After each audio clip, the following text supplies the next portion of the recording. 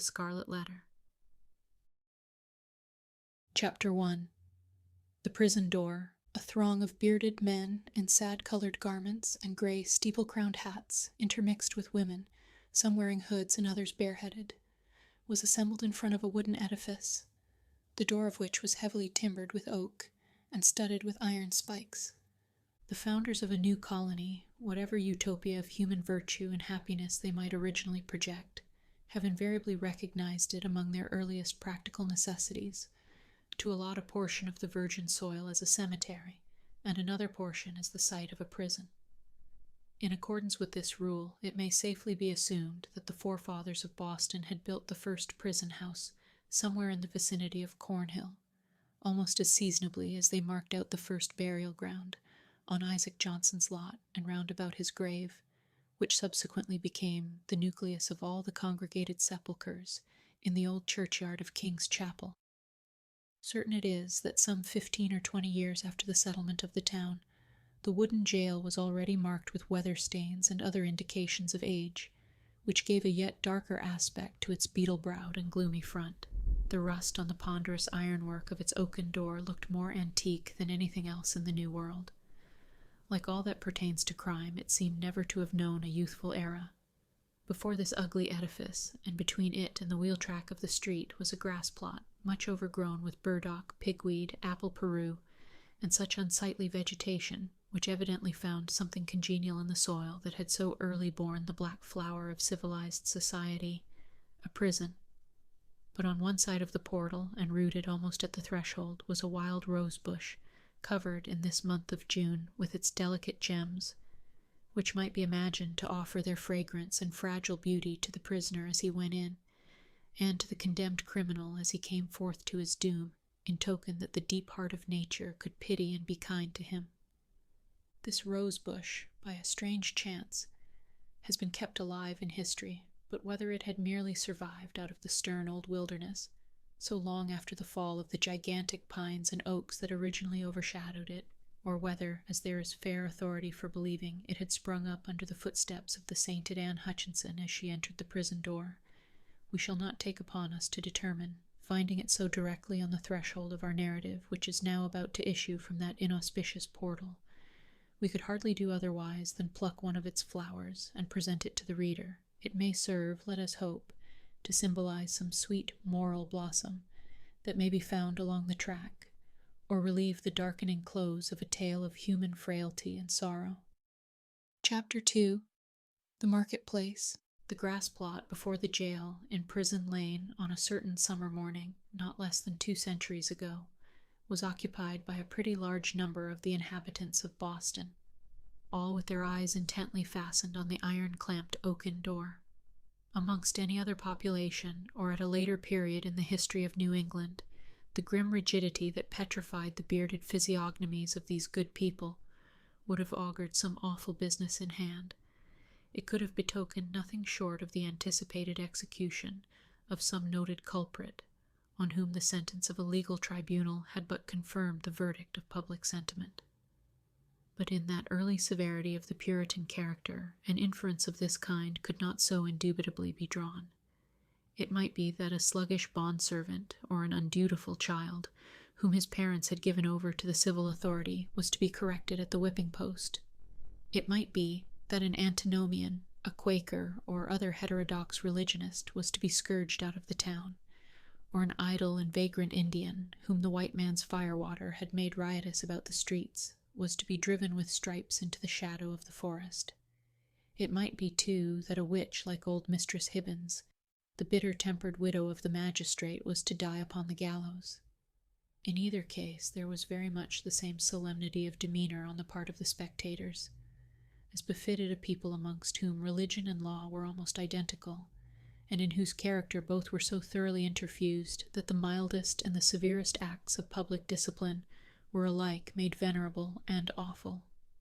Meagre, indeed, and cold was the sympathy that a transgressor might look for from such bystanders at the scaffold. On the other hand, a penalty, which in our days would infer a degree of mocking infamy and ridicule, might then be invested with almost as stern a dignity as the punishment of death itself. It was a circumstance to be noted on the summer morning when our story begins its course, that the women, of whom there were several in the crowd, appeared to take a peculiar interest in whatever penal infliction might be expected to ensue.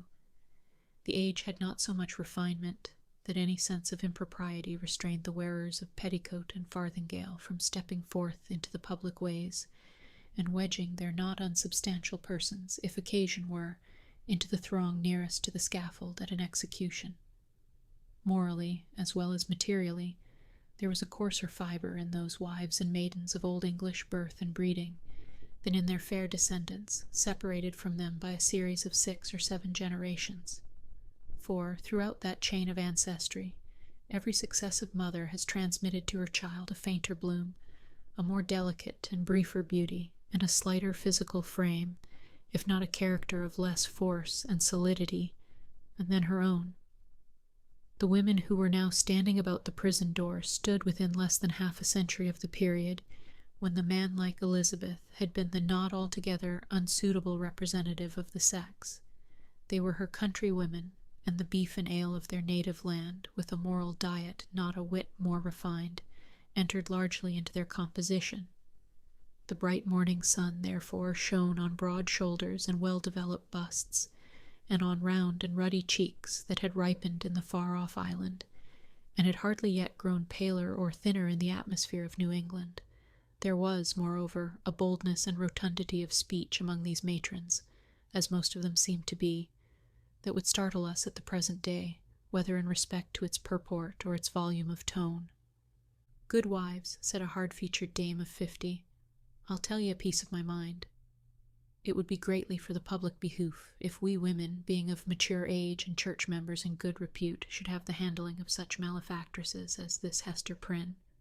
What think ye, gossips, if the hussy stood up for judgment before us 5, that are now here in a knot together, would she come off with such a sentence as the worshipful magistrates have awarded? Marry, I trow not." "People say," said another, "that the Reverend Master Dimmesdale, her godly pastor, takes it very grievously to heart that such a scandal should have come upon his congregation." "The magistrates are God-fearing gentlemen, but merciful overmuch. That is a truth," added a third autumnal matron. "At the very least, they should have put the brand of a hot iron on Hester Prynne's forehead. Madam Hester would have winced at that, I warrant me. But she, the naughty baggage, little will she care what they put upon the bodice of her gown. Why, look you, she may cover it with a brooch, or such like heathenish adornment, and so walk the streets as brave as ever." "Ah, but," interposed more softly a young wife holding a child by the hand, "let her cover the mark as she will, the pang of it will be always in her heart. What do we talk of marks and brands, whether on the bodice of her gown or the flesh of her forehead?" cried another female, the ugliest as well as the most pitiless of these self-constituted judges. "This woman has brought shame upon us all, and ought to die. Is there not law for it? Truly there is, both in the Scripture and the statute book. Then let the magistrates, who have made it of no effect, thank themselves if their own wives and daughters go astray." "Mercy on us, good wife," exclaimed a man in the crowd. "Is there no virtue in woman, save what springs from a wholesome fear of the gallows? That is the hardest word yet. Hush now, gossips, for the lock is turning in the prison door, and here comes Mistress Prynne herself." The door of the jail being flung open from within, there appeared in the first place, like a black shadow emerging into sunshine, the grim and grisly presence of the town beadle, with a sword by his side and his staff of office in his hand.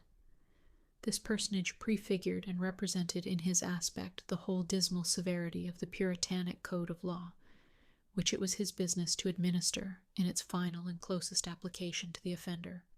Stretching forth the official staff in his left hand, he laid his right upon the shoulder of a young woman, whom he thus drew forward until, on the threshold of the prison door, she repelled him, by an action marked with natural dignity and force of character, and stepped into the open air, as if by her own free will. She bore in her arms a child, a baby of some 3 months old, who winked and turned aside its little face from the too vivid light of day, because its existence heretofore had brought it acquainted only with the grey twilight of a dungeon or other darksome apartment of the prison. When the young woman, the mother of this child, stood fully revealed before the crowd, it seemed to be her first impulse to clasp the infant closely to her bosom, not so much by an impulse of motherly affection as that she might thereby conceal a certain token, which was wrought or fastened into her dress. In a moment, however, wisely judging that one token of her shame would but poorly serve to hide another, she took the baby on her arm, and, with a burning blush, and yet a haughty smile, and a glance that would not be abashed, looked around at her townspeople and neighbors. On the breast of her gown, in fine red cloth, surrounded with an elaborate embroidery and fantastic flourishes of gold thread, appeared the letter A. It was so artistically done, and with so much fertility and gorgeous luxuriance of fancy, that it had all the effect of a last and fitting decoration to the apparel which she wore, and which was of a splendor in accordance with the taste of the age, but greatly beyond what was allowed by the sumptuary regulations of the colony. The young woman was tall, with a figure of perfect elegance on a large scale. She had dark and abundant hair, so glossy that it threw off the sunshine with a gleam, and a face which, besides being beautiful from regularity of feature and richness of complexion, had the impressiveness belonging to a marked brow and deep black eyes. She was ladylike, too, after the manner of the feminine gentility of those days, characterized by a certain state and dignity, rather than by the delicate, evanescent, and indescribable grace, which is now recognized as its indication. And never had Hester Prynne appeared more ladylike, in the antique interpretation of the term, than as she issued from the prison. Those who had before known her, and had expected to behold her dimmed and obscured by a disastrous cloud, were astonished and even startled to perceive how her beauty shone out, and made a halo of the misfortune and ignominy in which she was enveloped. It may be true that to a sensitive observer there was something exquisitely painful in it. Her attire, which indeed she had wrought for the occasion, in prison, and had modelled much after her own fancy, seemed to express the attitude of her spirit, the desperate recklessness of her mood by its wild and picturesque peculiarity. But the point which drew all eyes, and as it were transfigured the wearer, so that both men and women who had been familiarly acquainted with Hester Prynne were now impressed as if they beheld her for the first time, was that scarlet letter so fantastically embroidered and illuminated upon her bosom. It had the effect of a spell, taking her out of the ordinary relations with humanity, and enclosing her in a sphere by herself. "She hath good skill at her needle, that's certain," remarked one of her female spectators. "But did ever a woman, before this brazen hussy, contrive such a way of showing it? Why, gossips, what is it but to laugh in the faces of our godly magistrates, and make a pride out of what they, worthy gentlemen, meant for a punishment?" "It were well," muttered the most iron-visaged of the old dames, "if we stripped Madam Hester's rich gown off her dainty shoulders. And as for the red letter, which she hath stitched so curiously, I'll bestow a rag of mine own rheumatic flannel to make a fitter one." "Oh, peace, neighbors, peace," whispered their youngest companion. "Do not let her hear you. Not a stitch in that embroidered letter, but she has felt it in her heart." The grim beadle now made a gesture with his staff. "Make way, good people, make way in the king's name," cried he. "Open a passage, and I promise ye, Mistress Prynne shall be set where man, woman, and child may have a fair sight of her brave apparel, from this time till an hour past meridian. A blessing on the righteous colony of the Massachusetts, where iniquity is dragged out into the sunshine. Come along, Madam Hester, and show your scarlet letter in the marketplace." A lane was forthwith opened through the crowd of spectators. Preceded by the beadle, and attended by an irregular procession of stern-browed men and unkindly-visaged women, Hester Prynne set forth towards the place appointed for her punishment. A crowd of eager and curious schoolboys, understanding little of the matter in hand, except that it gave them a half-holiday, ran before her progress, turning their heads continually to stare into her face, and at the winking baby in her arms, and at the ignominious letter on her breast. It was no great distance in those days from the prison door to the marketplace. Measured by the prisoner's experience, however, it might be reckoned a journey of some length, for, haughty as her demeanor was, she perchance underwent an agony from every footstep of those that thronged to see her, as if her heart had been flung into the street for them all to spurn and trample upon. In our nature, however, there is a provision, alike marvelous and merciful, that the sufferer should never know the intensity of what he endures by its present torture, but chiefly by the pang that rankles after it. With almost a serene deportment, therefore, Hester Prynne passed through this portion of her ordeal, and came to a sort of scaffold at the western extremity of the marketplace. It stood nearly beneath the eaves of Boston's earliest church, and appeared to be a fixture there. In fact, this scaffold constituted a portion of a penal machine, which now for 2 or 3 generations past has been merely historical and traditionary among us, but was held in the old time to be as effectual an agent in the promotion of good citizenship as ever was the guillotine among the terrorists of France. It was, in short, the platform of the pillory, and above it rose the framework of that instrument of discipline, so fashioned as to confine the human head in its tight grasp, and thus hold it up to the public gaze. The very ideal of ignominy was embodied and made manifest in this contrivance of wood and iron. There can be no outrage, methinks, against our common nature, whatever be the delinquencies of the individual, no outrage more flagrant than to forbid the culprit to hide his face for shame, as it was the essence of this punishment to do. In Hester Prynne's instance, however, as not unfrequently in other cases, her sentence bore that she should stand a certain time upon the platform, but without undergoing that gripe about the neck and confinement of the head, the proneness to which was the most devilish characteristic of this ugly engine. Knowing well her part, she ascended a flight of wooden steps, and was thus displayed to the surrounding multitude, at about the height of a man's shoulders above the street.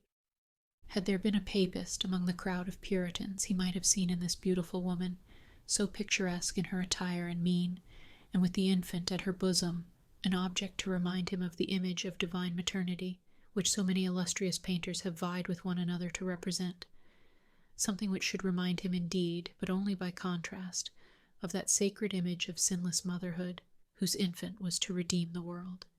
Here there was the taint of deepest sin in the most sacred quality of human life, working such effect that the world was only the darker for this woman's beauty, and the more lost for the infant that she had borne. The scene was not without a mixture of awe, such as must always invest the spectacle of guilt and shame in a fellow creature, before society shall have grown corrupt enough to smile, instead of shuddering at it. The witnesses of Hester Prynne's disgrace had not yet passed beyond their simplicity. They were stern enough to look upon her death, had that been the sentence, without a murmur at its severity, but had none of the heartlessness of another social state, which would find only a theme for jest in an exhibition like the present. Even had there been a disposition to turn the matter into ridicule, it must have been repressed and overpowered by the solemn presence of men no less dignified than the governor, and several of his councillors, a judge, a general, and the ministers of the town, all of whom sat or stood in a balcony of the meeting-house looking down upon the platform. When such personages could constitute a part of the spectacle, without risking the majesty or reverence of rank and office, it was safely to be inferred that the infliction of a legal sentence would have an earnest and effectual meaning. Accordingly, the crowd was somber and grave. The unhappy culprit sustained herself as best a woman might, under the heavy weight of 1,000 unrelenting eyes, all fastened upon her, and concentrated at her bosom. It was almost intolerable to be borne. Of an impulsive and passionate nature, she had fortified herself to encounter the stings and venomous stabs of public contumely, wreaking itself in every variety of insult. But there was a quality so much more terrible in the solemn mood of the popular mind, that she longed rather to behold all those rigid countenances contorted with scornful merriment, and herself the object. Had a roar of laughter burst from the multitude, each man, each woman, each little shrill-voiced child contributing their individual parts, Hester Prynne might have repaid them all with a bitter and disdainful smile. But under the leaden infliction which it was her doom to endure, she felt, at moments, as if she must needs shriek out with the full power of her lungs, and cast herself from the scaffold down upon the ground, or else go mad at once. Yet there were intervals when the whole scene, in which she was the most conspicuous object, seemed to vanish from her eyes, or at least glimmered indistinctly before them, like a mass of imperfectly shaped and spectral images. Her mind, and especially her memory, was preternaturally active, and kept bringing up other scenes than this roughly hewn street of a little town, on the edge of the western wilderness, other faces than were lowering upon her from beneath the brims of those steeple-crowned hats. Reminiscences the most trifling and immaterial, passages of infancy and school days, sports, childish quarrels, and the little domestic traits of her maiden years came swarming back upon her, intermingled with recollections of whatever was gravest in her subsequent life. One picture precisely as vivid as another, as if all were of similar importance, or all alike, a play.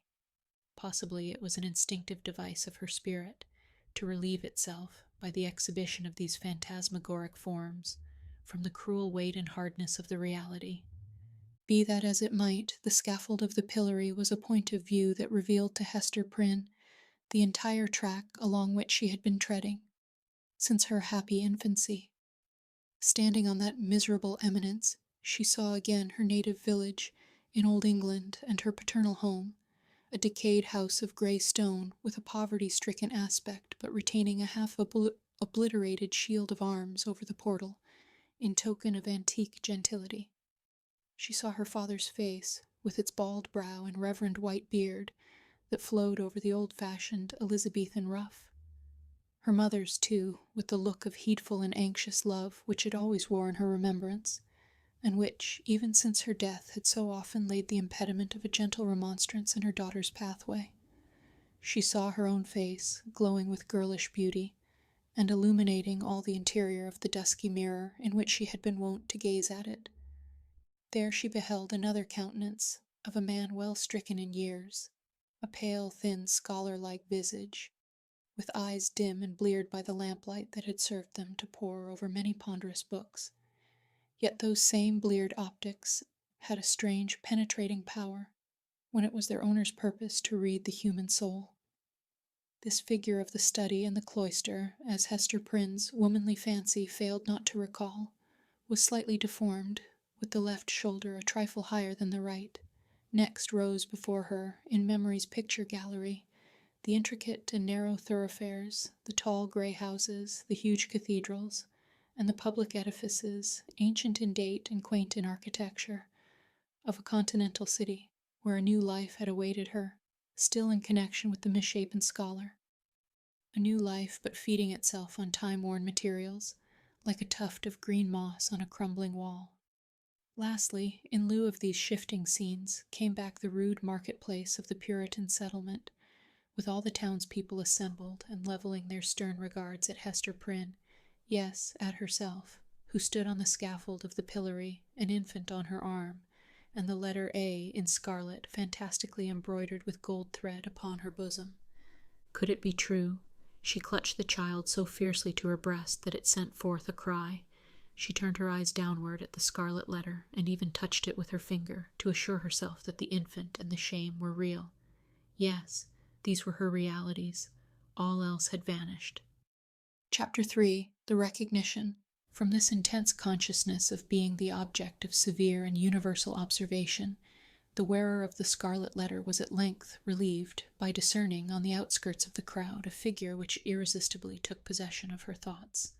An Indian, in his native garb, was standing there, but the red men were not so infrequent visitors of the English settlements that one of them would have attracted any notice from Hester Prynne at such a time. Much less would he have excluded all other objects and ideas from her mind. By the Indian's side, and evidently sustaining a companionship with him, stood a white man, clad in a strange disarray of civilized and savage costume. He was small in stature, with a furrowed visage, which as yet could hardly be termed aged.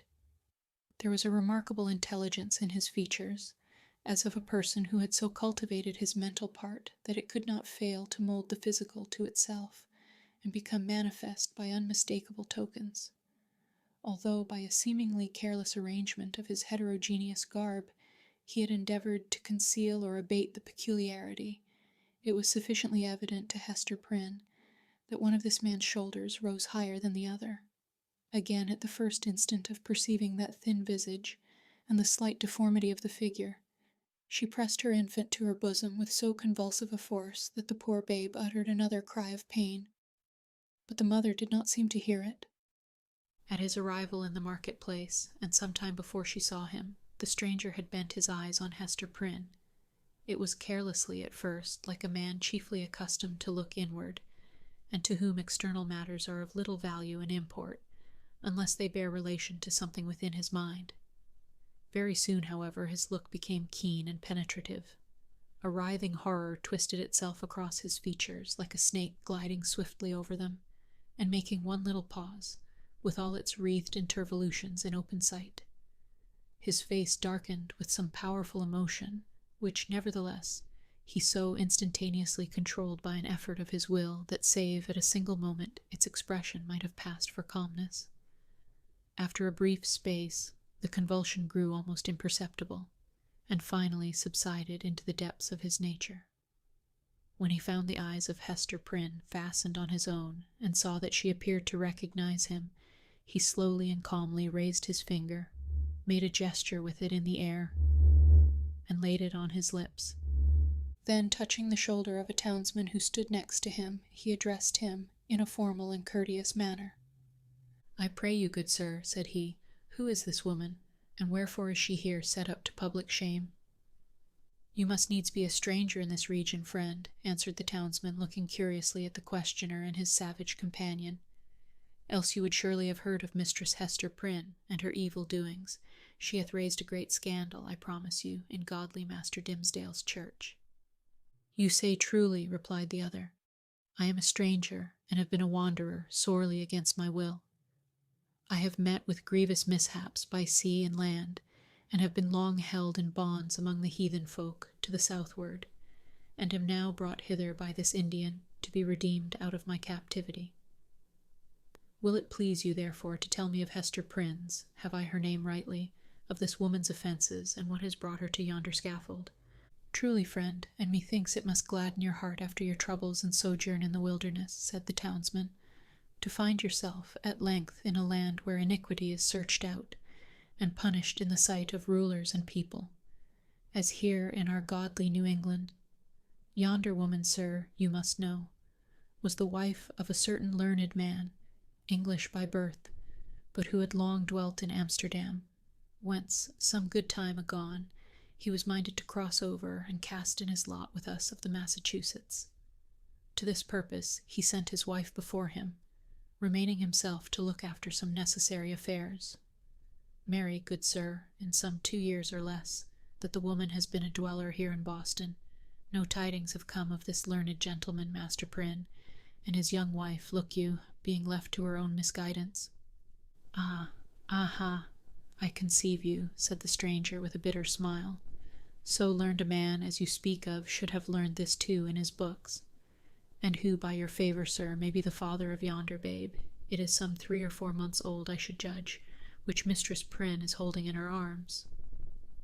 "Of a truth, friend, that matter remaineth a riddle, and the Daniel who shall expound it is yet a-wanting," answered the townsman. "Madam Hester absolutely refuseth to speak, and the magistrates have laid their heads together in vain. Peradventure, the guilty one stands looking on at this sad spectacle, unknown of man, and forgetting that God sees him. The learned man," observed the stranger with another smile, "should come himself to look into the mystery." "It behooves him well if he be still in life," responded the townsman. "Now, good sir, our Massachusetts magistracy, bethinking themselves that this woman is youthful and fair, and doubtless was strongly tempted to her fall, and that, moreover, as is most likely, her husband may be at the bottom of the sea, they have not been bold to put in force the extremity of our righteous law against her. The penalty thereof is death, but in their great mercy and tenderness of heart, they have doomed Mistress Prynne to stand only a space of 3 hours on the platform of the pillory, and then and thereafter, for the remainder of her natural life, to wear a mark of shame upon her bosom." "A wise sentence," remarked the stranger, gravely bowing his head. "Thus she will be a living sermon against sin, until the ignominious letter be engraved upon her tombstone. It irks me, nevertheless, that the partner of her iniquity should not, at least, stand on the scaffold by her side. But he will be known, he will be known, he will be known. He bowed courteously to the communicative townsman, and whispering a few words to his Indian attendant, they both made their way through the crowd. While this passed, Hester Prynne had been standing on her pedestal, still with a fixed gaze towards the stranger. So fixed a gaze that, at moments of intense absorption, all other objects in the visible world seemed to vanish, leaving only him and her. Such an interview, perhaps, would have been more terrible than even to meet him as she now did, with the hot midday sun burning down upon her face and lighting up its shame, with the scarlet token of infamy on her breast, with the sin-born infant in her arms, with a whole people drawn forth as to a festival, staring at the features that should have been seen only in the quiet gleam of the fireside, in the happy shadow of a home, or beneath a matronly veil, at church. Dreadful as it was, she was conscious of a shelter in the presence of these 1,000 witnesses. It was better to stand thus, with so many betwixt him and her, than to greet him face to face, they two alone. She fled for refuge, as it were, to the public exposure, and dreaded the moment when its protection should be withdrawn from her. Involved in these thoughts, she scarcely heard a voice behind her until it had repeated her name more than once, in a loud and solemn tone audible to the whole multitude. "Hearken unto me, Hester Prynne," said the voice. It has already been noticed that directly over the platform on which Hester Prynne stood was a kind of balcony or open gallery appended to the meeting-house. It was the place whence proclamations were wont to be made, amidst an assemblage of the magistracy, with all the ceremonial that attended such public observances in those days. Here, to witness the scene which we are describing, sat Governor Bellingham himself, with 4 sergeants about his chair, bearing halberds as a guard of honor. He wore a dark feather in his hat, a border of embroidery on his cloak, and a black velvet tunic beneath. A gentleman advanced in years, with a hard experience written in his wrinkles. He was not ill-fitted to be the head and representative of a community which owed its origin and progress and its present state of development not to the impulses of youth, but to the stern and tempered energies of manhood and the somber sagacity of age, accomplishing so much precisely because it imagined and hoped so little. The other eminent characters by whom the chief ruler was surrounded were distinguished by a dignity of mien, belonging to a period when the forms of authority were felt to possess the sacredness of divine institutions.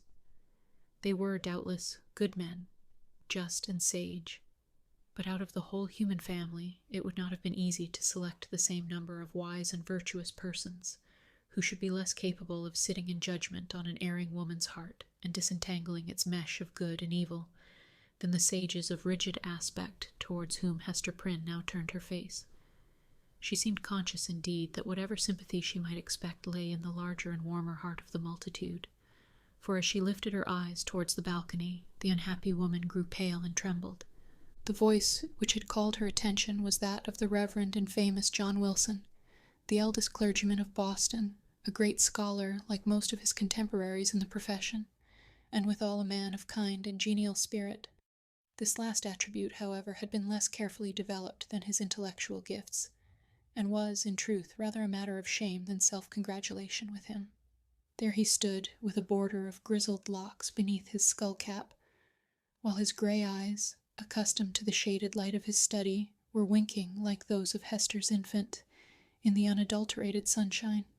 He looked like the darkly engraved portraits which we see prefixed to old volumes of sermons, and had no more right than one of those portraits would have to step forth, as he now did, and meddle with a question of human guilt, passion, and anguish.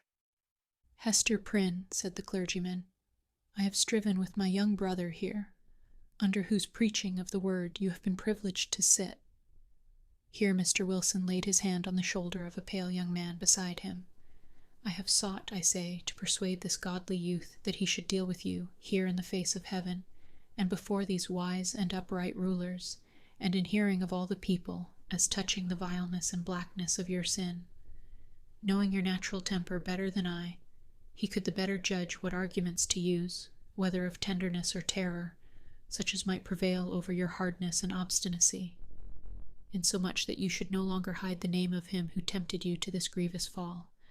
But he opposes to me, with a young man's over-softness, albeit wise beyond his years, that it were wronging the very nature of woman to force her to lay open her heart's secrets in such broad daylight, and in presence of so great a multitude. Truly, as I sought to convince him, the shame lay in the commission of the sin, and not in the showing of it forth. What say you to it, once again, Brother Dimmesdale? Must it be thou, or I, that shall deal with this poor sinner's soul?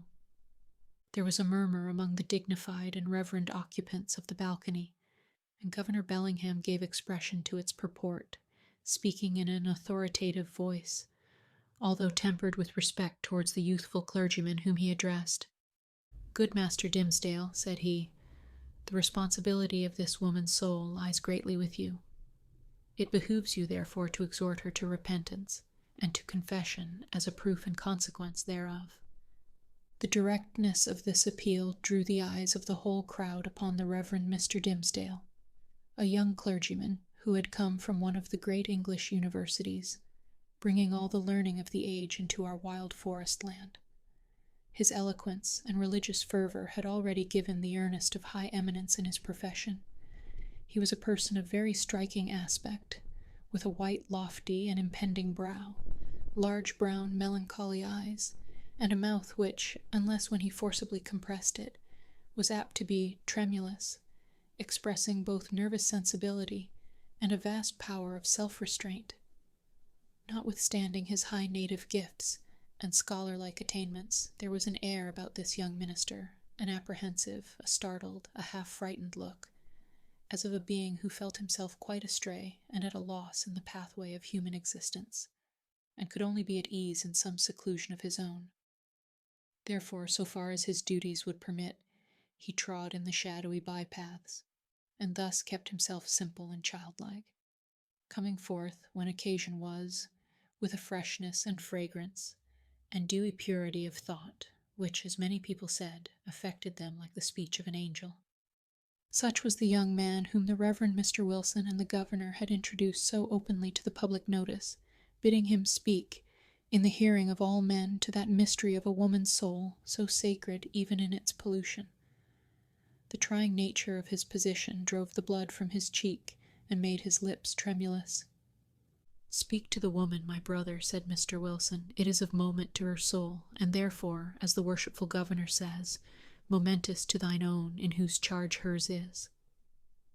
Exhort her to confess the truth." The Reverend Mr. Dimmesdale bent his head, in silent prayer, as it seemed, and then came forward.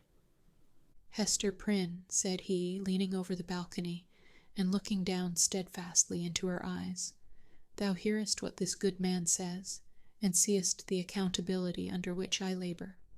If thou feelest it to be for thy soul's peace, and that thy earthly punishment will thereby be made more effectual to salvation, I charge thee to speak out the name of thy fellow sinner and fellow sufferer. Be not silent from any mistaken pity and tenderness for him. For, believe me, Hester, though he were to step down from a high place, and stand there beside thee, on thy pedestal of shame, yet better were it so than to hide a guilty heart through life. What can thy silence do for him, except it tempt him, yea, compel him, as it were, to add hypocrisy to sin? Heaven hath granted thee an open ignominy, that thereby thou mayest work out an open triumph over the evil within thee and the sorrow without. Take heed how thou deniest to him, who perchance hath not the courage to grasp it for himself, the bitter but wholesome cup that is now presented to thy lips." The young pastor's voice was tremulously sweet, rich, deep, and broken. The feeling that it so evidently manifested, rather than the direct purport of the words, caused it to vibrate within all hearts, and brought the listeners into one accord of sympathy. Even the poor baby at Hester's bosom was affected by the same influence, for it directed its hitherto vacant gaze towards Mr. Dimmesdale, and held up its little arms, with a half-pleased, half-plaintive murmur. So powerful seemed the minister's appeal that the people could not believe but that Hester Prynne would speak out the guilty name, or else that the guilty one himself, in whatever high or lowly place he stood, would be drawn forth by an inward and inevitable necessity, and compelled to ascend to the scaffold. Hester shook her head. "Woman, transgress not beyond the limits of heaven's mercy," cried the Reverend Mr. Wilson more harshly than before. "That little babe hath been gifted with a voice to second and confirm the counsel which thou hast heard. Speak out the name, that and thy repentance may avail to take the scarlet letter off thy breast." "Never," replied Hester Prynne, looking not at Mr. Wilson, but into the deep and troubled eyes of the younger clergyman. "It is too deeply branded. Ye cannot take it off, and would that I might endure his agony as well as mine." "Speak, woman," said another voice coldly and sternly, proceeding from the crowd about the scaffold. "Speak, and give your child a father." "I will not speak," answered Hester, turning pale as death, but responding to this voice, which she too surely recognized. "And my child must seek a heavenly father. She shall never know an earthly one." "She will not speak," murmured Mr. Dimmesdale, who, leaning over the balcony, with his hand upon his heart, had awaited the result of his appeal. He now drew back, with a long respiration. Wondrous strength and generosity of a woman's heart. She will not speak.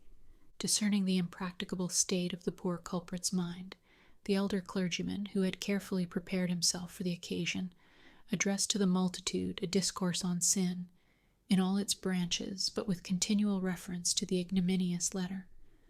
So forcibly did he dwell upon this symbol, for the hour or more during which his periods were rolling over the people's heads, that it assumed new terrors in their imagination, and seemed to derive its scarlet hue from the flames of the infernal pit. Hester Prynne, meanwhile, kept her place upon the pedestal of shame, with glazed eyes and an air of weary indifference. She had borne that morning all that nature could endure, and as her temperament was not of the order that escapes from too intense suffering by a swoon, her spirit could only shelter itself beneath a stony crust of insensibility, while the faculties of animal life remained entire. In this state, the voice of the preacher thundered remorselessly, but unavailingly, upon her ears. The infant, during the latter portion of her ordeal, pierced the air with its wailings and screams. She strove to hush it mechanically, but seemed scarcely to sympathize with its trouble. With the same hard demeanor she was led back to prison, and vanished from the public gaze within its iron-clamped portal. It was whispered, by those who peered after her, that the scarlet letter threw a lurid gleam along the dark passageway of the interior. Chapter 4. The interview. After her return to the prison, Hester Prynne was found to be in a state of nervous excitement that demanded constant watchfulness, lest she should perpetrate violence on herself, or do some half-frenzied mischief to the poor babe. As night approached, it proving impossible to quell her insubordination by rebuke or threats of punishment, Master Brackett, the jailer, thought fit to introduce a physician. He described him as a man of skill in all Christian modes of physical science, and likewise familiar with whatever the savage people could teach, in respect to medicinal herbs and roots that grew in the forest. To say the truth, there was much need of professional assistance, not merely for Hester herself, but still more urgently for the child, who, drawing its sustenance from the maternal bosom, seemed to have drank in with it all the turmoil, the anguish, and despair which pervaded the mother's system.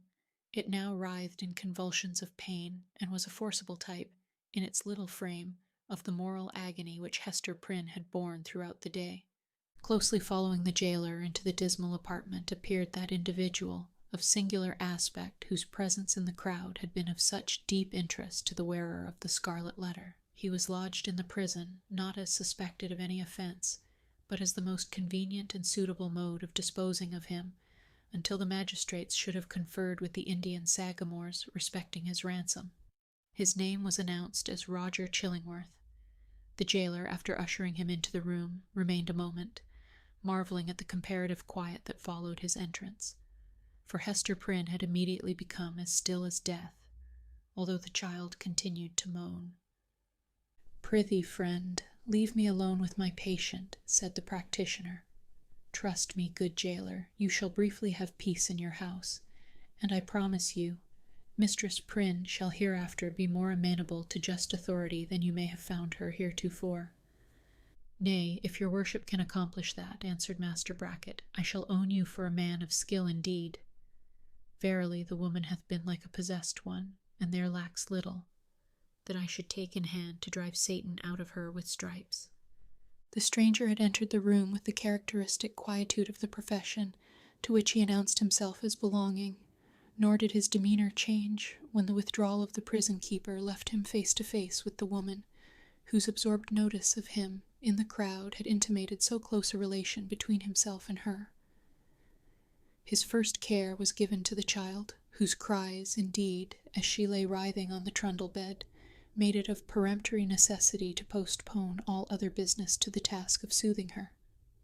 He examined the infant carefully, and then proceeded to unclasp a leathern case, which he took from beneath his dress. It appeared to contain medical preparations, one of which he mingled with a cup of water.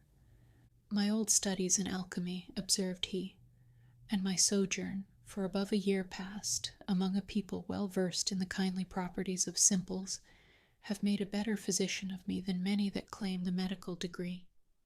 Here, woman, the child is yours. She is none of mine, neither will she recognize my voice or aspect as a father's. Administer this draught, therefore, with thine own hand." Hester repelled the offered medicine, at the same time gazing with strongly marked apprehension into his face. "Wouldst thou avenge thyself on the innocent babe?" whispered she. "Foolish woman," responded the physician, half coldly, half soothingly, "what should ail me to harm this misbegotten and miserable babe?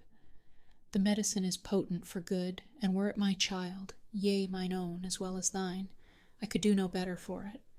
As she still hesitated, being, in fact, in no reasonable state of mind, he took the infant in his arms, and himself administered the draught. It soon proved its efficacy, and redeemed the leech's pledge. The moans of the little patient subsided, its convulsive tossings gradually ceased, and in a few moments, as is the custom of young children after relief from pain, it sank into a profound and dewy slumber. The physician, as he had a fair right to be termed, next bestowed his attention on the mother.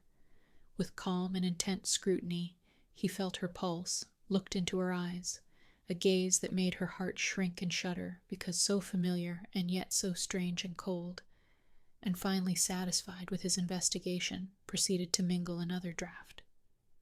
"I know not Lethe nor Nepenthe," remarked he, "but I have learned many new secrets in the wilderness, and here is one of them, a recipe that an Indian taught me in requital of some lessons of my own that were as old as Paracelsus. Drink it. It may be less soothing than a sinless conscience, that I cannot give thee, but it will calm the swell and heaving of thy passion, like oil thrown on the waves of a tempestuous sea."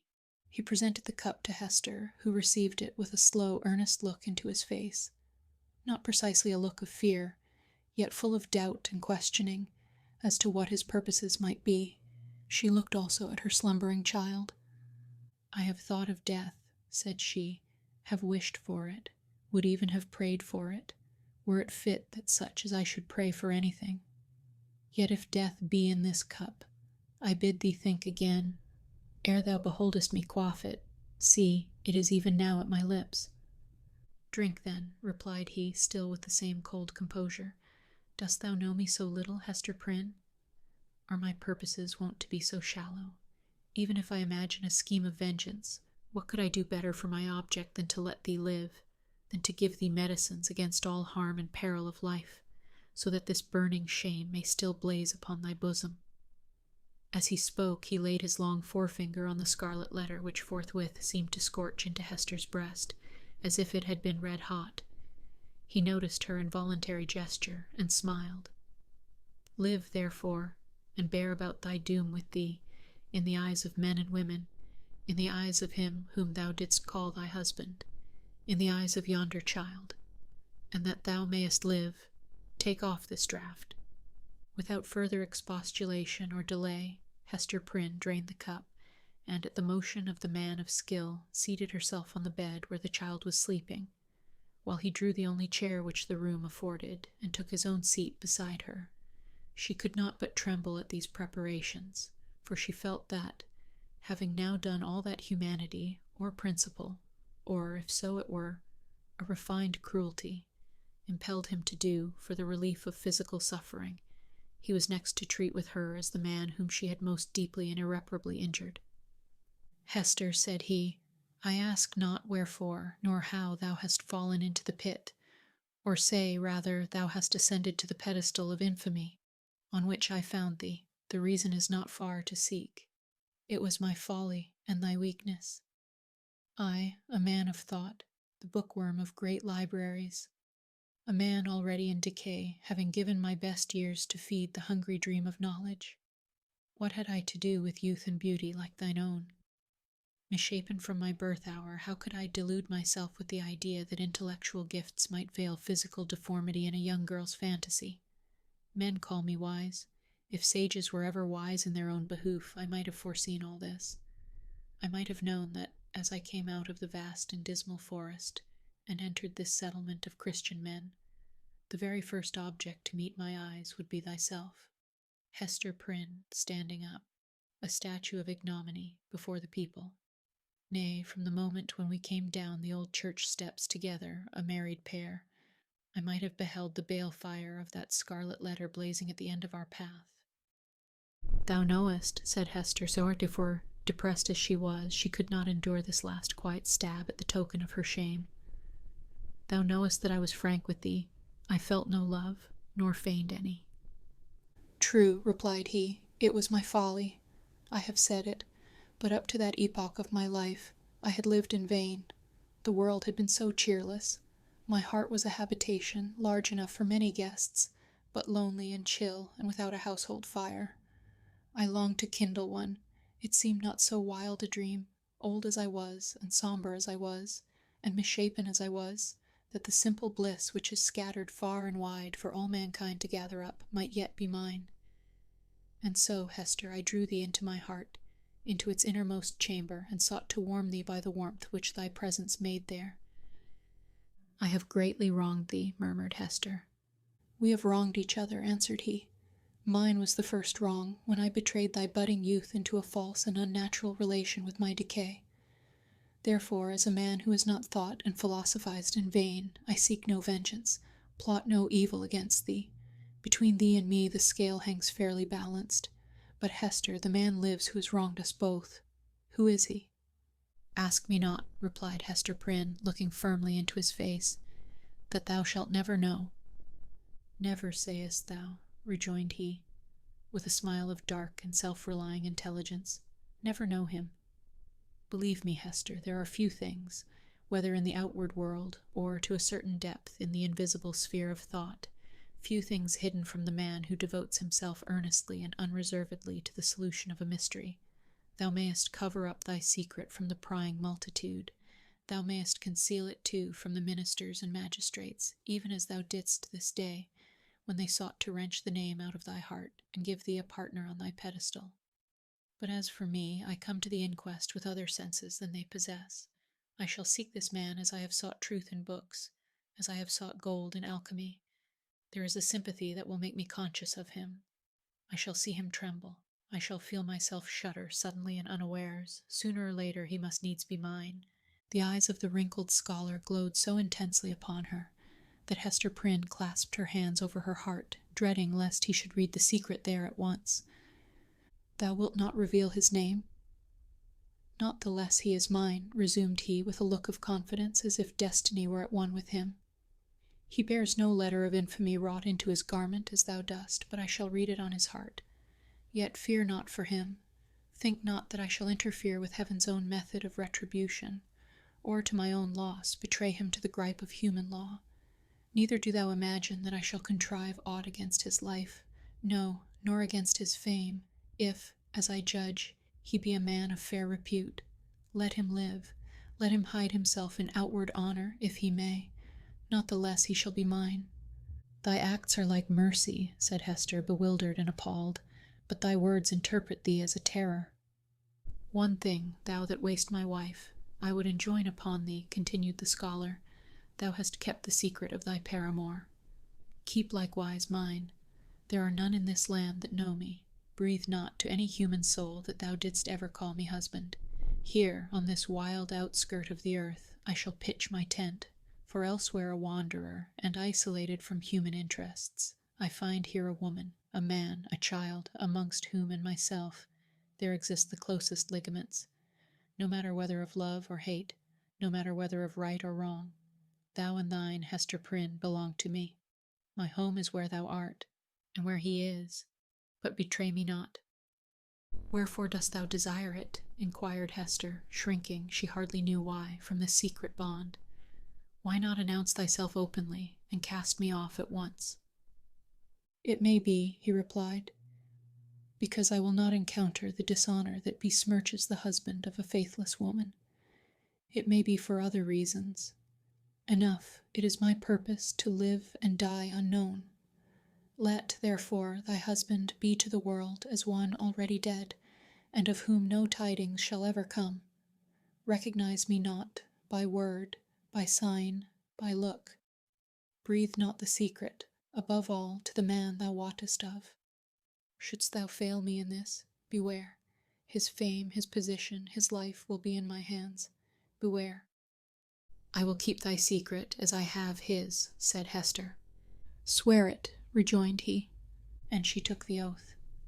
And now, Mistress Prynne, said old Roger Chillingworth, as he was hereafter to be named, I leave thee alone, alone with thy infant, and the Scarlet Letter. How is it, Hester? Doth thy sentence bind thee to wear the token in thy sleep? Art thou not afraid of nightmares and hideous dreams? Why dost thou smile so at me? Inquired Hester, troubled at the expression of his eyes. Art thou like the black man that haunts the forest round about us? Hast thou enticed me into a bond that will prove the ruin of my soul? Not thy soul, he answered with another smile. No, not thine. Chapter 5. Hester at her needle. Hester Prynne's term of confinement was now at an end. Her prison door was thrown open, and she came forth into the sunshine, which, falling on all alike, seemed to her sick and morbid heart, as if meant for no other purpose than to reveal the scarlet letter on her breast. Perhaps there was a more real torture in her first unattended footsteps from the threshold of the prison than even in the procession and spectacle that have been described, where she was made the common infamy, at which all mankind was summoned to point its finger. Then she was supported by an unnatural tension of the nerves, and by all the combative energy of her character, which enabled her to convert the scene into a kind of lurid triumph. It was, moreover, a separate and insulated event, to occur but once in her lifetime, and to meet which, therefore, were reckless of economy, she might call up the vital strength that would have sufficed for many quiet years. The very law that condemned her, a giant of stern features, but with vigor to support, as well as to annihilate, in his iron arm, had held her up, through the terrible ordeal of her ignominy. But now, with this unattended walk from her prison door, began the daily custom, and she must either sustain and carry it forward by the ordinary resources of her nature, or sink beneath it. She could no longer borrow from the future to help her through the present grief. Tomorrow would bring its own trial with it, so would the next day, and so would the next, each its own trial, and yet the very same that was now so unutterably grievous to be borne. The days of the far-off future would toil onward, still with the same burden for her to take up, and bear along with her, but never to fling down, for the accumulating days and added years would pile up their misery upon the heap of shame. Throughout them all, giving up her individuality, she would become the general symbol at which the preacher and moralist might point, and in which they might vivify and embody their images of woman's frailty and sinful passion. Thus the young and pure would be taught to look at her, with the scarlet letter flaming on her breast, at her, the child of honorable parents, at her, the mother of a babe, that would hereafter be a woman, at her who had once been innocent, as the figure, the body, the reality of sin. And over her grave, the infamy that she must carry thither would be her only monument.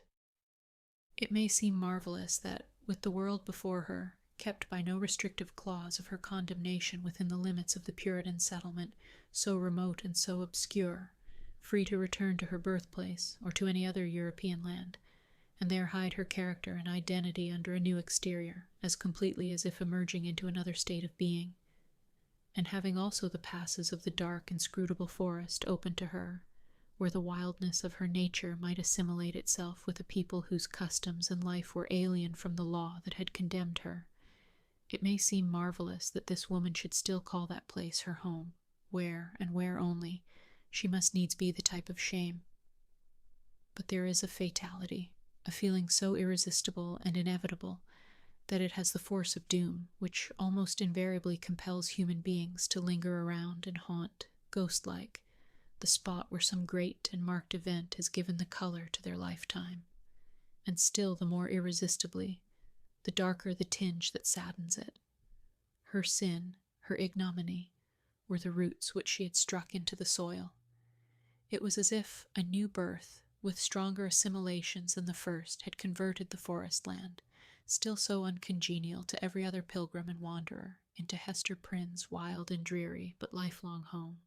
All other scenes of earth, even that village of rural England, where happy infancy and stainless maidenhood seemed yet to be in her mother's keeping, like garments put off long ago, were foreign to her in comparison. The chain that bound her here was of iron links, and galling to her inmost soul, but could never be broken. It might be, too, doubtless it was so, although she hid the secret from herself and grew pale whenever it struggled out of her heart, like a serpent from its hole. It might be that another feeling kept her within the scene and pathway that had been so fatal. There dwelt, there trode the feet of one with whom she deemed herself connected in a union that, unrecognized on earth, would bring them together before the bar of final judgment, and make that their marriage altar for a joint futurity of endless retribution. Over and over again the tempter of souls had thrust this idea upon Hester's contemplation, and laughed at the passionate and desperate joy with which she seized, and then strove to cast it from her. She barely looked the idea in the face, and hastened to bar it in its dungeon. What she compelled herself to believe, what finally she reasoned upon as her motive for continuing a resident of New England, was half a truth and half a self-delusion.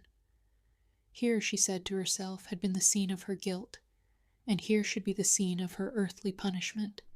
And so, perchance, the torture of her daily shame would at length purge her soul, and work out another purity than that which she had lost, more saint-like, because the result of martyrdom. Hester Prynne, therefore, did not flee. On the outskirts of the town, within the verge of the peninsula, but not in close vicinity to any other habitation, there was a small thatched cottage.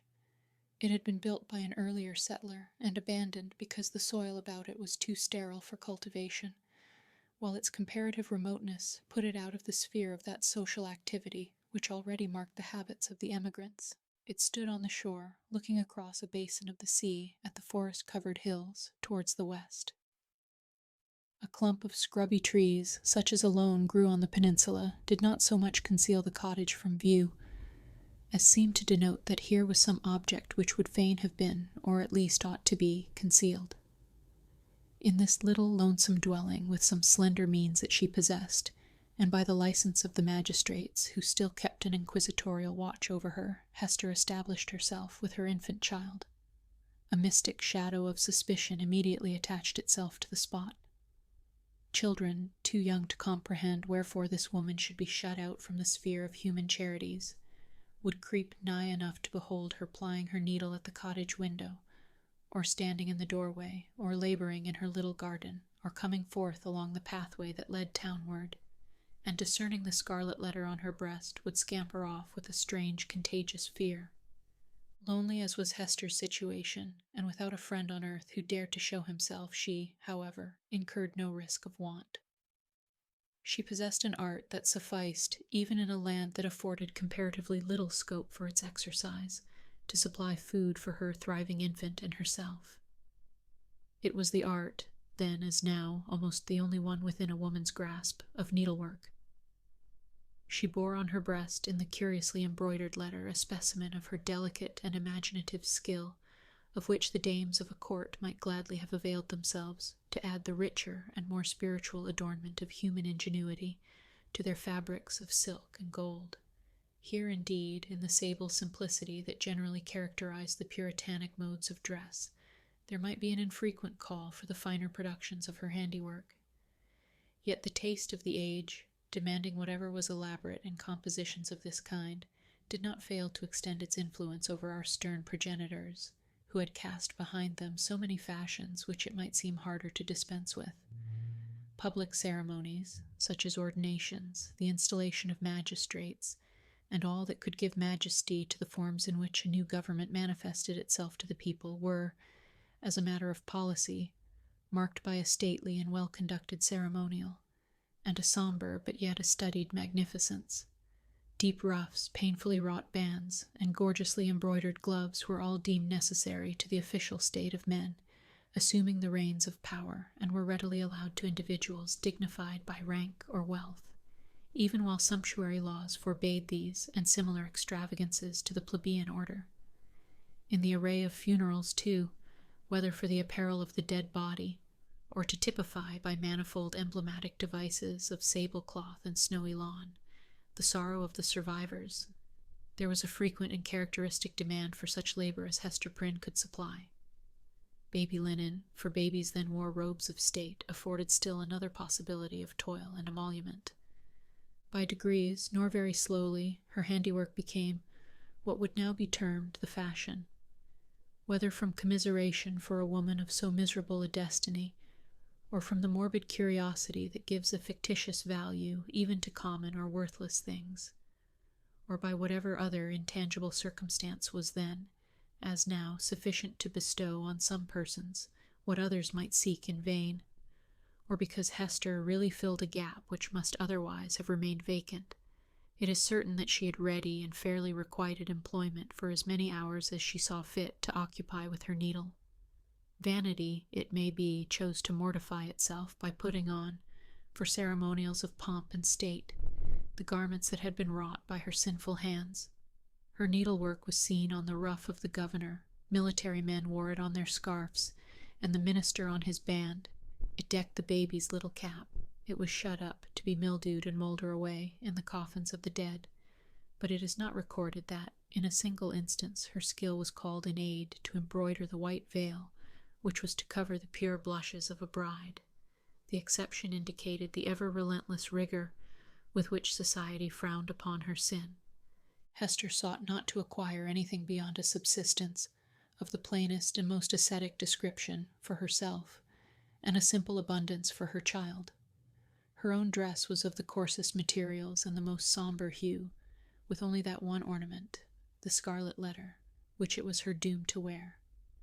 The child's attire, on the other hand, was distinguished by a fanciful, or, we might rather say, a fantastic ingenuity, which served, indeed, to heighten the airy charm that early began to develop itself in the little girl, but which appeared to have also a deeper meaning. We may speak further of it hereafter. Except for that small expenditure in the decoration of her infant, Hester bestowed all her superfluous means in charity on wretches less miserable than herself, and who not unfrequently insulted the hand that fed them.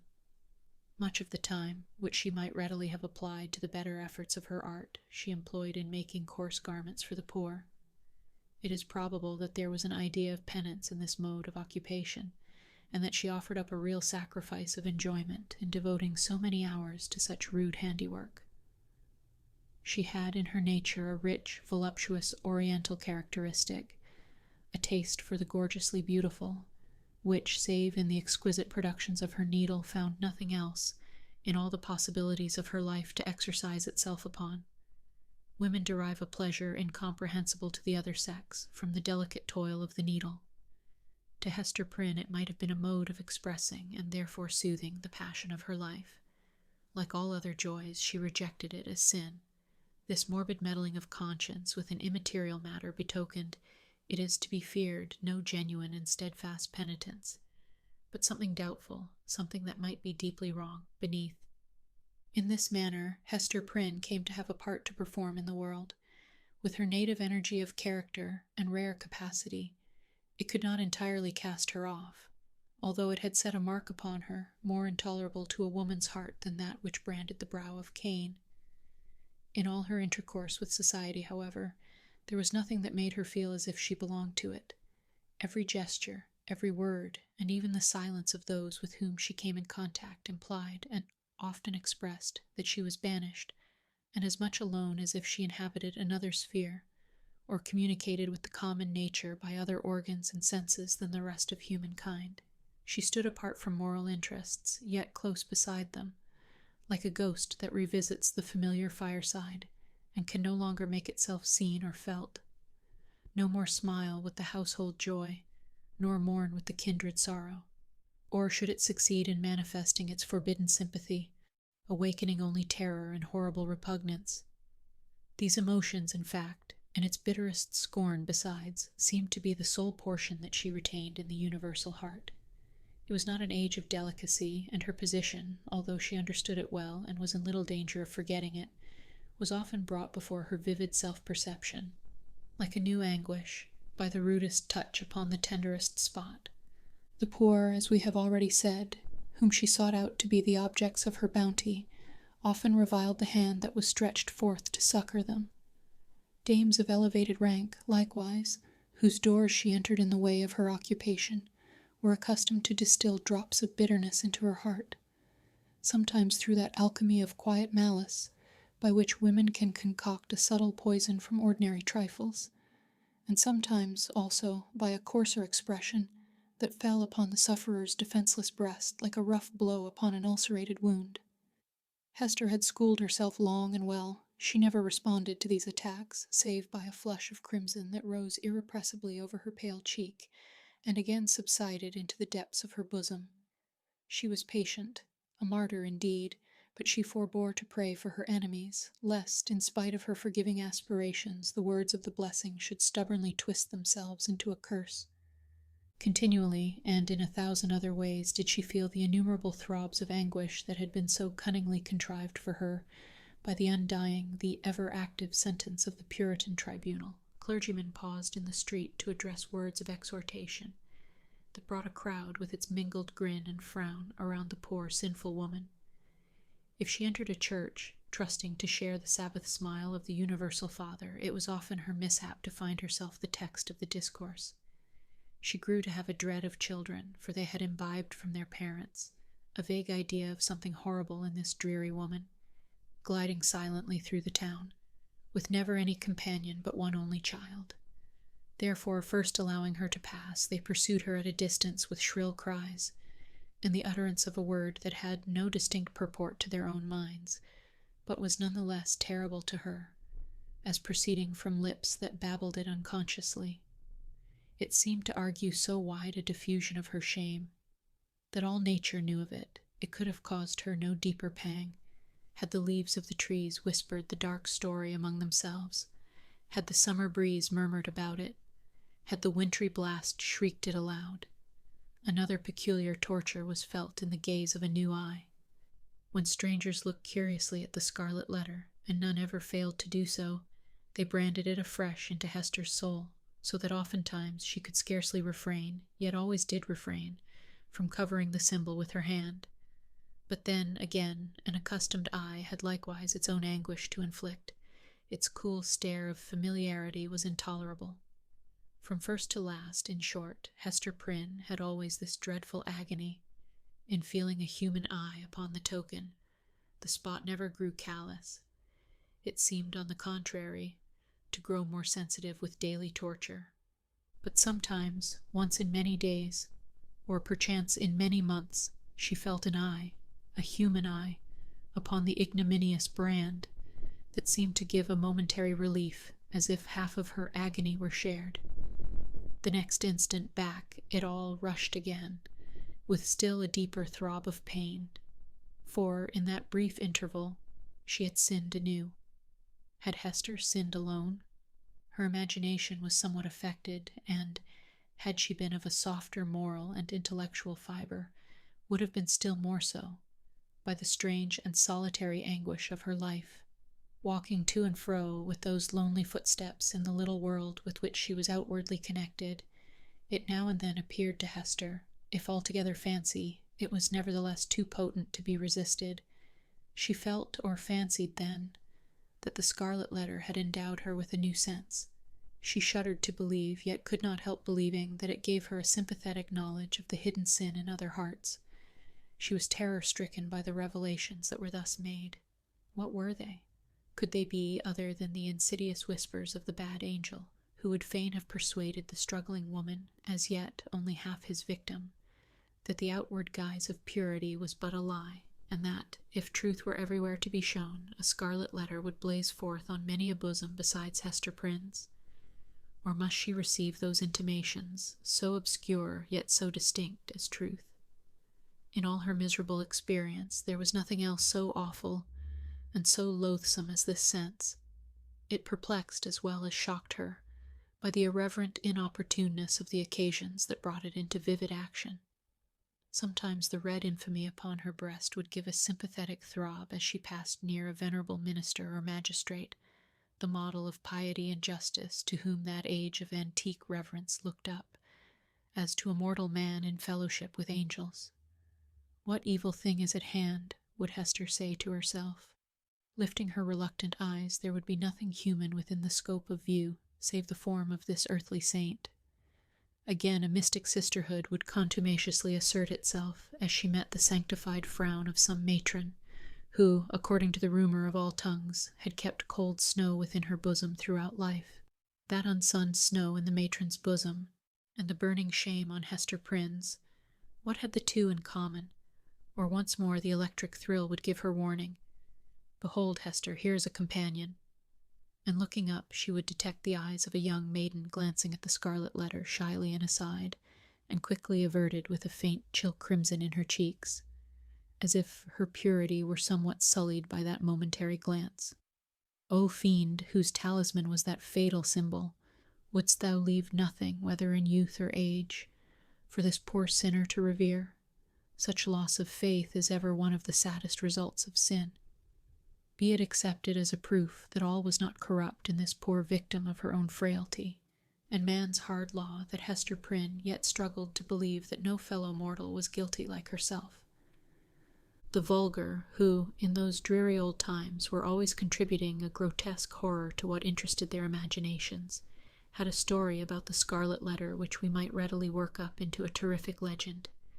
They averred that the symbol was not mere scarlet cloth, tinged in an earthly dye-pot, but was red-hot with infernal fire, and could be seen glowing all alight whenever Hester Prynne walked abroad in the night-time, and we must needs say it seared Hester's bosom so deeply that perhaps there was more truth in the rumor than our modern incredulity may be inclined to admit. Chapter 6. Pearl. We have as yet hardly spoken of the infant, that little creature whose innocent life had sprung by the inscrutable decree of Providence, a lovely and immortal flower out of the rank luxuriance of a guilty passion. How strange it seemed to the sad woman as she watched the growth and the beauty that became every day more brilliant, and the intelligence that threw its quivering sunshine over the tiny features of this child. Her Pearl, for so had Hester called her, not as a name expressive of her aspect, which had nothing of the calm, white, unimpassioned luster that would be indicated by the comparison. But she named the infant Pearl as being of great price, purchased with all she had, her mother's only treasure. How strange indeed, man had marked this woman's sin by a Scarlet Letter, which had such potent and disastrous efficacy that no human sympathy could reach her, save it were sinful like herself. God, as a direct consequence of the sin which man thus punished, had given her a lovely child whose place was on that same dishonored bosom, to connect her parent forever with the race and descent of mortals, and to be finally a blessed soul in heaven. Yet these thoughts affected Hester Prynne less with hope than apprehension. She knew that her deed had been evil. She could have no faith, therefore, that its result would be good. Day after day she looked fearfully into the child's expanding nature, ever dreading to detect some dark and wild peculiarity that should correspond with the guiltiness to which she owed her being. Certainly there was no physical defect. By its perfect shape, its vigor, and its natural dexterity in the use of all its untried limbs, the infant was worthy to have been brought forth in Eden, worthy to have been left there to be the plaything of the angels after the world's first parents were driven out. The The child had a native grace which does not invariably coexist with faultless beauty. Its attire, however simple, always impressed the beholder as if it were the very garb that precisely became it best. But little Pearl was not clad in rustic weeds. Her mother, with a morbid purpose that may be better understood hereafter, had bought the richest tissues that could be procured, and allowed her imaginative faculty its full play in the arrangement and decoration of the dresses which the child wore before the public eye. So magnificent was the small figure, when thus arrayed, and such was the splendor of Pearl's own proper beauty, shining through the gorgeous robes which might have extinguished a paler loveliness, that there was an absolute circle of radiance around her on the darksome cottage floor, and yet a russet gown, torn and soiled with the child's rude play, made a picture of her just as perfect. Pearl's aspect was imbued with the spell of infinite variety. In this one child there were many children, comprehending the full scope between the wildflower prettiness of a peasant baby and the pomp, in little, of an infant princess.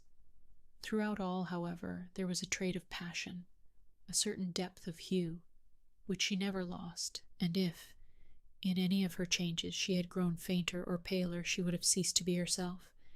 It would have been no longer Pearl. This outward mutability indicated, and did not more than fairly express, the various properties of her inner life. Her nature appeared to possess depth, too, as well as variety. But, or else Hester's fears deceived her. It lacked reference and adaptation to the world into which she was born. The child could not be made amenable to rules. In giving her existence, a great law had been broken, and the result was a being whose elements were perhaps beautiful and brilliant, but all in disorder, or with an order peculiar to themselves, amidst which the point of variety and arrangement was difficult or impossible to be discovered. Hester could only account for the child's character, and even then most vaguely and imperfectly, by recalling what she herself had been, during that momentous period while Pearl was imbibing her soul from the spiritual world, and her bodily frame from its material of earth. The mother's impassioned state had been the medium through which were transmitted to the unborn infant the rays of its moral life, and however white and clear originally, they had taken the deep stains of crimson and gold, the fiery luster, the black shadow, and the untempered light of the intervening substance. Above all, the warfare of Hester's spirit at that epoch was perpetuated in Pearl. She could recognize her wild, desperate, defiant mood, the flightiness of her temper, and even some of the very cloud shapes of gloom and despondency that had brooded in her heart. They were now illuminated by the morning radiance of a young child's disposition, but later in the day of earthly existence might be prolific of the storm and whirlwind. The discipline of the family in those days was of a far more rigid kind than now. The frown, the harsh rebuke, the frequent application of the rod, enjoined by scriptural authority, were used not merely in the way of punishment for actual offenses, but as a wholesome regimen for the growth and promotion of all childish virtues. Hester Prynne, nevertheless, the lonely mother of this one child, ran little risk of erring on the side of undue severity. Mindful, however, of her own errors and misfortunes, she early sought to impose a tender but strict control over the infant immortality that was committed to her charge. But the task was beyond her skill. After testing both smiles and frowns, and proving that neither mode of treatment possessed any calculable influence, Hester was ultimately compelled to stand aside, and permit the child to be swayed by her own impulses. Physical compulsion or restraint was effectual, of course, while it lasted. As to any other kind of discipline, whether addressed to her mind or heart, little Pearl might or might not be within its reach, in accordance with the caprice that ruled the moment. Her mother, while Pearl was yet an infant, grew acquainted with a certain peculiar look, that warned her when it would be labor thrown away to insist, persuade, or plead. It was a look so intelligent, yet inexplicable, so perverse, sometimes so malicious, but generally accompanied by a wild flow of spirits, that Hester could not help questioning, at such moments, whether Pearl were a human child. She seemed rather an airy sprite, which, after playing its fantastic sports for a little while upon the cottage floor, would flit away with a mocking smile. Whenever that look appeared in her wild, bright, deeply black eyes, it invested her with a strange remoteness and intangibility. It was as if she were hovering in the air and might vanish, like a glimmering light that comes we know not whence, and goes we know not whither. Beholding it, Hester was constrained to rush towards the child, to pursue the little elf in the flight which she invariably began, to snatch her to her bosom with a close pressure and earnest kisses, not so much from overflowing love as to assure herself that Pearl was flesh and blood and not utterly delusive. But Pearl's laugh, when she was caught, though full of merriment and music, made her mother more doubtful than before. Heart-smitten at this bewildering and baffling spell, that so often came between herself and her sole treasure, whom she had bought so dear, and who was all her world, Hester sometimes burst into passionate tears. Then perhaps, for there was no foreseeing how it might affect her, Pearl would frown and clench her little fist, and harden her small features into a stern, unsympathizing look of discontent. Not seldom she would laugh anew, and louder than before, like a thing incapable and unintelligent of human sorrow. Or, but this more rarely happened, she would be convulsed with a rage of grief, and sob out her love for her mother in broken words, and seem intent on proving that she had a heart by breaking it. Yet Hester was hardly safe in confiding herself to that gusty tenderness. It passed, as suddenly as it came. Brooding over all these matters, the mother felt like one who has evoked a spirit, but by some irregularity in the process of conjuration, has failed to win the master word that should control this new and incomprehensible intelligence. Her only real comfort was when the child lay in the placidity of sleep. Then she was sure of her, and tasted hours of quiet, sad, delicious happiness, until, perhaps with that perverse expression glimmering from beneath her opening lids, little Pearl awoke. How soon, with what strange rapidity, indeed, did Pearl arrive at an age that was capable of social intercourse, beyond the mother's ever-ready smile and nonsense words. And then what a happiness would it have been, could Hester Prynne have heard her clear bird-like voice mingling with the uproar of other childish voices, and have distinguished and unraveled her own darling's tones, amid all the entangled outcry of a group of sportive children. But this could never be. Pearl was a born outcast of the infantile world. An imp of evil, emblem and product of sin, she had no right among christened infants. Nothing was more remarkable than the instinct, as it seemed, with which the child comprehended her loneliness, the destiny that had drawn an inviolable circle round about her, the whole peculiarity, in short, of her position in respect to other children. Never since her release from prison had Hester met the public gaze without her. In all her walks about the town, Pearl, too, was there, first as the babe in arms, and afterwards as the little girl, small companion of her mother, holding a forefinger with her whole grasp, and tripping along at the rate of 3 or 4 footsteps to one of Hester's. She saw the children of the settlement on the grassy margin of the street, or at the domestic thresholds, disporting themselves in such grim fashion as the puritanic nurture would permit, playing at going to church, perchance, or at scourging Quakers, or taking scalps in a sham fight with the Indians, or scaring one another with freaks of imitative witchcraft. Pearl saw and gazed intently, but never sought to make acquaintance. If spoken to, she would not speak again. If the children gathered about her, as they sometimes did, Pearl would grow positively terrible in her puny wrath, snatching up stones to fling at them, with shrill, incoherent exclamations that made her mother tremble, because they had so much the sound of a witch's anathemas in some unknown tongue. The truth was that the little Puritans, being of the most intolerant brood that ever lived, had got a vague idea of something outlandish, unearthly, or at variance with ordinary fashions in the mother and child, and therefore scorned them in their hearts, and not unfrequently reviled them with their tongues. Pearl felt the sentiment, and requited it with the bitterest hatred that can be supposed to rankle in a childish bosom. These outbreaks of a fierce temper had a kind of value and even comfort for her mother, because there was at least an intelligible earnestness in the mood, instead of the fitful caprice that so often thwarted her in the child's manifestations. It appalled her, nevertheless, to discern here, again, a shadowy reflection of the evil that had existed in herself. All this enmity and passion had Pearl inherited by inalienable right out of Hester's heart.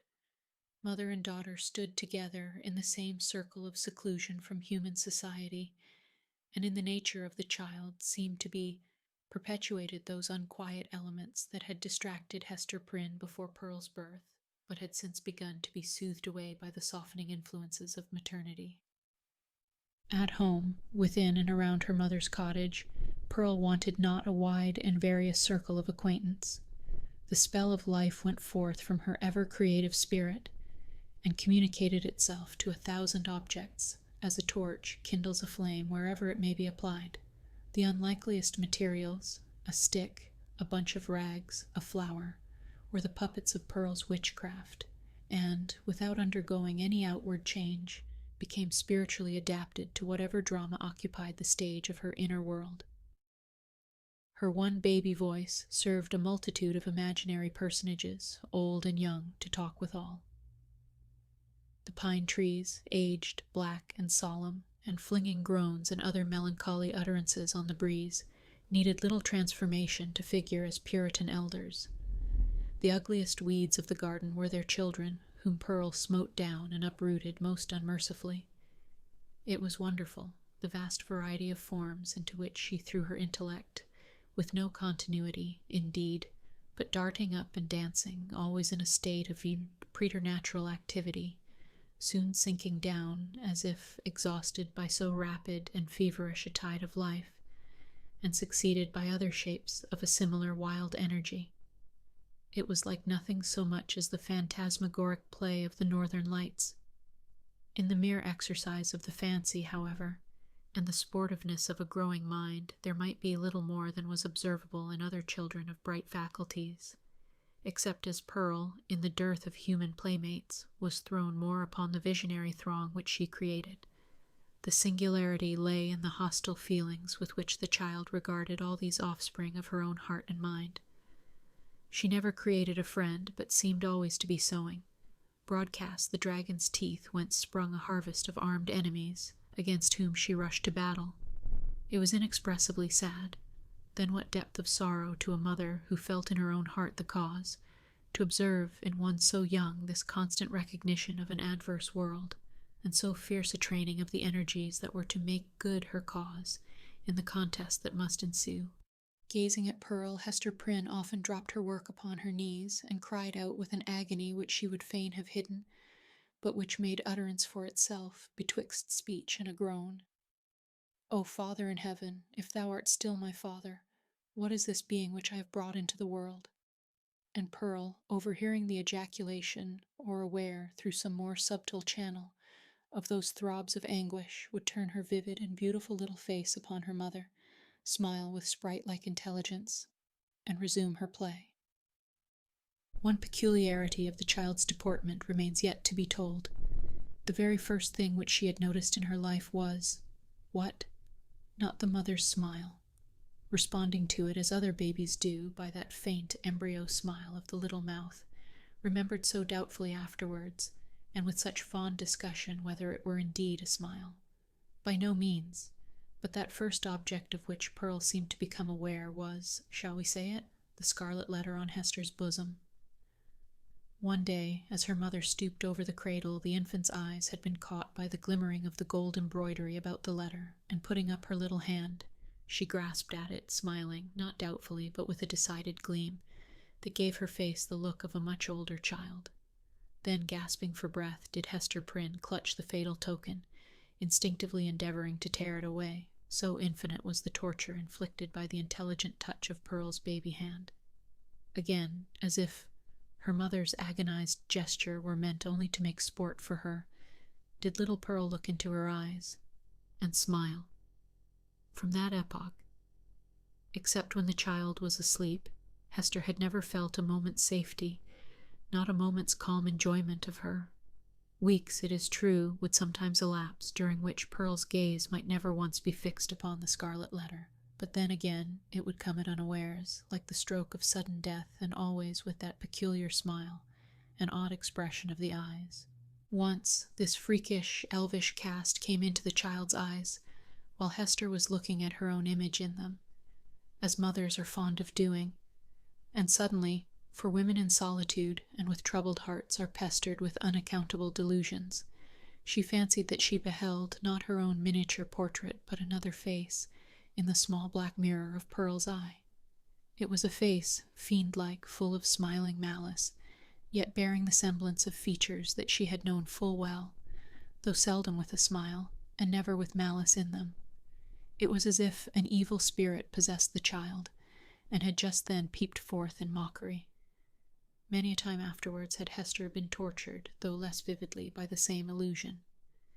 In the afternoon of a certain summer's day, after Pearl grew big enough to run about, she amused herself with gathering handfuls of wild flowers, and flinging them one by one at her mother's bosom, dancing up and down like a little elf whenever she hit the Scarlet Letter.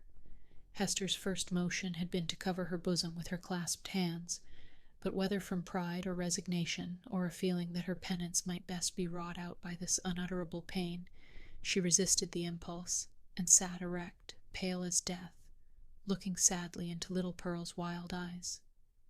Still came the battery of flowers, almost invariably hitting the mark, and covering the mother's breast with hurts for which she could find no balm in this world, nor knew how to seek it in another. At last, her shot being all expended, the child stood still and gazed at Hester, with that little laughing image of a fiend peeping out, or whether it peeped or no, her mother so imagined it, from the unsearchable abyss of her black eyes. "Child, what art thou?" cried the mother. "Oh, I am your little Pearl," answered the child. But while she said it, Pearl laughed, and began to dance up and down, with the humorsome gesticulation of a little imp, whose next freak might be to fly up the chimney. "Art thou my child in very truth?" asked Hester. Nor did she put the question altogether idly, but for the moment with a portion of genuine earnestness, for such was Pearl's wonderful intelligence, that her mother half doubted whether she were not acquainted with the secret spell of her existence, and might not now reveal herself. "Yes, I am little Pearl," repeated the child, continuing her antics. "Thou art not my child. Thou art no Pearl of mine," said the mother half playfully, for it was often the case that a sportive impulse came over her in the midst of her deepest suffering.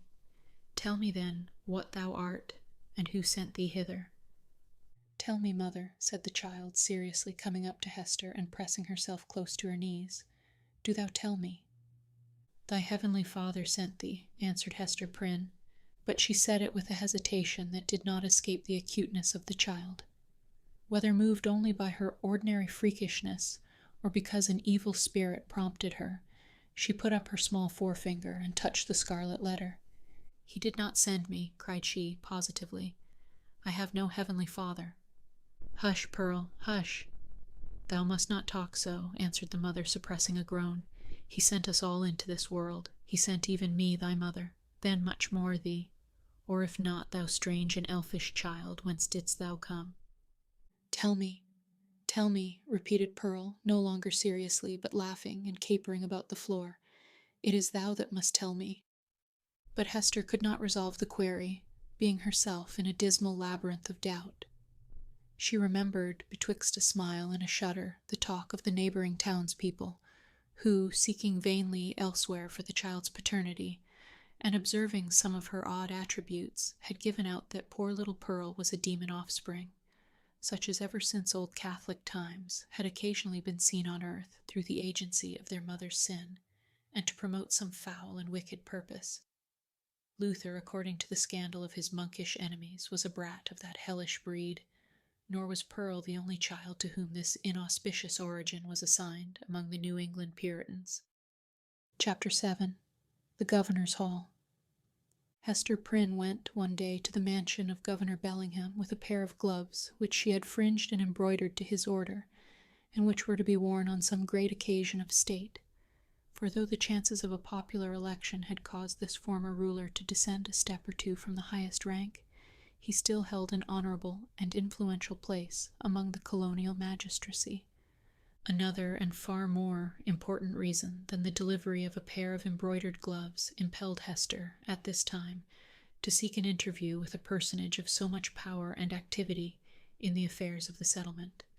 It had reached her ears that there was a design on the part of some of the leading inhabitants, cherishing the more rigid order of principles in religion and government, to deprive her of her child.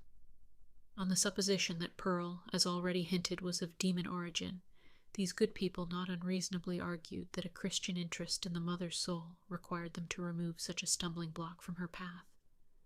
If the child, on the other hand, were really capable of moral and religious growth, and possessed the elements of ultimate salvation, then surely it would enjoy all the fairer prospect of these advantages, by being transferred to wiser and better guardianship than Hester Prynne's. Among those who promoted the design, Governor Bellingham was said to be one of the most busy. It may appear singular, and indeed not a little ludicrous, that an affair of this kind, which in later days would have been referred to no higher jurisdiction than that of the selectmen of the town, should then have been a question publicly discussed, and on which statesmen of eminence took sides. At that epoch of pristine simplicity, however, matters of even slighter public interest, and of far less intrinsic weight than the welfare of Hester and her child, were strangely mixed up with the deliberations of legislators and acts of state. The period was hardly, if at all, earlier than that of our story, when a dispute concerning the right of property in a pig not only caused a fierce and bitter contest in the legislative body of the colony, but resulted in an important modification of the framework itself of the legislature. Full of concern, therefore, but so conscious of her own right that it seemed scarcely an unequal match between the public, on the one side, and a lonely woman, backed by the sympathies of nature, on the other, Hester Prynne set forth from her solitary cottage. Little Pearl, of course, was her companion.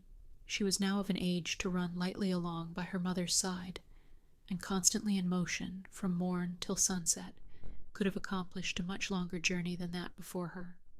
Often, nevertheless, more from caprice than necessity, she demanded to be taken up in arms, but was soon as imperious to be set down again, and frisked onward before Hester on the grassy pathway, with many a harmless trip and tumble.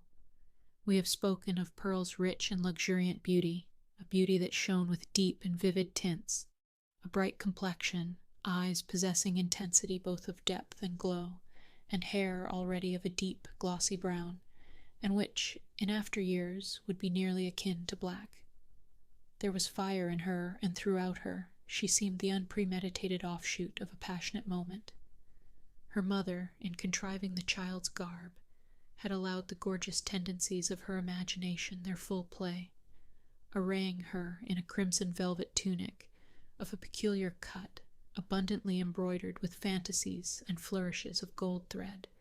So much strength of coloring, which must have given a wan and pallid aspect to cheeks of a fainter bloom, was admirably adapted to Pearl's beauty, and made her the very brightest little jet of flame that ever danced upon the earth. But it was a remarkable attribute of this garb, and indeed of the child's whole appearance, that it irresistibly and inevitably reminded the beholder of the token which Hester Prynne was doomed to wear upon her bosom. It was the Scarlet Letter in another form, the Scarlet Letter endowed with life. The mother herself, as if the red ignominy were so deeply scorched into her brain that all her conceptions assumed its form, had carefully wrought out the similitude, lavishing many hours of morbid ingenuity to create an analogy between the object of her affection and the emblem of her guilt and torture. But in truth, Pearl was the one, as well as the other, and only in consequence of that identity had Hester contrived so perfectly to represent the Scarlet Letter in her appearance.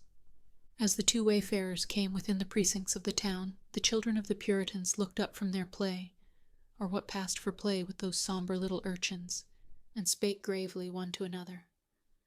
Behold, verily, there is the woman of the Scarlet Letter, and of a truth, moreover, there is the likeness of the Scarlet Letter running along by her side. Come, therefore, and let us fling mud at them. But Pearl, who was a dauntless child, after frowning, stamping her foot, and shaking her little hand with a variety of threatening gestures, suddenly made a rush at the knot of her enemies, and put them all to flight. She resembled, in her fierce pursuit of them, an infant pestilence, the scarlet fever, or some such half-fledged angel of judgment, whose mission was to punish the sins of the rising generation. She screamed and shouted, too, with a terrific volume of sound, which doubtless caused the hearts of the fugitives to quake within them. The victory accomplished, Pearl returned quietly to her mother and looked up, smiling, into her face. Without further adventure, they reached the dwelling of Governor Bellingham. This was a large wooden house, built in a fashion of which there are specimens still extant in the streets of our older towns, now moss-grown, crumbling to decay, and melancholy at heart with the many sorrowful or joyful occurrences, remembered or forgotten, that have happened and passed away within their dusky chambers. Then, however, there was the freshness of the passing year on its exterior, and the cheerfulness gleaming forth from the sunny windows of a human habitation into which death had never entered. It had, indeed, a very cheery aspect, the walls being overspread with a kind of stucco, in which fragments of broken glass were plentifully intermixed, so that, when the sunshine fell aslantwise over the front of the edifice, it glittered and sparkled as if diamonds had been flung against it by the double handful. The brilliancy might have befitted Aladdin's palace, rather than the mansion of a grave old Puritan ruler. It was further decorated with strange and seemingly cabalistic figures and diagrams, suitable to the quaint taste of the age, which had been drawn in the stucco when newly laid on, and had now grown hard and durable for the admiration of aftertimes. Pearl, looking at this bright wonder of a house, began to caper and dance, and imperatively required that the whole breadth of sunshine should be stripped off its front, and given her to play with. "No, my little Pearl," said her mother, "thou must gather thine own sunshine. I have none to give thee." They approached the door, which was of an arched form, and flanked on each side by a narrow tower or projection of the edifice, in both of which were lattice windows, with wooden shutters to close over them at need. Lifting the iron hammer that hung at the portal, Hester Prynne gave a summons, which was answered by one of the governor's bond servants, a freeborn Englishman, but now a 7-years' slave. During that term he was to be the property of his master, and as much a commodity of bargain and sale as an ox or a joint stool. The serf wore the blue coat, which was the customary garb of serving men of that period, and long before, in the old hereditary halls of England. "Is the worshipful Governor Bellingham within?" inquired Hester. "Yea, forsooth," replied the bond-servant, staring with wide-open eyes at the Scarlet Letter, which, being a newcomer in the country, he had never before seen. "Yea, his honourable worship is within, but he hath a godly minister or two with him, and likewise a leech. Ye may not see his worship now." "Nevertheless I will enter," answered Hester Prynne, and the bond-servant, perhaps judging from the decision of her air, and the glittering symbol in her bosom that she was a great lady in the land, offered no opposition. So the mother and little Pearl were admitted into the hall of entrance. With many variations, suggested by the nature of his building materials, diversity of climate, and a different mode of social life, Governor Bellingham had planned his new habitation after the residences of gentlemen of fair estate in his native land. Here, then, was a wide and reasonably lofty hall, extending through the whole depth of the house, and forming a medium of general communication more or less directly with all the other apartments. At one extremity this spacious room was lighted by the windows of the 2 towers, which formed a small recess on either side of the portal. At the other end, though partly muffled by a curtain, it was more powerfully illuminated by one of those embowed hall windows, which we read of in old books, and which was provided with a deep and cushioned seat. Here, on the cushion, lay a folio tome, probably of the Chronicles of England or other such substantial literature, even as in our own days we scatter gilded volumes on the center table to be turned over by the casual guest. The furniture of the hall consisted of some ponderous chairs, the backs of which were elaborately carved with wreaths of oaken flowers, and likewise a table in the same taste, the whole being of the Elizabethan age, or perhaps earlier, and heirlooms transferred hither from the governor's paternal home. On the table, in token that the sentiment of old English hospitality had not been left behind, stood a large pewter tankard, at the bottom of which, had Hester or Pearl peeped into it, they might have seen the frothy remnant of a recent draught of ale. On the wall hung a row of portraits representing the forefathers of the Bellingham lineage, some with armor on their breasts, and others with stately ruffs and robes of peace. All were characterized by the sternness and severity which old portraits so invariably put on, as if they were the ghosts, rather than the pictures, of departed worthies, and were gazing with harsh and intolerant criticism at the pursuits and enjoyments of living men. At about the center of the oaken panels that lined the hall was suspended a suit of mail, not, like the pictures, an ancestral relic, but of the most modern date, for it had been manufactured by a skilful armorer in London, the same year in which Governor Bellingham came over to New England. There was a steel headpiece, a cuirass, a gorget, and greaves with a pair of gauntlets and a sword hanging beneath, all and especially the helmet and breastplate, so highly burnished as to glow with white radiance and scatter an illumination everywhere about upon the floor.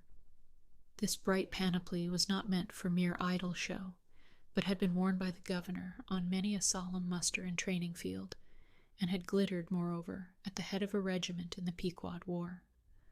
For though bred a lawyer and accustomed to speak of Bacon, Coke, Noy, and Finch as his professional associates, the exigencies of this new country had transformed Governor Bellingham into a soldier, as well as a statesman and ruler.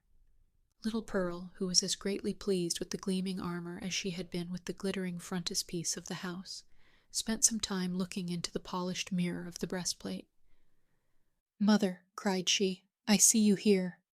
Look, look." Hester looked by way of humoring the child, and she saw that, owing to the peculiar effect of this convex mirror, the Scarlet Letter was represented in exaggerated and gigantic proportions, so as to be greatly the most prominent feature of her appearance. In truth, she seemed absolutely hidden behind it. Pearl pointed upward, also, at a similar picture in the headpiece, smiling at her mother with the elfish intelligence that was so familiar an expression on her small physiognomy. That look of naughty merriment was likewise reflected in the mirror, with so much breadth and intensity of effect, that it made Hester Prynne feel as if it could not be the image of her own child, but of an imp who was seeking to mold itself into Pearl's shape. "Come along, Pearl," said she, drawing her away. "Come and look into this fair garden. It may be we shall see flowers there, more beautiful ones than we find in the woods." Pearl accordingly ran to the bow window at the farther end of the hall, and looked along the vista of a garden walk carpeted with closely shaven grass, and bordered with some rude and immature attempt at shrubbery. But the proprietor appeared already to have relinquished, as hopeless, the effort to perpetuate on this side of the Atlantic, in a hard soil, and amid the close struggle for subsistence, the native English taste for ornamental gardening. Cabbages grew in plain sight, and a pumpkin vine, rooted at some distance, had run across the intervening space, and deposited one of its gigantic products directly beneath the hall window, as if to warn the governor that this great lump of vegetable gold was as rich an ornament as New England earth would offer him. There were a few rose bushes, however, and a number of apple trees, probably the descendants of those planted by the Reverend Mr. Blackstone, the first settler of the peninsula, that half-mythological personage who rides through our early annals seated on the back of a bull. Pearl, seeing the rose bushes, began to cry for a red rose, and would not be pacified. "Hush, child, hush," said her mother earnestly. "Do not cry, dear little Pearl. I hear voices in the garden. The governor is coming, and gentlemen along with him." In fact, down the vista of the garden avenue a number of persons were seen approaching towards the house. Pearl, in utter scorn of her mother's attempt to quiet her, gave an eldritch scream, and then became silent, not from any notion of obedience, but because the quick and mobile curiosity of her disposition was excited by the appearance of these new personages. Chapter 8. The Elf Child and the Minister. Governor Bellingham, in a loose gown and easy cap, such as elderly gentlemen love to endue themselves with in their domestic privacy, walked foremost, and appeared to be showing off his estate and expatiating on his projected improvements. The wide circumference of an elaborate ruff beneath his grey beard, in the antiquated fashion of King James's reign, caused his head to look not a little like that of John the Baptist in a charger. The impression made by his aspect, so rigid and severe, and frost-bitten with more than autumnal age, was hardly in keeping with the appliances of worldly enjoyment, wherewith he had evidently done his utmost to surround himself. But it is an error to suppose that our grave forefathers, though accustomed to speak and think of human existence as a state merely of trial and warfare, and though unfeignedly prepared to sacrifice goods and life at the behest of duty, made it a matter of conscience to reject such means of comfort or even luxury as lay fairly within their grasp. This creed was never taught, for instance, by the venerable pastor John Wilson, whose beard, white as a snowdrift, was seen over Governor Bellingham's shoulder, while its wearer suggested that pears and peaches might yet be naturalized in the New England climate, and that purple grapes might possibly be compelled to nourish against the sunny garden wall.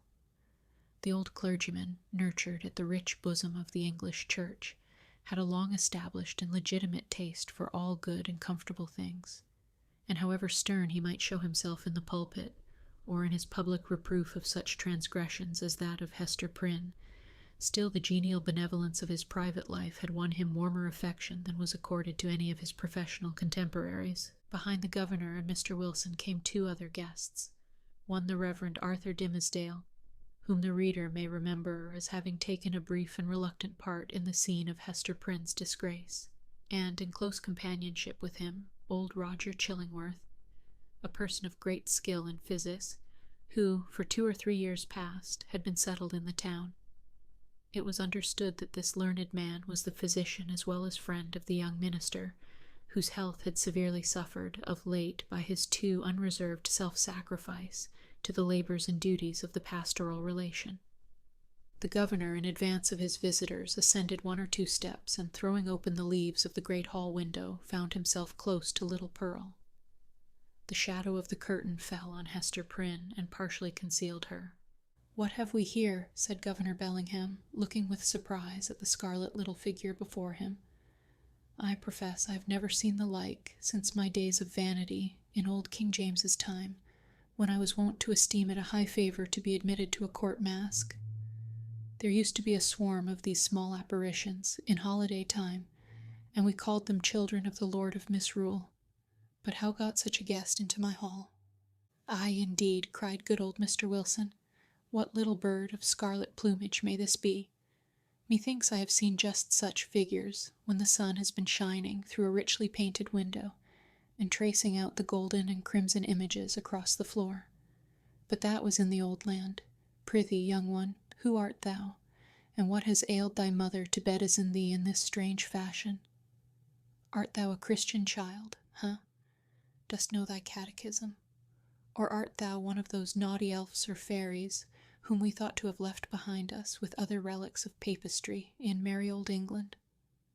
"I am mother's child," answered the scarlet vision, "and my name is Pearl." "Pearl, ruby, rather, or coral, or red rose, at the very least, judging from thy hue," responded the old minister, putting forth his hand in a vain attempt to pat little Pearl on the cheek. "But where is this mother of thine?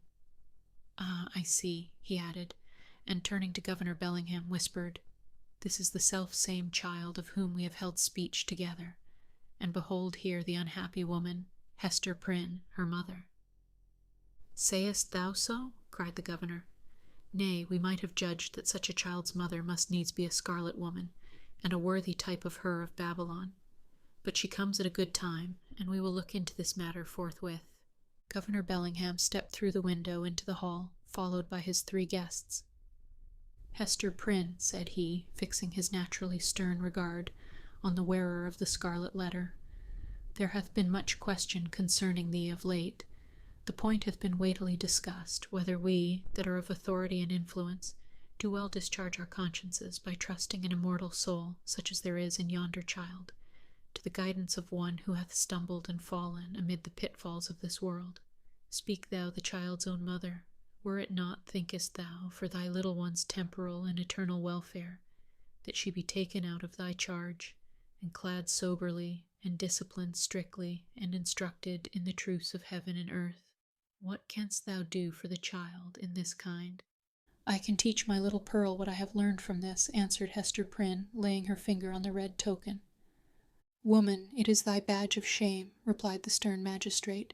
"It is because of the stain which that letter indicates that we would transfer thy child to other hands." "Nevertheless," said the mother calmly, though growing more pale, "this badge hath taught me, it daily teaches me, It is teaching me at this moment, lessons whereof my child may be the wiser and better, albeit they can profit nothing to myself. We will judge warily, said Bellingham, and look well what we are about to do.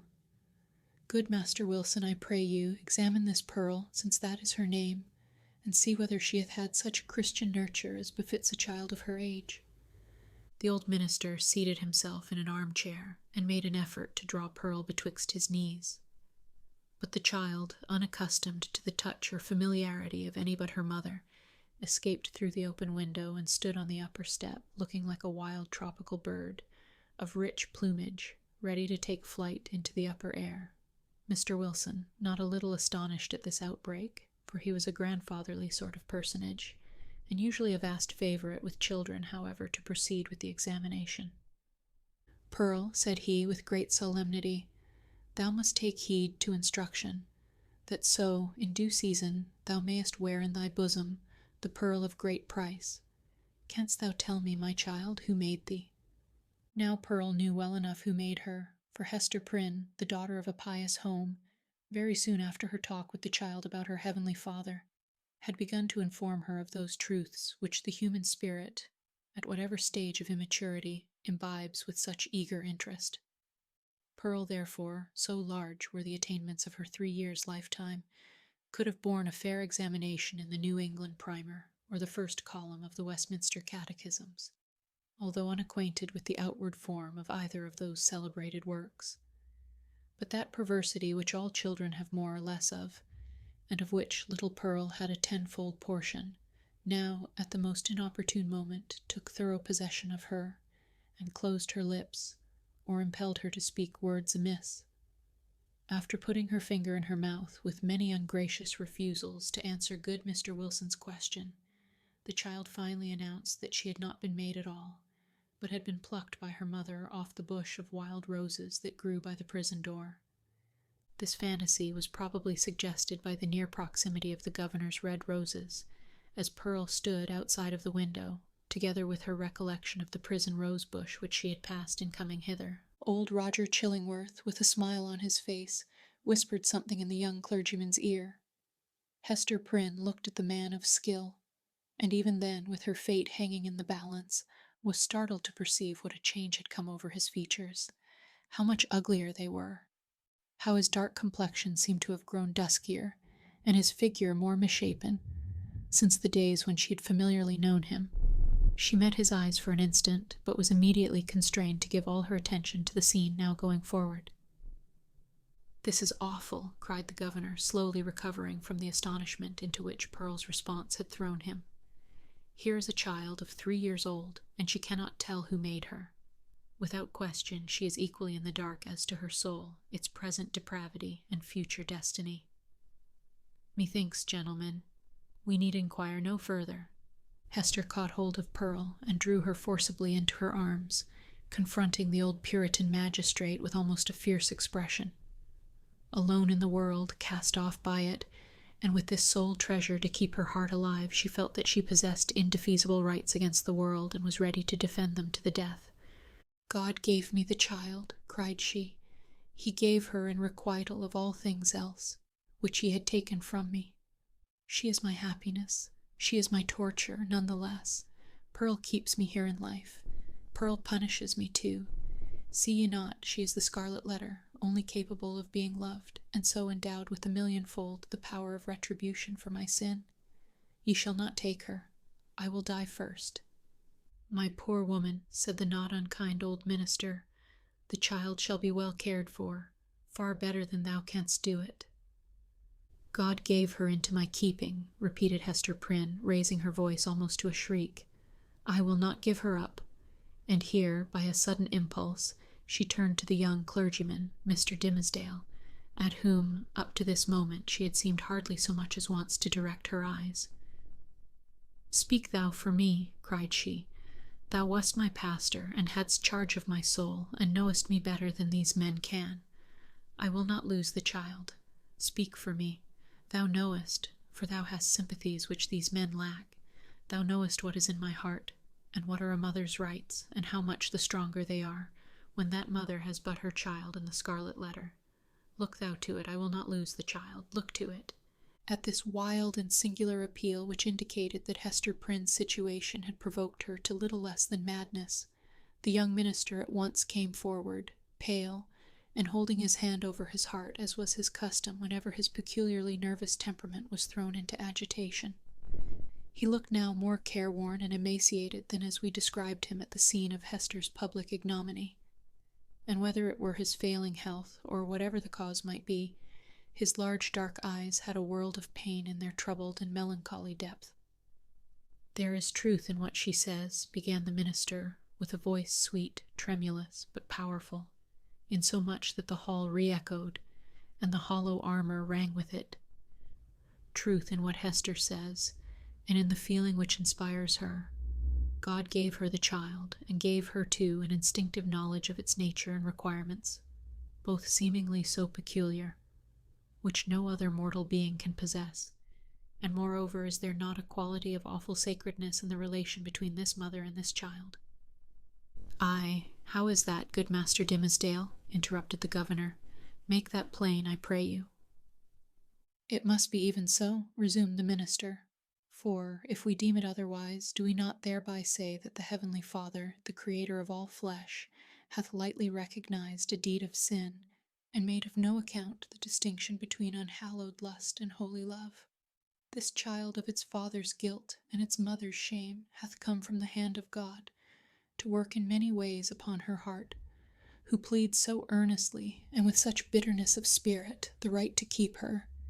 It was meant for a blessing, for the one blessing of her life. It was meant, doubtless, as the mother herself hath told us, for a retribution too, a torture to be felt at many an unthought of moment, a pang, a sting, an ever-recurring agony in the midst of a troubled joy.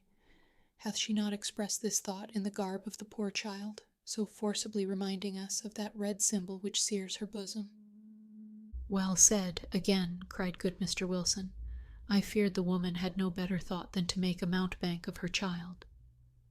"Oh, not so, not so," continued Mr. Dimmesdale. "She recognizes, believe me, the solemn miracle which God hath wrought in the existence of that child, and may she feel, too, what, methinks, is the very truth, that this boon was meant, above all things else, to keep the mother's soul alive, and to preserve her from blacker depths of sin, into which Satan might else have sought to plunge her.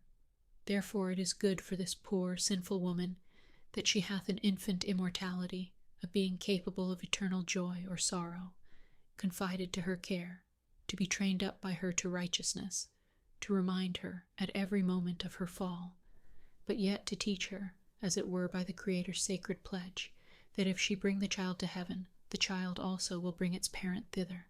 Herein is the sinful mother happier than the sinful father. For Hester Prynne's sake, then, and no less for the poor child's sake, let us leave them as Providence hath seen fit to place them." "You speak, my friend, with a strange earnestness," said old Roger Chillingworth, smiling at him. "And there is a weighty import in what my young brother hath spoken," added the Reverend Mr. Wilson. "What say you, worshipful Master Bellingham?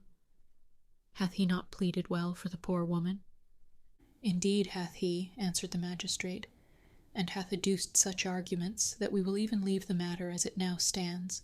So long, at least, as there shall be no further scandal in the woman, care must be had, nevertheless, to put the child to due, and stated examination in the catechism, at thy hands or Master Dimmesdale's. Moreover, at a proper season, the tithing men must take heed that she go both to school and to meeting." The young minister, on ceasing to speak, had withdrawn a few steps from the group, and stood with his face partially concealed in the heavy folds of the window curtain, while the shadow of his figure, which the sunlight cast upon the floor, was tremulous with the vehemence of his appeal. Pearl, that wild and flighty little elf, stole softly towards him, and taking his hand in the grasp of both her own, laid her cheek against it, a caress so tender and withal so unobtrusive, that her mother, who was looking on, asked herself, "Is that my Pearl?" Yet she knew that there was love in the child's heart, although it mostly revealed itself in passion, and hardly twice in her lifetime had been softened by such gentleness as now. The minister, for, save the long-sought regards of woman, Nothing is sweeter than these marks of childish preference, accorded spontaneously by a spiritual instinct and therefore seeming to imply in us something truly worthy to be loved. The minister looked round, laid his hand on the child's head, hesitated an instant, and then kissed her brow. Little Pearl's unwonted mood of sentiment lasted no longer. She laughed and went capering down the hall so airily that old Mr. Wilson raised a question whether even her tiptoes touched the floor. "The little baggage hath witchcraft in her, I profess," said he to Mr. Dimmesdale. "She needs no old woman's broomstick to fly withal." "A strange child," remarked old Roger Chillingworth. "It is easy to see the mother's part in her. Would it be beyond a philosopher's research, think ye, gentlemen, to analyze that child's nature, and, from its make and mould, to give a shrewd guess at the father?" "Nay, it would be sinful in such a question to follow the clue of profane philosophy," said Mr. Wilson. "Better to fast and pray upon it, and still better it may be to leave the mystery as we find it, unless Providence reveal it of its own accord. Thereby every good Christian man hath a title to show a father's kindness towards the poor deserted babe." The affair being so satisfactorily concluded, Hester Prynne, with Pearl, departed from the house. As they descended the steps, it is averred that the lattice of a chamber window was thrown open, and forth into the sunny day was thrust the face of Mistress Hibbins, Governor Bellingham's bitter-tempered sister, and the same who, a few years later, was executed as a witch. "Heast, heast," said she, while her ill-omened physiognomy seemed to cast a shadow over the cheerful newness of the house. "Wilt thou go with us tonight? There will be a merry company in the forest, and I well nigh promised the black man that comely Hester Prynne should make one." "Make my excuse to him, so please you," answered Hester with a triumphant smile. "I must tarry at home and keep watch over my little Pearl. Had they taken her from me, I would willingly have gone with thee into the forest and signed my name in the black man's book too, and that with mine own blood." "We shall have thee there anon," said the witch lady, frowning as she drew back her head. But here, if we suppose this interview betwixt Mistress Hibbins and Hester Prynne to be authentic, and not a parable, was already an illustration of the young minister's argument against sundering the relation of a fallen mother to the offspring of her frailty. Even thus early had the child saved her from Satan's snare. Chapter 9. The leech, under the appellation of Roger Chillingworth, the reader will remember, was hidden another name, which its former wearer had resolved should never more be spoken. It has been related how, in the crowd that witnessed Hester Prynne's ignominious exposure, stood a man, elderly, travel-worn, who, just emerging from the perilous wilderness, beheld the woman in whom he hoped to find embodied the warmth and cheerfulness of home, set up as a type of sin before the people. Her matronly fame was trodden under all men's feet. Infamy was babbling around her in the public marketplace. For her kindred, should the tidings ever reach them, and for the companions of her unspotted life, there remained nothing but the contagion of her dishonor, which would not fail to be distributed in strict accordance and proportion with the intimacy and sacredness of their previous relationship. Then why, since the choice was with himself, should the individual whose connection with the fallen woman had been the most intimate and sacred of them all, come forward to vindicate his claim to an inheritance so little desirable? He resolved not to be pilloried beside her on her pedestal of shame. Unknown to all but Hester Prynne, and possessing the lock and key of her silence, he chose to withdraw his name from the roll of mankind, and, as regarded his former ties and interests, to vanish out of life as completely as if he indeed lay at the bottom of the ocean, whither rumor had long ago consigned him. This purpose once effected, new interests would immediately spring up, and likewise a new purpose. Dark, it is true, if not guilty, but of force enough to engage the full strength of his faculties. In pursuance of this resolve, he took up his residence in the Puritan town, as Roger Chillingworth, without other introduction than the learning and intelligence of which he possessed more than a common measure, as his studies, at a previous period of his life, had made him extensively acquainted with the medical science of the day. It was as a physician that he presented himself, and as such was cordially received. Skillful men of the medical and chirurgical profession were of rare occurrence in the colony. They seldom, it would appear, partook of the religious zeal that brought other emigrants across the Atlantic.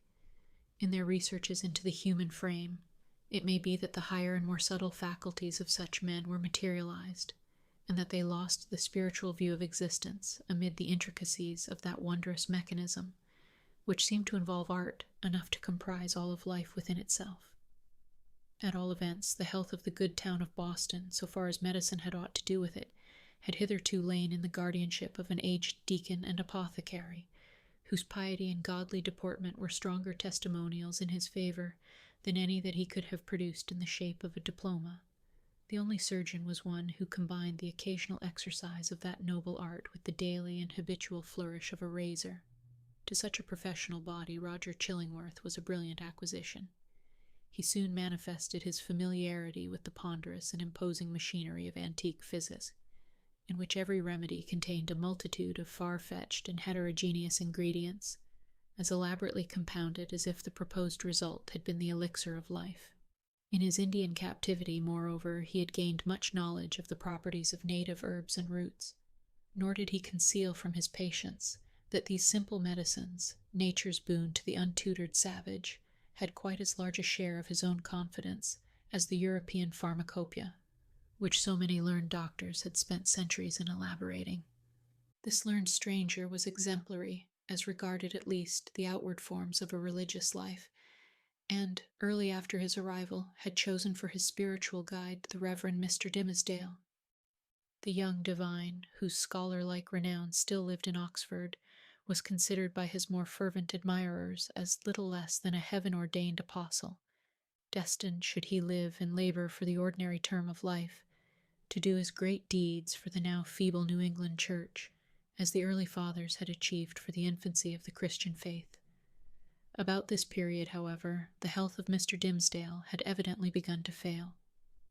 By those best acquainted with his habits, the paleness of the young minister's cheek was accounted for by his too earnest devotion to study, his scrupulous fulfillment of parochial duty, and more than all by the fasts and vigils of which he made a frequent practice, in order to keep the grossness of this earthly state from clogging and obscuring his spiritual lamp. Some declared that, if Mr. Dimmesdale were really going to die, it was cause enough that the world was not worthy to be any longer trodden by his feet. He himself, on the other hand, with characteristic humility, avowed his belief that, if Providence should see fit to remove him, it would be because of his own unworthiness to perform its humblest mission here on earth. With all this difference of opinion as to the cause of his decline, there could be no question of the fact. His form grew emaciated. His voice, though still rich and sweet, had a certain melancholy prophecy of decay in it. He was often observed, on any slight alarm or other sudden accident, to put his hand over his heart with first a flush and then a paleness indicative of pain. Such was the young clergyman's condition, and so imminent the prospect that his dawning light would be extinguished, all untimely, when Roger Chillingworth made his advent to the town. His first entry on the scene, few people could tell whence, dropping down, as it were, out of the sky, or starting from the nether earth, had an aspect of mystery, which was easily heightened to the miraculous.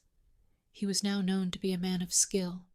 It was observed that he gathered herbs and the blossoms of wild flowers, and dug up roots and plucked off twigs from the forest trees, like one acquainted with hidden virtues in what was valueless to common eyes. He was heard to speak of Sir Kenelm Digby and other famous men, whose scientific attainments were esteemed hardly less than supernatural, as having been his correspondents or associates. Why, with such rank in the learned world, had he come hither? What could he, whose sphere was in great cities, be seeking in the wilderness? In answer to this query, a rumor gained ground, and, however absurd, was entertained by some very sensible people, that heaven had wrought an absolute miracle by transporting an eminent doctor of physic from a German university bodily through the air, and setting him down at the door of Mr. Dimmesdale's study. Individuals of wiser faith, indeed, who knew that heaven promotes its purposes without aiming at the stage effect of what is called miraculous interposition, were inclined to see a providential hand in Roger Chillingworth's so opportune arrival. This idea was countenanced by the strong interest which the physician ever manifested in the young clergyman. He attached himself to him as a parishioner, and sought to win a friendly regard and confidence from his naturally reserved sensibility. He expressed great alarm at his pastor's state of health, but was anxious to attempt the cure, and, if early undertaken, seemed not despondent of a favorable result. The elders, the deacons, the motherly dames, and the young and fair maidens of Mr. Dimsdale's flock were alike importunate that he should make trial of the physician's frankly offered skill. Mr. Dimsdale gently repelled their entreaties. "I need no medicine," said he. But how could the young minister say so, when, with every successive Sabbath, his cheek was paler and thinner, and his voice more tremulous than before, when it had now become a constant habit, rather than a casual gesture, to press his hand over his heart? Was he weary of his labors? Did he wish to die? These questions were solemnly propounded to Mr. Dimsdale by the elder ministers of Boston and the deacons of his church, who, to use their own phrase, dealt with him on the sin of rejecting the aid which Providence so manifestly held out. He listened in silence, and finally promised to confer with the physician. "Were it God's will," said the Reverend Mr. Dimsdale, when, in fulfillment of this pledge, he requested old Roger Chillingworth's professional advice, "I could be well content that my labors and my sorrows and my sins and my pains should shortly end with me, and what is earthly of them be buried in my grave, and the spiritual go with me to my eternal state, rather than that you should put your skill to the proof in my behalf." "Ah," replied Roger Chillingworth with that quietness which, whether imposed or natural, marked all his deportment, "it is thus that a young clergyman is apt to speak. Youthful men, not having taken a deep root, give up their hold of life so easily, and saintly men, who walk with God on earth, would fain be away, to walk with him on the golden pavements of the New Jerusalem." "Nay," rejoined the young minister, putting his hand to his heart, with a flush of pain flitting over his brow, "were I worthier to walk there, I could be better content to toil here." "Good men ever interpret themselves too meanly," said the physician. In this manner, the mysterious old Roger Chillingworth became the medical adviser of the Reverend Mr. Dimsdale. As not only the disease interested the physician, but he was strongly moved to look into the character and qualities of the patient, these two men, so different in age, came gradually to spend much time together. For the sake of the minister's health, and to enable the leech to gather plants with healing balm in them, they took long walks on the seashore or in the forest, mingling various talk with the plash and murmur of the waves and the solemn wind anthem among the tree-tops. Often, likewise, one was the guest of the other, in his place of study and retirement. There was a fascination for the minister in the company of the man of science, in whom he recognized an intellectual cultivation of no moderate depth or scope, together with a range and freedom of ideas that he would have vainly looked for among the members of his own profession. In truth, he was startled, if not shocked, to find this attribute in the physician. Mr. Dimsdale was a true priest, a true religionist, with the reverential sentiment largely developed, and an order of mind that impelled itself powerfully along the track of a creed, and wore its passage continually deeper with the lapse of time. In no state of society would he have been what is called a man of liberal views. It would always be essential to his peace to feel the pressure of a faith about him, supporting, while it confined him within its iron framework. Not the less, however, though with a tremulous enjoyment, did he feel the occasional relief of looking at the universe through the medium of another kind of intellect than those with which he habitually held converse. It was as if a window were thrown open, admitting a freer atmosphere into the close and stifled study, where his life was wasting itself away, amid lamplight or obstructed daybeams, and the musty fragrance, be it sensual or moral, that exhales from books. But the air was too fresh and chill to be long breathed with comfort. So the minister, and the physician with him, withdrew again within the limits of what their church defined as orthodox. Thus Roger Chillingworth scrutinized his patient carefully, both as he saw him in his ordinary life keeping an accustomed pathway in the range of thoughts familiar to him, and as he appeared when thrown amidst other moral scenery, the novelty of which might call out something new to the surface of his character. He deemed it essential, it would seem, to know the man before attempting to do him good. Wherever there is a heart and an intellect, the diseases of the physical frame are tinged with the peculiarities of these. In Arthur Dimmesdale, thought and imagination were so active, and sensibility so intense, that the bodily infirmity would be likely to have its groundwork there. So Roger Chillingworth, the man of skill, the kind and friendly physician, strove to go deep into his patient's bosom, delving among his principles, prying into his recollections, and probing everything with a cautious touch, like a treasure-seeker in a dark cavern. Few secrets can escape an investigator who has opportunity and license to undertake such a quest, and skill to follow it up. A man burdened with a secret should especially avoid the intimacy of his physician.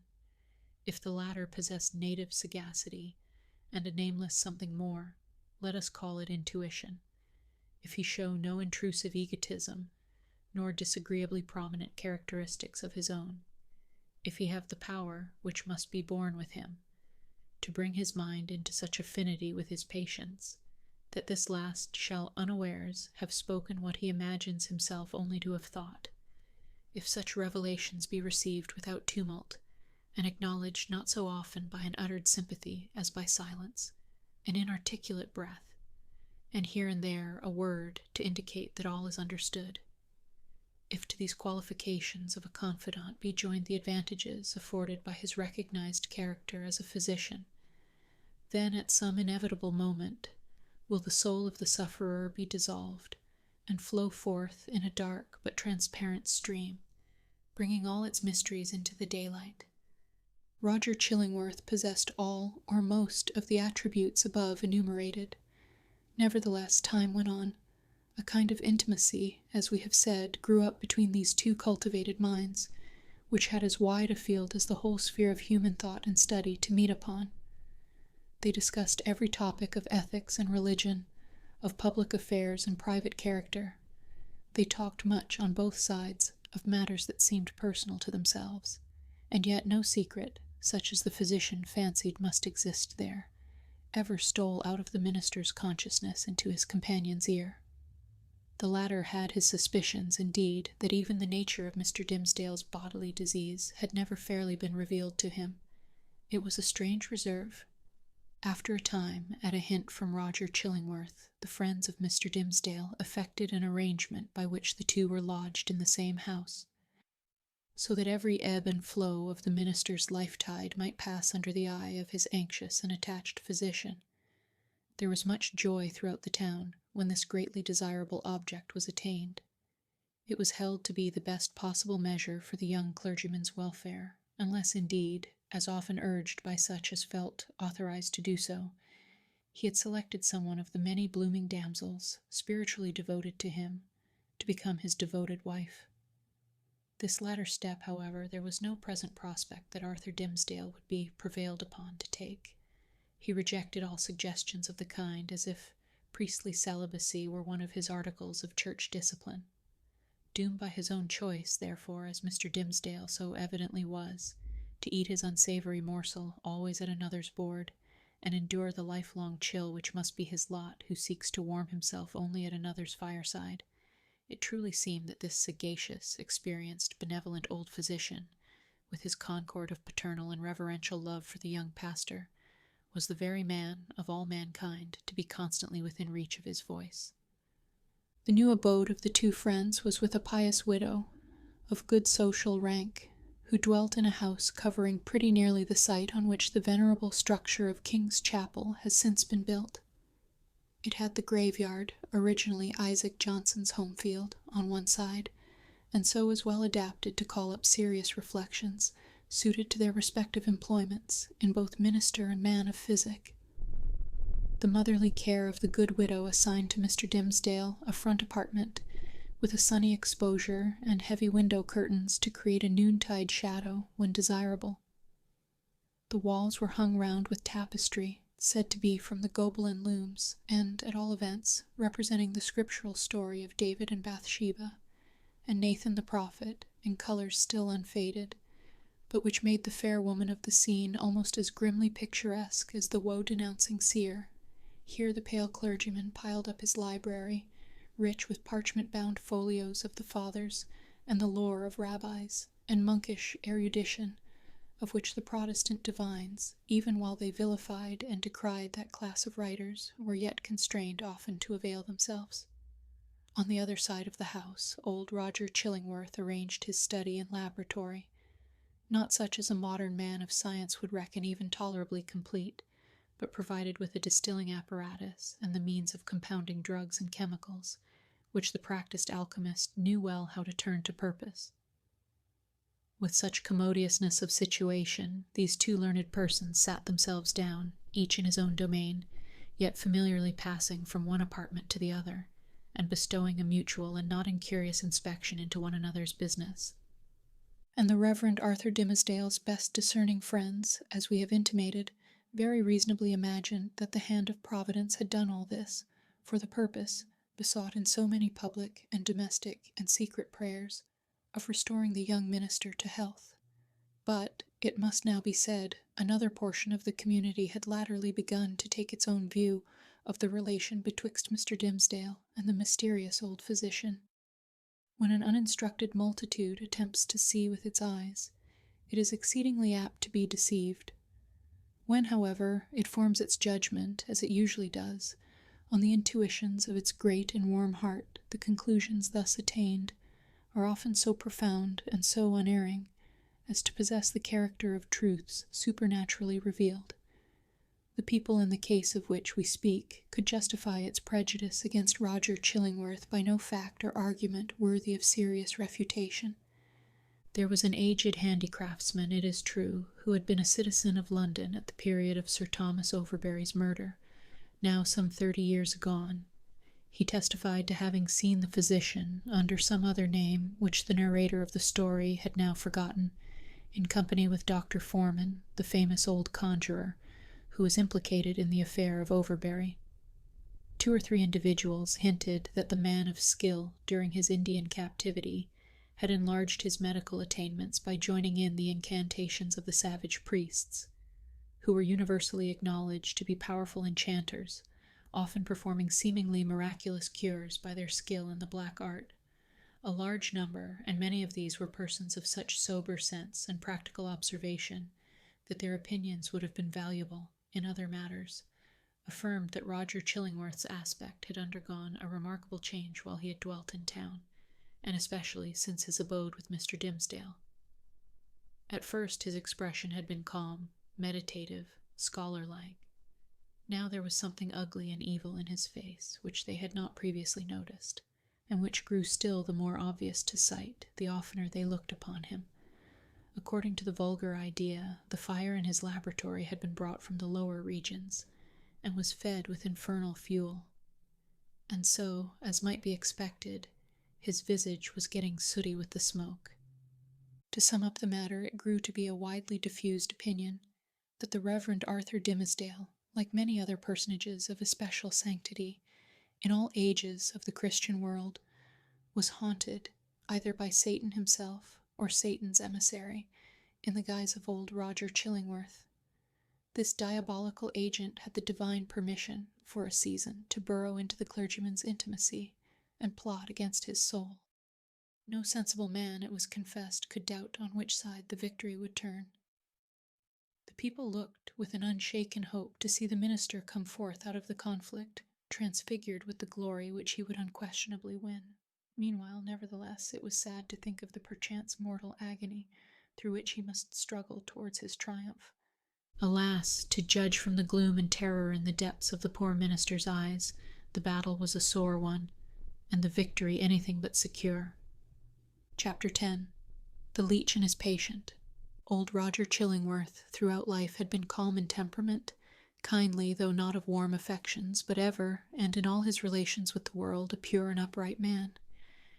He had begun an investigation, as he imagined, with the severe and equal integrity of a judge, desirous only of truth, even as if the question involved no more than the air-drawn lines and figures of a geometrical problem, instead of human passions and wrongs inflicted on himself.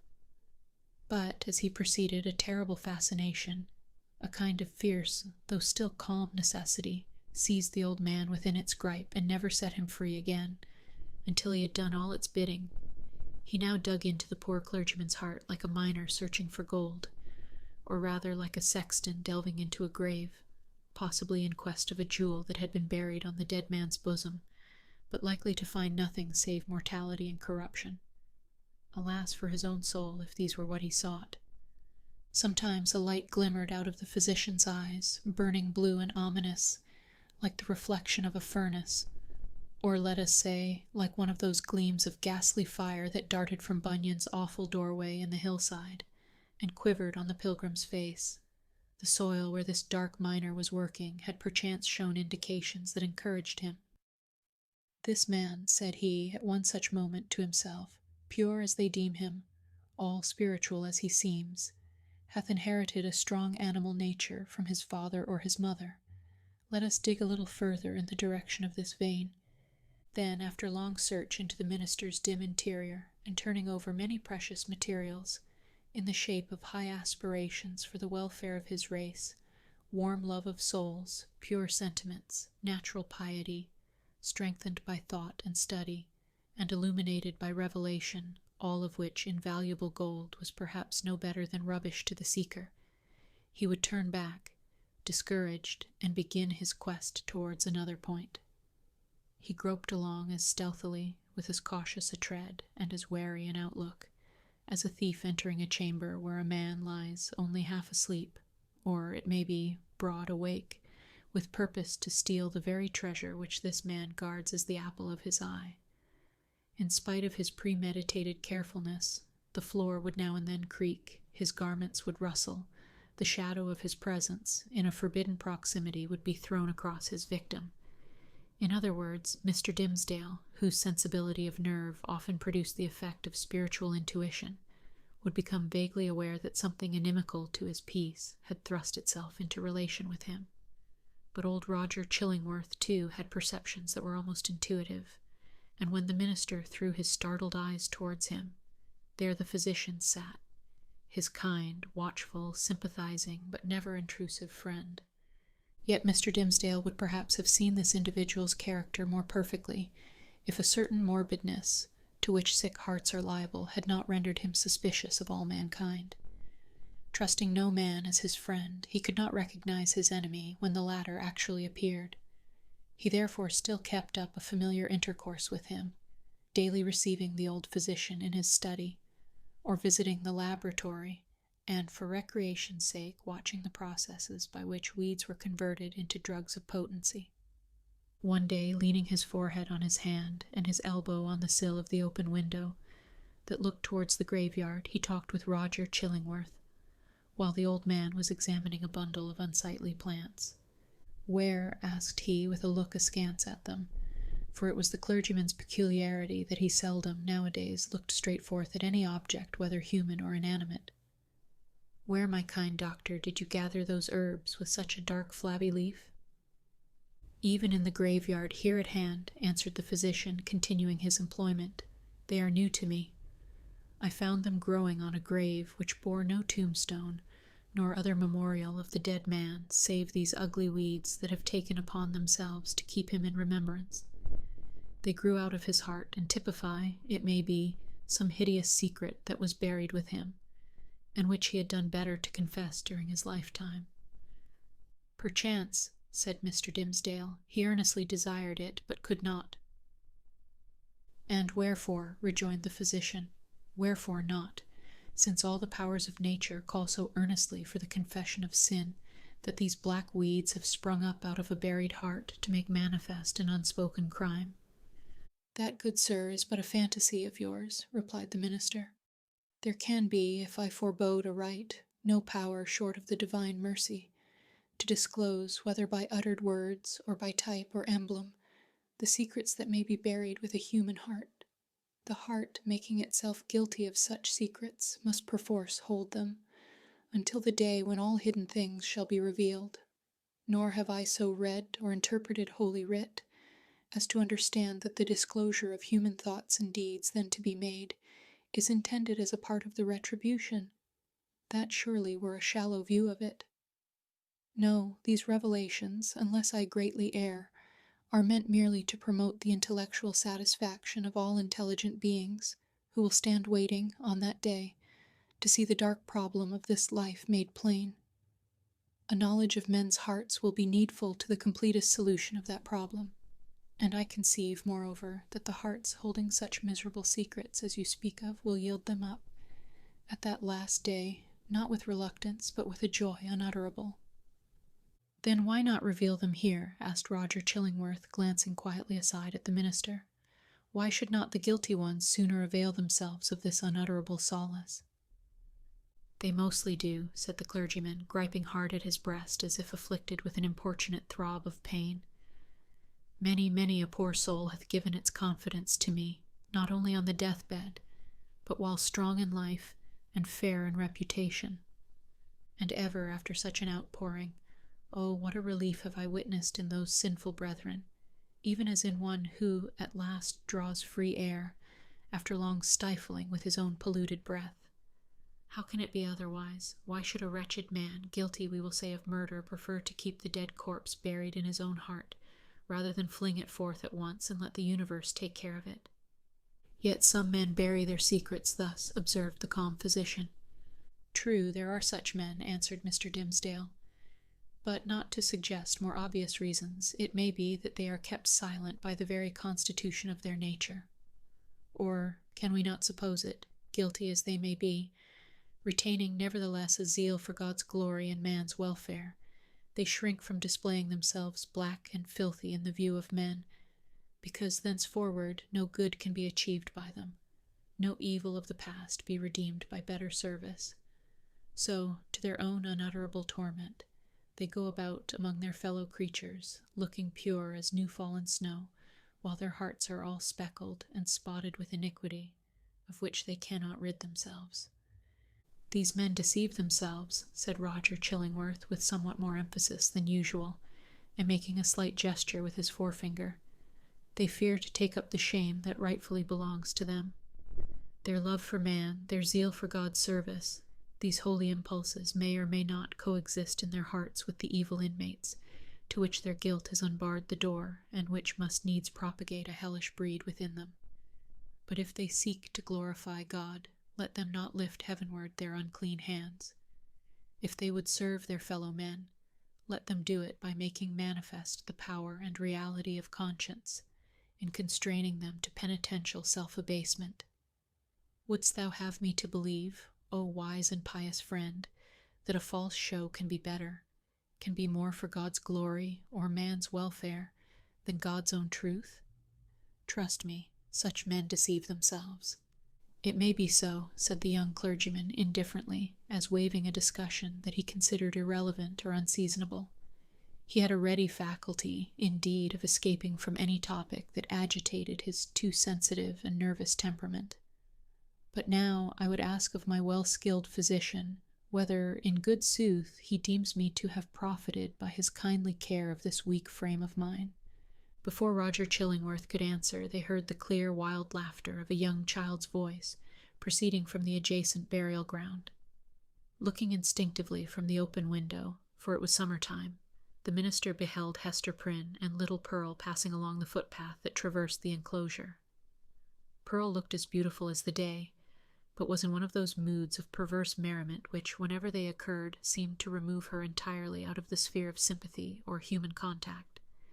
She now skipped irreverently from one grave to another, until, coming to the broad, flat, armorial tombstone of a departed worthy, perhaps of Isaac Johnson himself, she began to dance upon it.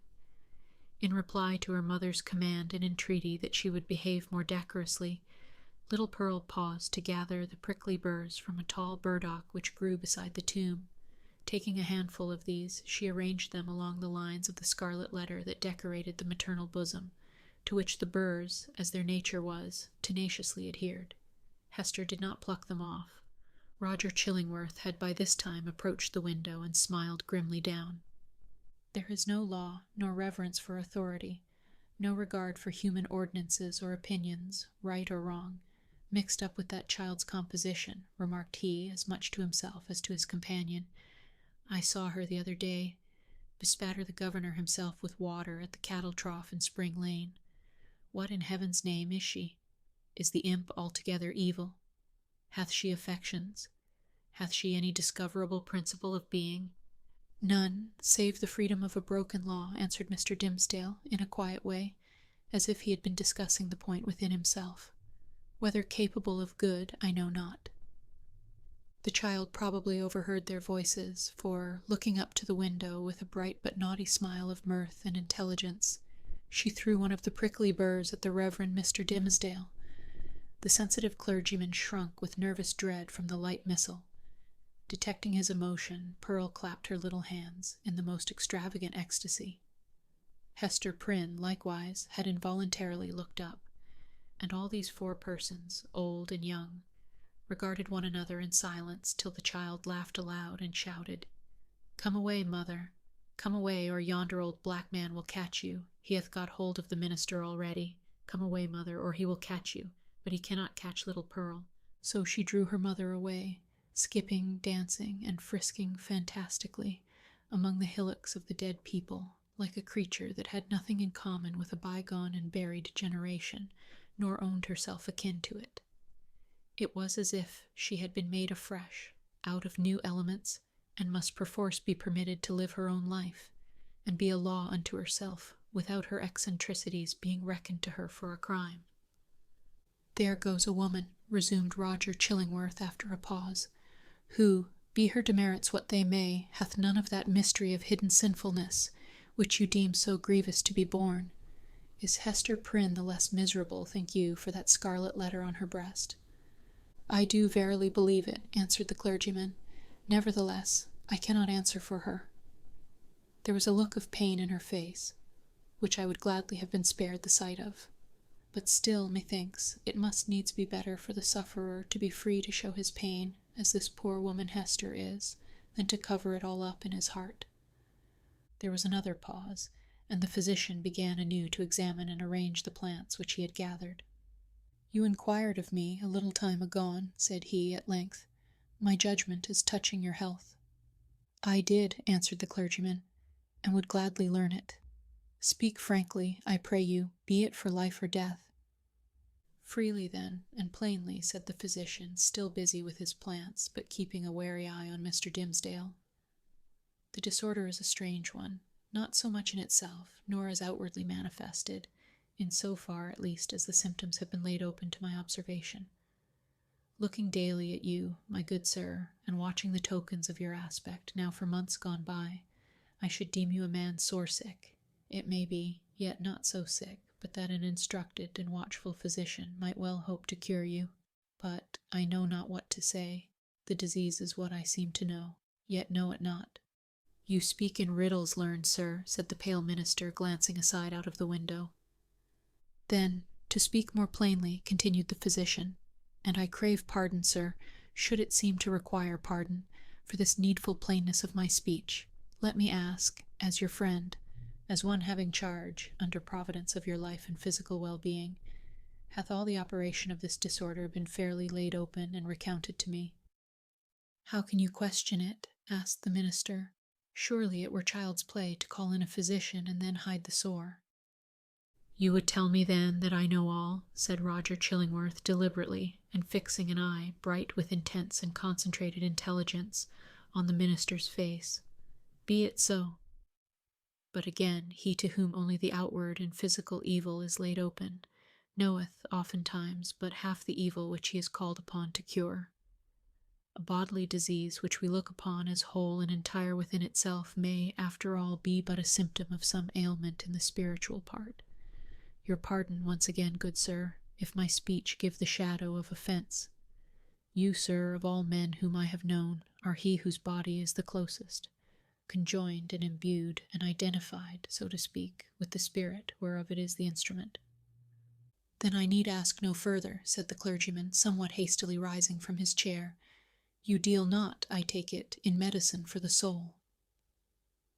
"Thus, a sickness," continued Roger Chillingworth, going on, in an unaltered tone, without heeding the interruption, but standing up and confronting the emaciated and white-cheeked minister with his low, dark, and misshapen figure.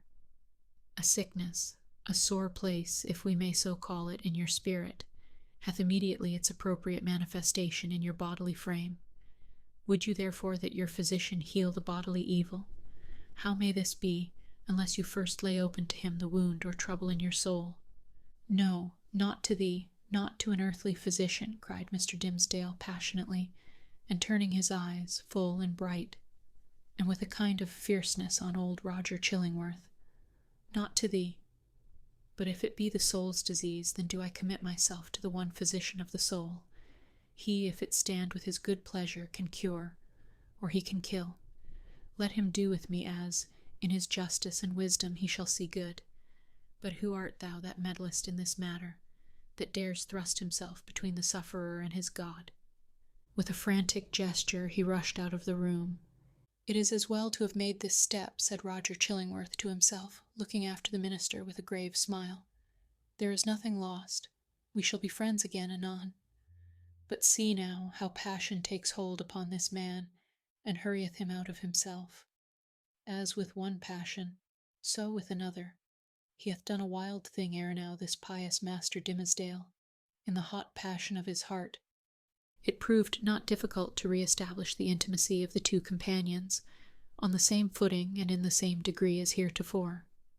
The young clergyman, after a few hours of privacy, was sensible that the disorder of his nerves had hurried him into an unseemly outbreak of temper, which there had been nothing in the physician's words to excuse or palliate. He marveled indeed at the violence with which he had thrust back the kind old man, when merely proffering the advice which it was his duty to bestow, and which the minister himself had expressly sought. With these remorseful feelings he lost no time in making the amplest apologies, and besought his friend still to continue the care, which, if not successful in restoring him to health, had, in all probability, been the means of prolonging his feeble existence to that hour. Roger Chillingworth readily assented, and went on with his medical supervision of the minister, doing his best for him, in all good faith, but always quitting the patient's apartment at the close of a professional interview, with a mysterious and puzzled smile upon his lips. This expression was invisible in Mr. Dimmesdale's presence, but grew strongly evident as the physician crossed the threshold. "A rare case," he muttered. "I must needs look deeper into it. A strange sympathy, betwixt soul and body. Were it only for the art's sake, I must search this matter to the bottom." It came to pass, not long after the scene above recorded, that the Reverend Mr. Dimmesdale, at noonday, and entirely unawares, fell into a deep, deep slumber, sitting in his chair, with a large black-letter volume open before him on the table. It must have been a work of vast ability in the somniferous school of literature. The profound depth of the minister's repose was the more remarkable, inasmuch as he was one of those persons whose sleep, ordinarily, is as light, as fitful, and as easily scared away, as a small bird hopping on a twig. To such an unwonted remoteness, however, had his spirit now withdrawn into itself, that he stirred not in his chair when old Roger Chillingworth, without any extraordinary precaution, came into the room. The physician advanced directly in front of his patient, laid his hand upon his bosom, and thrust aside the vestment that hitherto had always covered it even from the professional eye.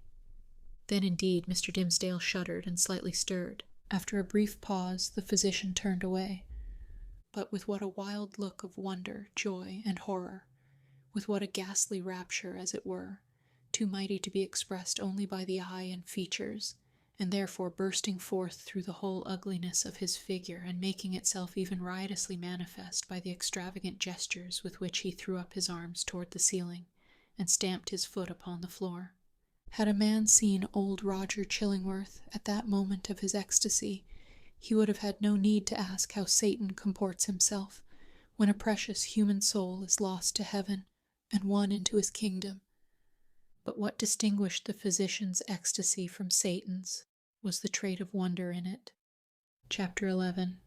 The Interior of a Heart. After the incident last described, the intercourse between the clergyman and the physician, though externally the same, was really of another character than it had previously been.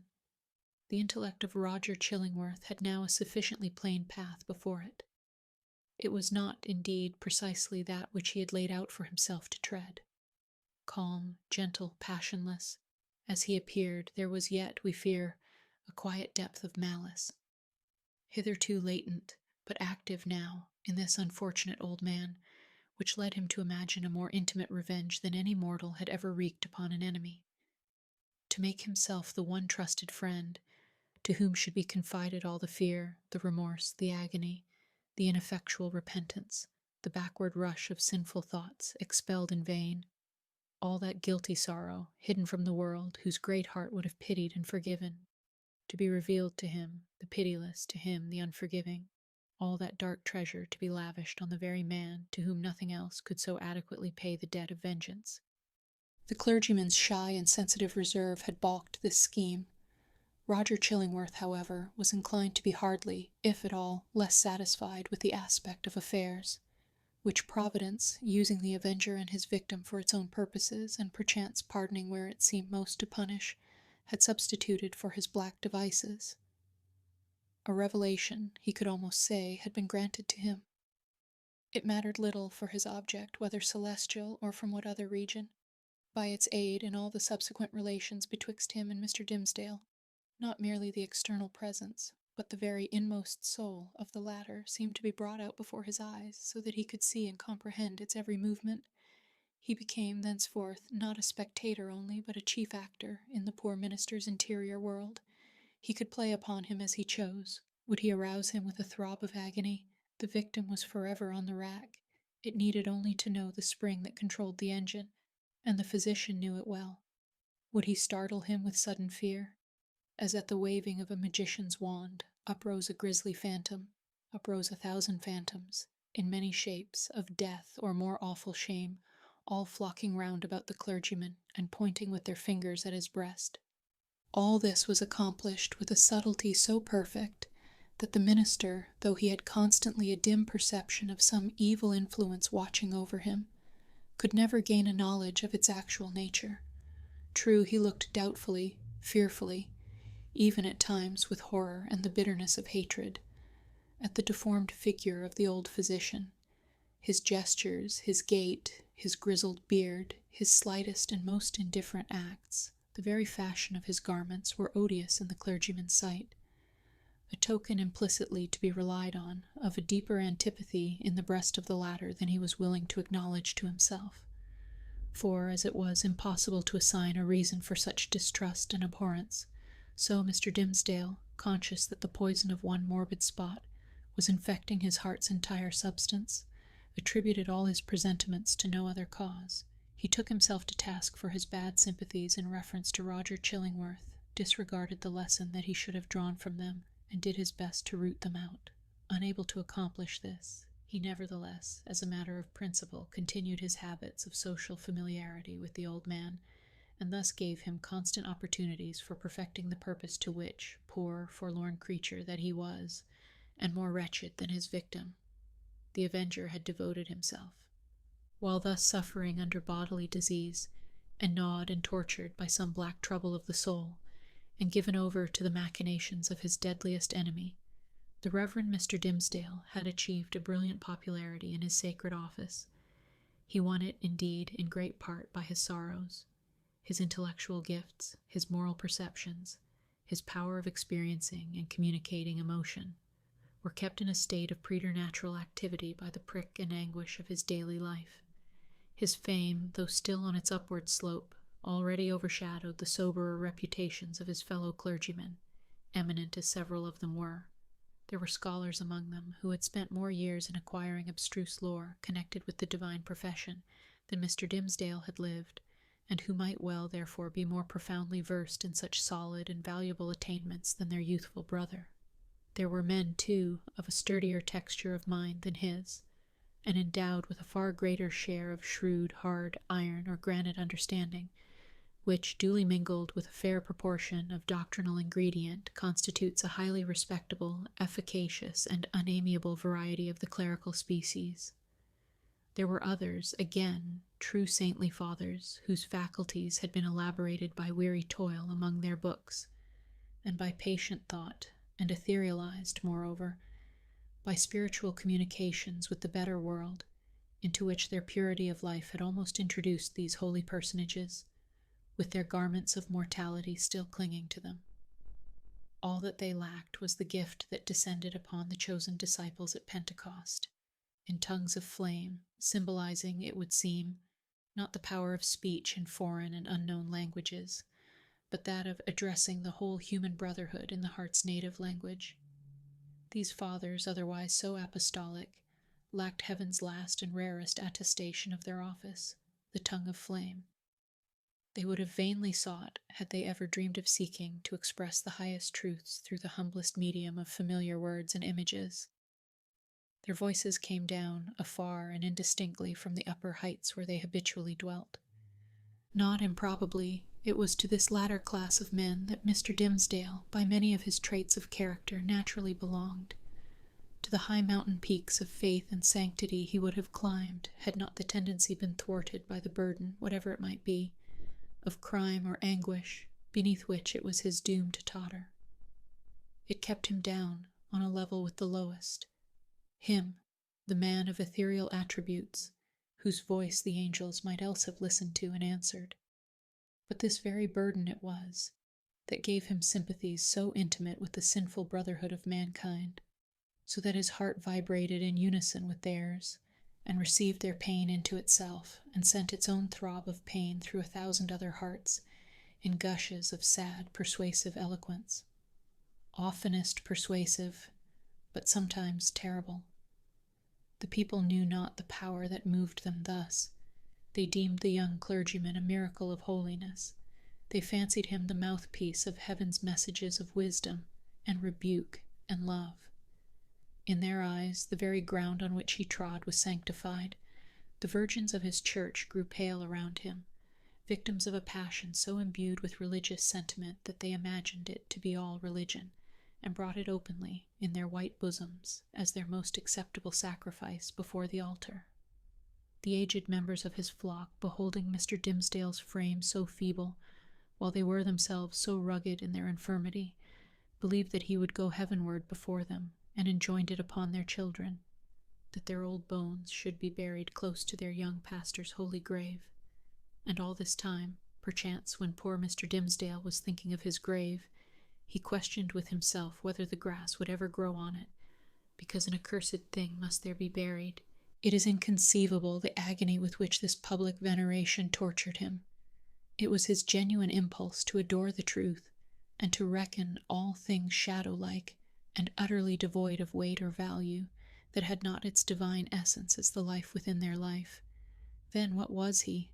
A substance, or the dimmest of all shadows?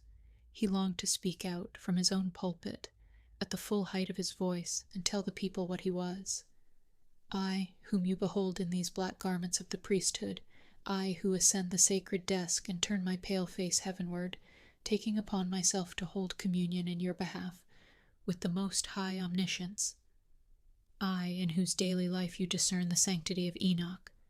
I, whose footsteps, as you suppose, leave a gleam along my earthly track, whereby the pilgrims that shall come after me may be guided to the regions of the blessed. I, who have laid the hand of baptism upon your children. I, who have breathed the parting prayer over your dying friends, to whom the Amen sounded faintly from a world which they had quitted. I, your pastor, whom you so reverence and trust, am utterly a pollution and a lie. More than once Mr. Dimmesdale had gone into the pulpit, with a purpose never to come down its steps, until he should have spoken words like the above. More than once he had cleared his throat, and drawn in the long, deep, and tremulous breath, which, when sent forth again, would come burdened with the black secret of his soul. More than once, nay, more than 100 times, he had actually spoken. Spoken. But how? He had told his hearers that he was altogether vile, a viler companion of the vilest, the worst of sinners, an abomination, a thing of unimaginable iniquity, and that the only wonder was that they did not see his wretched body shriveled up before their eyes by the burning wrath of the Almighty. Could there be plainer speech than this? Would not the people start up in their seats by a simultaneous impulse, and tear him down out of the pulpit which he defiled? Not so, indeed. They heard it all, and did but reverence him the more. They little guessed what deadly purport lurked in those self-condemning words. The godly youth, said they among themselves, the saint on earth. Alas, if he discerned such sinfulness in his own white soul, what horrid spectacle would he behold in thine or mine? The minister well knew, subtle but remorseful hypocrite that he was, the light in which his vague confession would be viewed. He had striven to put a cheat upon himself by making the avowal of a guilty conscience, but had gained only one other sin, and a self-acknowledged shame without the momentary relief of being self-deceived. He had spoken the very truth and transformed it into the veriest falsehood, and yet, by the constitution of his nature, he loved the truth, and loathed the lie, as few men ever did. Therefore, above all things else, he loathed his miserable self. His inward trouble drove him to practices more in accordance with the old corrupted faith of Rome than with the better light of the church in which he had been born and bred. In Mr. Dimsdale's secret closet, under lock and key, there was a bloody scourge. Oftentimes this Protestant and Puritan divine had plied it on his own shoulders, laughing bitterly at himself the while, and smiting so much the more pitilessly because of that bitter laugh. It was his custom, too, as it has been that of many other pious Puritans, to fast, not, however, like them, in order to purify the body and render it to the fitter medium of celestial illumination, but rigorously, and until his knees trembled beneath him, as an act of penance. He kept vigils, likewise, night after night, sometimes in utter darkness, sometimes with a glimmering lamp, and sometimes viewing his own face in a looking-glass by the most powerful light which he could throw upon it. He thus typified the constant introspection wherewith he tortured but could not purify himself. In these lengthened vigils his brain often reeled, and visions seemed to flit before him, perhaps seen doubtfully and by a faint light of their own in the remote dimness of the chamber, or more vividly, and close beside him within the looking-glass. Now it was a herd of diabolic shapes that grinned and mocked at the pale minister and beckoned him away with them. Now a group of shining angels who flew upward heavily, as sorrow-laden, but grew more ethereal as they rose. Now came the dead friends of his youth, and his white-bearded father with a saint-like frown, and his mother turning her face away as she passed by.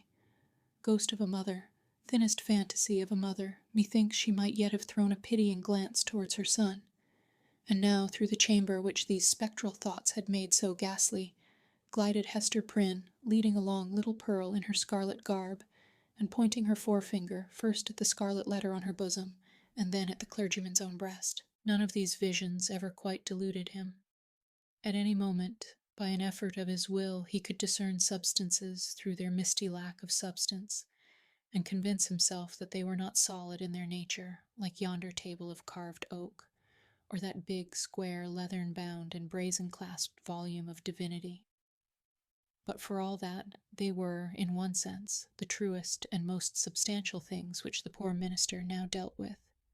It is the unspeakable misery of a life so false as his, that it steals the pith and substance out of whatever realities there are around us, and which were meant by heaven to be the spirit's joy and nutriment.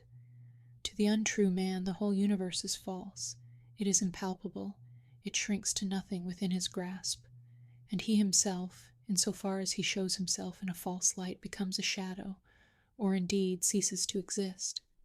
The only truth that continued to give Mr. Dimsdale a real existence on this earth was the anguish in his inmost soul, and the undissembled expression of it in his aspect. Had he once found power to smile, and wear a face of gaiety, there would have been no such man. On one of those ugly nights which we have faintly hinted at, but forborne to picture forth, the minister started from his chair. A new thought had struck him. There might be a moment's peace in it. Attiring himself with as much care as if it had been for public worship, and precisely in the same manner, he stole softly down the staircase, undid the door, and issued forth. Chapter 12. The minister's vigil. Walking in the shadow of a dream, as it were, and perhaps actually under the influence of a species of somnambulism, Mr. Dimsdale reached the spot where, now so long since, Hester Prynne had lived through her first hours of public ignominy. The same platform or scaffold, black and weather-stained with the storm or sunshine of 7 long years, and foot-worn, too, with the tread of many culprits who had since ascended it, remained standing beneath the balcony of the meeting-house. The minister went up the steps. It was an obscure night of early May. An unvaried pall of cloud muffled the whole expanse of sky from zenith to horizon. If the same multitude which had stood as eye-witnesses while Hester Prynne sustained her punishment could now have been summoned forth, they would have discerned no face above the platform, nor hardly the outline of a human shape in the dark gray of the midnight. But the town was all asleep. There was no peril of discovery. The minister might stand there, if it so pleased him, until morning should redden in the east, without other risk than that the dank and chill night air would creep into his frame, and stiffen his joints with rheumatism, and clog his throat with catarrh and cough, thereby defrauding the expectant audience of tomorrow's prayer and sermon. No eye could see him, save that ever-wakeful one, which had seen him in his closet, wielding the bloody scourge. Why then had he come hither? Was it but the mockery of penitence? A mockery indeed, but in which his soul trifled with itself, a mockery at which angels blushed and wept, while fiends rejoiced with jeering laughter. He had been driven hither by the impulse of that remorse which dogged him everywhere, and whose own sister and closely linked companion was that cowardice which invariably drew him back, with her tremulous gripe just when the other impulse had hurried him to the verge of a disclosure. Poor, miserable man! What right had infirmity like his to burden itself with crime? Crime is for the iron-nerved, who have their choice either to endure it, or, if it press too hard, to exert their fierce and savage strength for a good purpose, and fling it off at once. This feeble and most sensitive of spirits could do neither, yet continually did one thing or another, which intertwined in the same inextricable knot, the agony of heaven-defying guilt and vain repentance. And thus, while standing on the scaffold in this vain show of expiation, Mr. Dimmesdale was overcome with a great horror of mind, as if the universe were gazing at a scarlet token on his naked breast right over his heart. On that spot, in very truth, there was, and there had long been, the gnawing and poisonous tooth of bodily pain. Without any effort of his will or power to restrain himself, he shrieked aloud, an outcry that went pealing through the night and was beaten back from one house to another and reverberated from the hills in the background, as if a company of devils, detecting so much misery and terror in it, had made a plaything of the sound and were bandying it to and fro. "It is done," muttered the minister, covering his face with his hands. "The whole town will awake and hurry forth and find me here." But it was not so. The shriek had perhaps sounded with a far greater power, to his own startled ears, than it actually possessed. The town did not awake, or if it did, the drowsy slumberers mistook the cry either for something frightful in a dream, or for the noise of witches, whose voices, at that period, were often heard to pass over the settlements or lonely cottages, as they rode with Satan through the air. The clergyman, therefore, hearing no symptoms of disturbance, uncovered his eyes and looked about him. At one of the chamber windows of Governor Bellingham's mansion, which stood at some distance, on the line of another street, he beheld the appearance of the old magistrate himself, with a lamp in his hand, a white nightcap on his head, and a long white gown enveloping his figure. He looked like a ghost, evoked unseasonably from the grave. The cry had evidently startled him. At another window of the same house, moreover, appeared old Mistress Hibbins, the governor's sister, also with a lamp, which, even thus far off, revealed the expression of her sour and discontented face. She thrust forth her head from the lattice, and looked anxiously upward. Beyond the shadow of a doubt, this venerable witch lady had heard Mr. Dimmesdale's outcry, and interpreted it with its multitudinous echoes and reverberations as the clamor of the fiends and night hags, with whom she was well known to make excursions into the forest. Detecting the gleam of Governor Bellingham's lamp, the old lady quickly extinguished her own and vanished. Possibly she went up among the clouds. The minister saw nothing further of her motions. The magistrate, after a wary observation of the darkness, into which, nevertheless, he could see but little further than he might into a millstone, retired from the window. The minister grew comparatively calm. His eyes, however, were soon greeted by a little glimmering light, which at first, a long way off, was approaching up the street. It threw a gleam of recognition on here a post, and there a garden fence, and here a latticed window pane, and there a pump with its full trough of water, and here again an arched door of oak, with an iron knocker and a rough log for the doorstep. The Reverend Mr. Dimmesdale noted all these minute particulars, even while firmly convinced that the doom of his existence was stealing onward in the footsteps which he now heard, and that the gleam of the lantern would fall upon him in a few moments more and reveal his long-hidden secret. As the light drew nearer, he beheld within its illuminated circle his brother clergyman, or, to speak more accurately, his professional father as well as highly valued friend, the Reverend Mr. Wilson, who, as Mr. Dimmesdale now conjectured, had been praying at the bedside of some dying man. And so he had. The good old minister came freshly from the death-chamber of Governor Winthrop, who had passed from earth to heaven within that very hour, and now surrounded like the saint-like personages of olden times, with a radiant halo that glorified him amid this gloomy night of sin, as if the departed governor had left him an inheritance of his glory, or as if he had caught upon himself the distant shine of the celestial city, while looking thitherward to see the triumphant pilgrim pass within its gates. Now, in short, good Father Wilson was moving homeward, aiding his footsteps with a lighted lantern. The glimmer of this luminary suggested the above conceits to Mr. Dimmesdale, who smiled, nay, almost laughed at them, and then wondered if he were going mad. As the Reverend Mr. Wilson passed beside the scaffold, closely muffling his Geneva cloak about him with one arm, and holding the lantern before his breast with the other, the minister could hardly restrain himself from speaking. "A good evening to you, venerable Father Wilson. Come up hither, I pray you, and pass a pleasant hour with me." Good heavens! Had Mr. Dimmesdale actually spoken? For one instant he believed that these words had passed his lips, but they were uttered only within his imagination. The venerable Father Wilson continued to step slowly onward, looking carefully at the muddy pathway before his feet, and never once turning his head towards the guilty platform. When the light of the glimmering lantern had faded quite away, the minister discovered, by the faintness which came over him, that the last few moments had been a crisis of terrible anxiety, although his mind had made an involuntary effort to relieve itself by a kind of lurid playfulness. Shortly afterwards, the light grisly sense of the humorous again stole in among the solemn phantoms of his thought. He felt his limbs growing stiff with the unaccustomed chilliness of the night, and doubted whether he should be able to descend the steps of the scaffold. Morning would break, and find him there. The neighborhood would begin to rouse itself. The earliest riser, coming forth in the dim twilight, would perceive a vaguely defined figure aloft on the place of shame, and half crazed betwixt alarm and curiosity, would go, knocking from door to door, summoning all the people to behold the ghost, as he needs must think it, of some defunct transgressor. A dusky tumult would flap its wings from one house to another. Then, the morning light still waxing stronger, old patriarchs would rise up in great haste, each in his flannel gown, and matronly dames, without pausing to put off their night gear.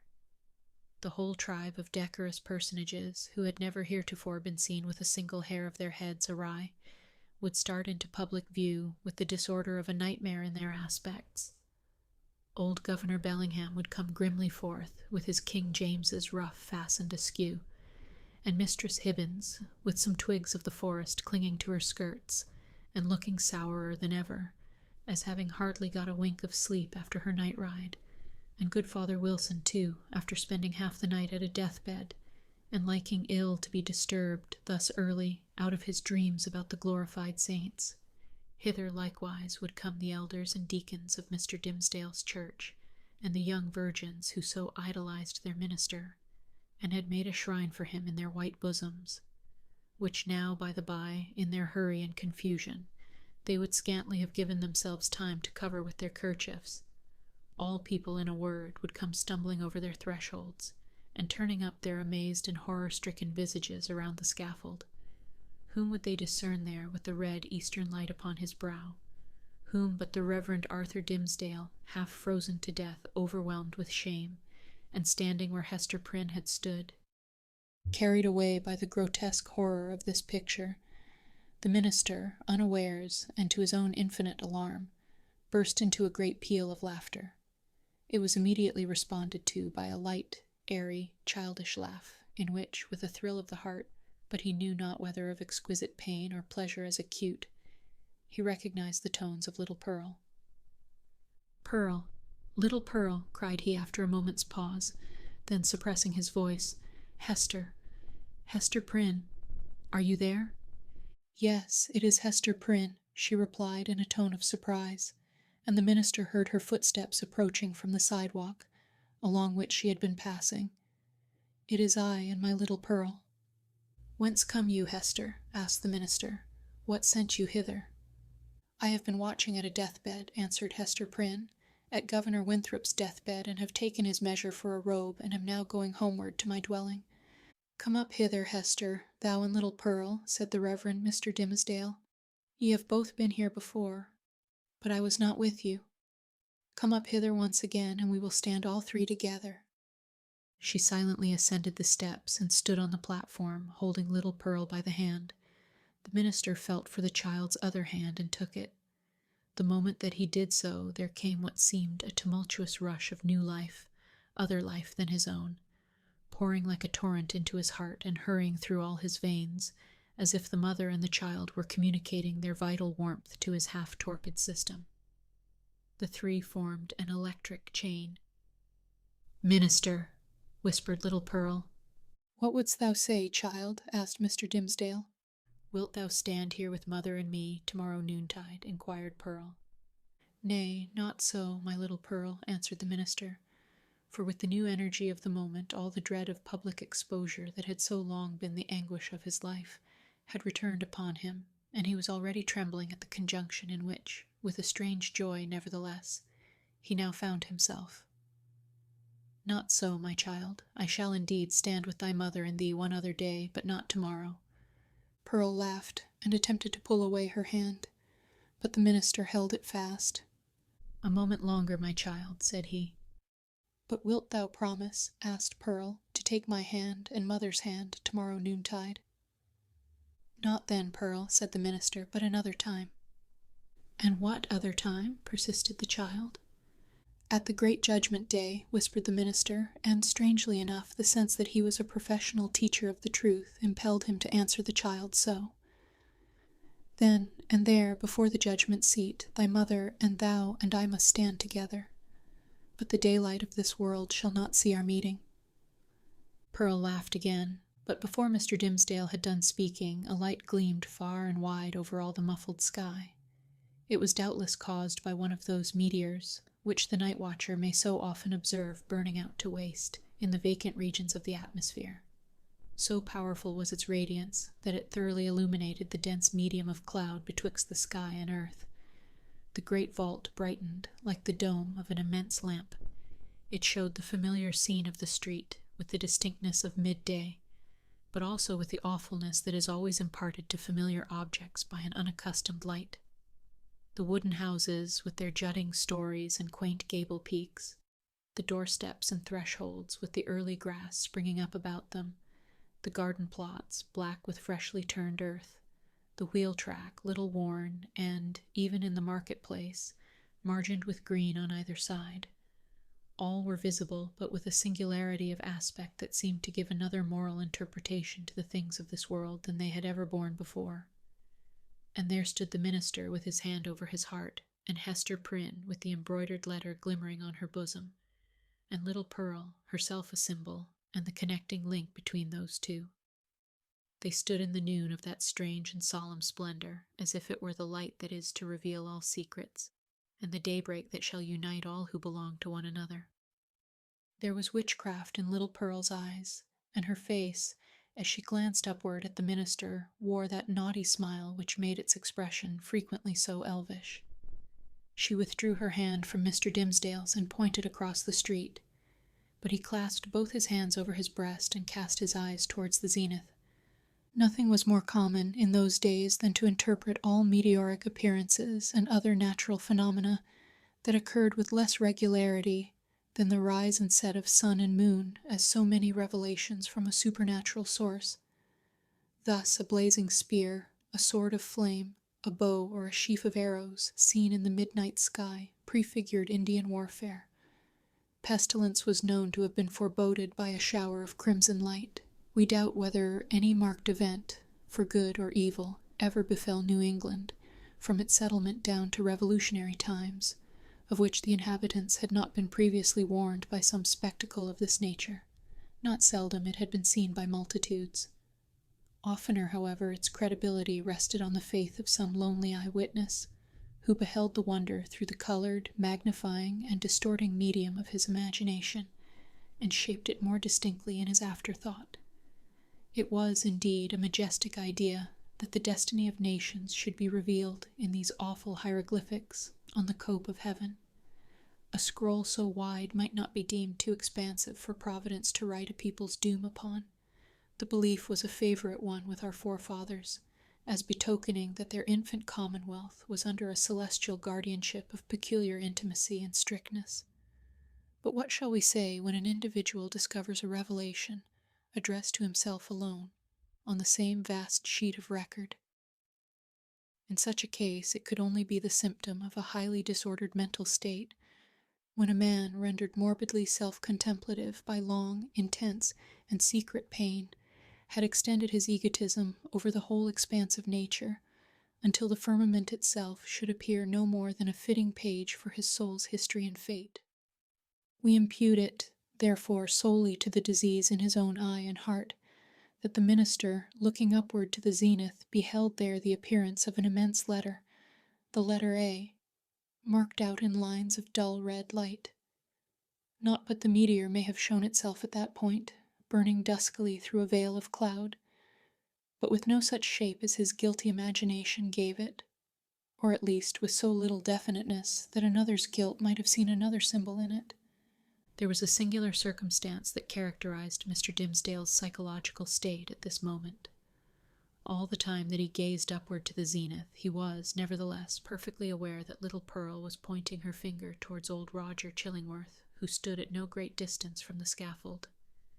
The minister appeared to see him with the same glance that discerned the miraculous letter. To his features, as to all other objects, the meteoric light imparted a new expression. Or it might well be that the physician was not careful then, as at all other times, to hide the malevolence with which he looked upon his victim. Certainly if the meteor kindled up the sky and disclosed the earth with an awfulness that admonished Hester Prynne and the clergymen of the day of judgment, then might Roger Chillingworth have passed with them for the arch-fiend, standing there with a smile and scowl to claim his own. So vivid was the expression, or so intense the minister's perception of it, that it seemed still to remain painted on the darkness, after the meteor had vanished, with an effect as if the street and all things else were at once annihilated. "Who is that man, Hester?" gasped Mr. Dimmesdale, overcome with terror. "I shiver at him. Dost thou know the man?" "I hate him, Hester." She remembered her oath and was silent. "I tell thee my soul shivers at him," muttered the minister again. "Who is he? Who is he? Canst thou do nothing for me? I have a nameless horror of the man." "Minister," said little Pearl, "I can tell thee who he is." "Quickly then, child," said the minister, bending his ear close to her lips, "quickly, and as low as thou canst whisper." Pearl mumbled something into his ear that sounded, indeed, like human language, but was only such gibberish as children may be heard amusing themselves with by the hour together. At all events, if it involved any secret information in regard to old Roger Chillingworth, it was in a tongue unknown to the erudite clergyman, and did but increase the bewilderment of his mind. The elfish child then laughed aloud. "Dost thou mock me now?" said the minister. "Thou wast not bold, thou wast not true," answered the child. "Thou wouldst not promise to take my hand, and mother's hand, tomorrow noontide." "Worthy sir," answered the physician, who had now advanced to the foot of the platform. "Pious Master Dimmesdale, can this be you? Well, well, indeed. We men of study, whose heads are in our books, have need to be straitly looked after. We dream in our waking moments, and walk in our sleep. Come, good sir, and my dear friend, I pray you, let me lead you home." "How knewest thou that I was here?" asked the minister fearfully. "Verily, and in good faith," answered Roger Chillingworth, "I knew nothing of the matter." I had spent the better part of the night at the bedside of the worshipful Governor Winthrop, doing what my poor skill might to give him ease, he going home to a better world. I, likewise, was on my way homeward when this strange light shone out. Come with me, I beseech you, reverend sir, else you will be poorly able to do Sabbath duty tomorrow. Aha! See now, how they trouble the brain, these books, these books.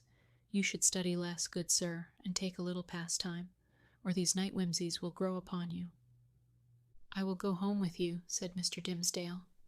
With a chill despondency, like one awaking, all nerveless from an ugly dream, he yielded himself to the physician and was led away. The next day, however, being the Sabbath, he preached a discourse which was held to be the richest and most powerful, and the most replete with heavenly influences that had ever proceeded from his lips. Souls, it is said more souls than one, were brought to the truth by the efficacy of that sermon, and vowed within themselves to cherish a holy gratitude towards Mr. Dimmesdale throughout the long hereafter. But, as he came down the pulpit steps, the grey-bearded sexton met him, holding up a black glove, which the minister recognized as his own. It was found, said the sexton, this morning on the scaffold where evildoers are set up to public shame. Satan dropped it there, I take it, intending a scurrilous jest against your reverence. But indeed he was blind and foolish, as he ever and always is. A pure hand needs no glove to cover it. Thank you, my good friend, said the minister gravely but startled at heart, for so confused was his remembrance that he had almost brought himself to look at the events of the past night as visionary. Yes, it seems to be my glove, indeed. And since Satan saw fit to steal it, your reverence must needs handle him without gloves henceforward, remarked the old sexton, grimly smiling. But did your reverence hear of the portent that was seen last night? A great red letter in the sky, the letter A, which we interpret to stand for angel. For as our good Governor Winthrop was made an angel this past night, it was doubtless held fit that there should be some notice thereof. No, answered the minister, I had not heard of it. Chapter 13. Another view of Hester. In her late singular interview with Mr. Dimmesdale, Hester Prynne was shocked at the condition to which she found the clergyman reduced. His nerve seemed absolutely destroyed. His moral force was abased into more than childish weakness. It grovelled helpless on the ground, even while his intellectual faculties retained their pristine strength, or had perhaps acquired a morbid energy, which disease only could have given them. With her knowledge of a train of circumstances hidden from all others, she could readily infer that, besides the legitimate action of his own conscience, a terrible machinery had been brought to bear, and was still operating on Mr. Dimmesdale's well-being and repose. Knowing what this poor fallen man had once been, her whole soul was moved by the shuddering terror with which he had appealed to her, the outcast woman, for support against his instinctively discovered enemy. She decided, moreover, that he had a right to her utmost aid. Little accustomed, in her long seclusion from society, to measure her ideas of right and wrong by any standard external to herself, Hester saw, or seemed to see, that there lay a responsibility upon her in reference to the clergyman, which she owed to no other, nor to the whole world besides. The links that united her to the rest of humankind, links of flowers, or silk, or gold, or whatever the material, had all been broken. Here was the iron link of mutual crime, which neither he nor she could break. Like all other ties, it brought along with it its obligations. Hester Prynne did not now occupy precisely the same position in which we beheld her during the earlier periods of her ignominy. Years had come and gone. Pearl was now 7 years old. Her mother, with the Scarlet Letter on her breast, glittering in its fantastic embroidery, had long been a familiar object to the townspeople, as is apt to be the case when a person stands out in any prominence before the community, and at the same time interferes neither with public nor individual interests and convenience. A species of general regard had ultimately grown up in reference to Hester Prynne. It is to the credit of human nature that, except where its selfishness is brought into play, it loves more readily than it hates. Hatred, by a gradual and quiet process, will even be transformed to love, unless the change be impeded by a continually new irritation of the original feeling of hostility. In this matter of Hester Prynne, there was neither irritation nor irksomeness.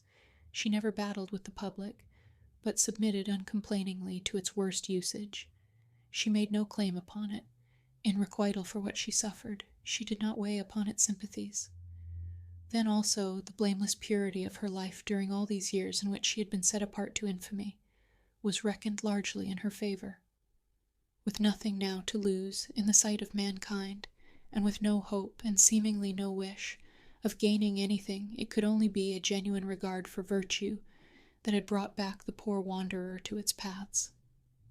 It was perceived, too, that while Hester never put forward even the humblest title to share in the world's privileges, further than to breathe the common air, and earn daily bread for little Pearl and herself by the faithful labor of her hands, she was quick to acknowledge her sisterhood with the race of man whenever benefits were to be conferred, none so ready as she to give of her little substance to every demand of poverty, even though the bitter-hearted pauper threw back a gibe in requital of the food brought regularly to his door, or the garments wrought for him by the fingers that could have embroidered a monarch's robe. None so self-devoted as Hester when pestilence stalked through the town. In all seasons of calamity, indeed, whether general or of individuals, the outcast of society at once found her place. She came, not as a guest, but as a rightful inmate, into the household that was darkened by trouble, as if its gloomy twilight were a medium in which she was entitled to hold intercourse with her fellow creatures. There glimmered the embroidered letter, with comfort in its unearthly ray. Elsewhere the token of sin, it was the taper of the sick chamber. It had even thrown its gleam in the sufferer's hard extremity, across the verge of time. It had shown him where to set his foot, while the light of earth was fast becoming dim, and ere the light of futurity could reach him. In such emergencies, Hester's nature showed itself warm and rich, a wellspring of human tenderness, unfailing to every real demand, and inexhaustible by the largest. Her breast, with its badge of shame, was but the softer pillow for the head that needed one. She was self-ordained a sister of mercy, or we may rather say the world's heavy hand had so ordained her, when neither the world nor she looked forward to this result. The letter was the symbol of her calling. Such helpfulness was found in her, so much power to do and power to sympathize, that many people refused to interpret the scarlet A by its original signification. They said that it meant able, so strong was Hester Prynne, with a woman's strength. It was only the darkened house that could contain her. When sunshine came again, she was not there. Her shadow had faded across the threshold. The helpful inmate had departed without one backward glance to gather up the meed of gratitude, if any were in the hearts of those whom she had served so zealously. Meeting them in the street, she never raised her head to receive their greeting. If they were resolute to accost her, she laid her finger on the scarlet letter and passed on. This might be pride, but was so like humility that it produced all the softening influence of the latter quality on the public mind. The public is despotic in its temper. It is capable of denying common justice when too strenuously demanded as a right. But quite as frequently it awards more than justice when the appeal is made, as despots love to have it made, entirely to its generosity. Interpreting Hester Prynne's deportment as an appeal of this nature, society was inclined to show its former victim a more benign countenance than she cared to be favored with, or perchance than she deserved. The rulers and the wise and learned men of the community were longer in acknowledging the influence of Hester's good qualities than the people. The prejudices which they shared in common with the latter were fortified in themselves by an iron framework of reasoning that made it a far tougher labor to expel them. Day by day, nevertheless, their sour and rigid wrinkles were relaxing into something which, in the due course of years, might grow to be an expression of almost benevolence. Thus it was with the men of rank, on whom their eminent position imposed the guardianship of the public morals. Individuals in private life, meanwhile, had quite forgiven Hester Prynne for her frailty.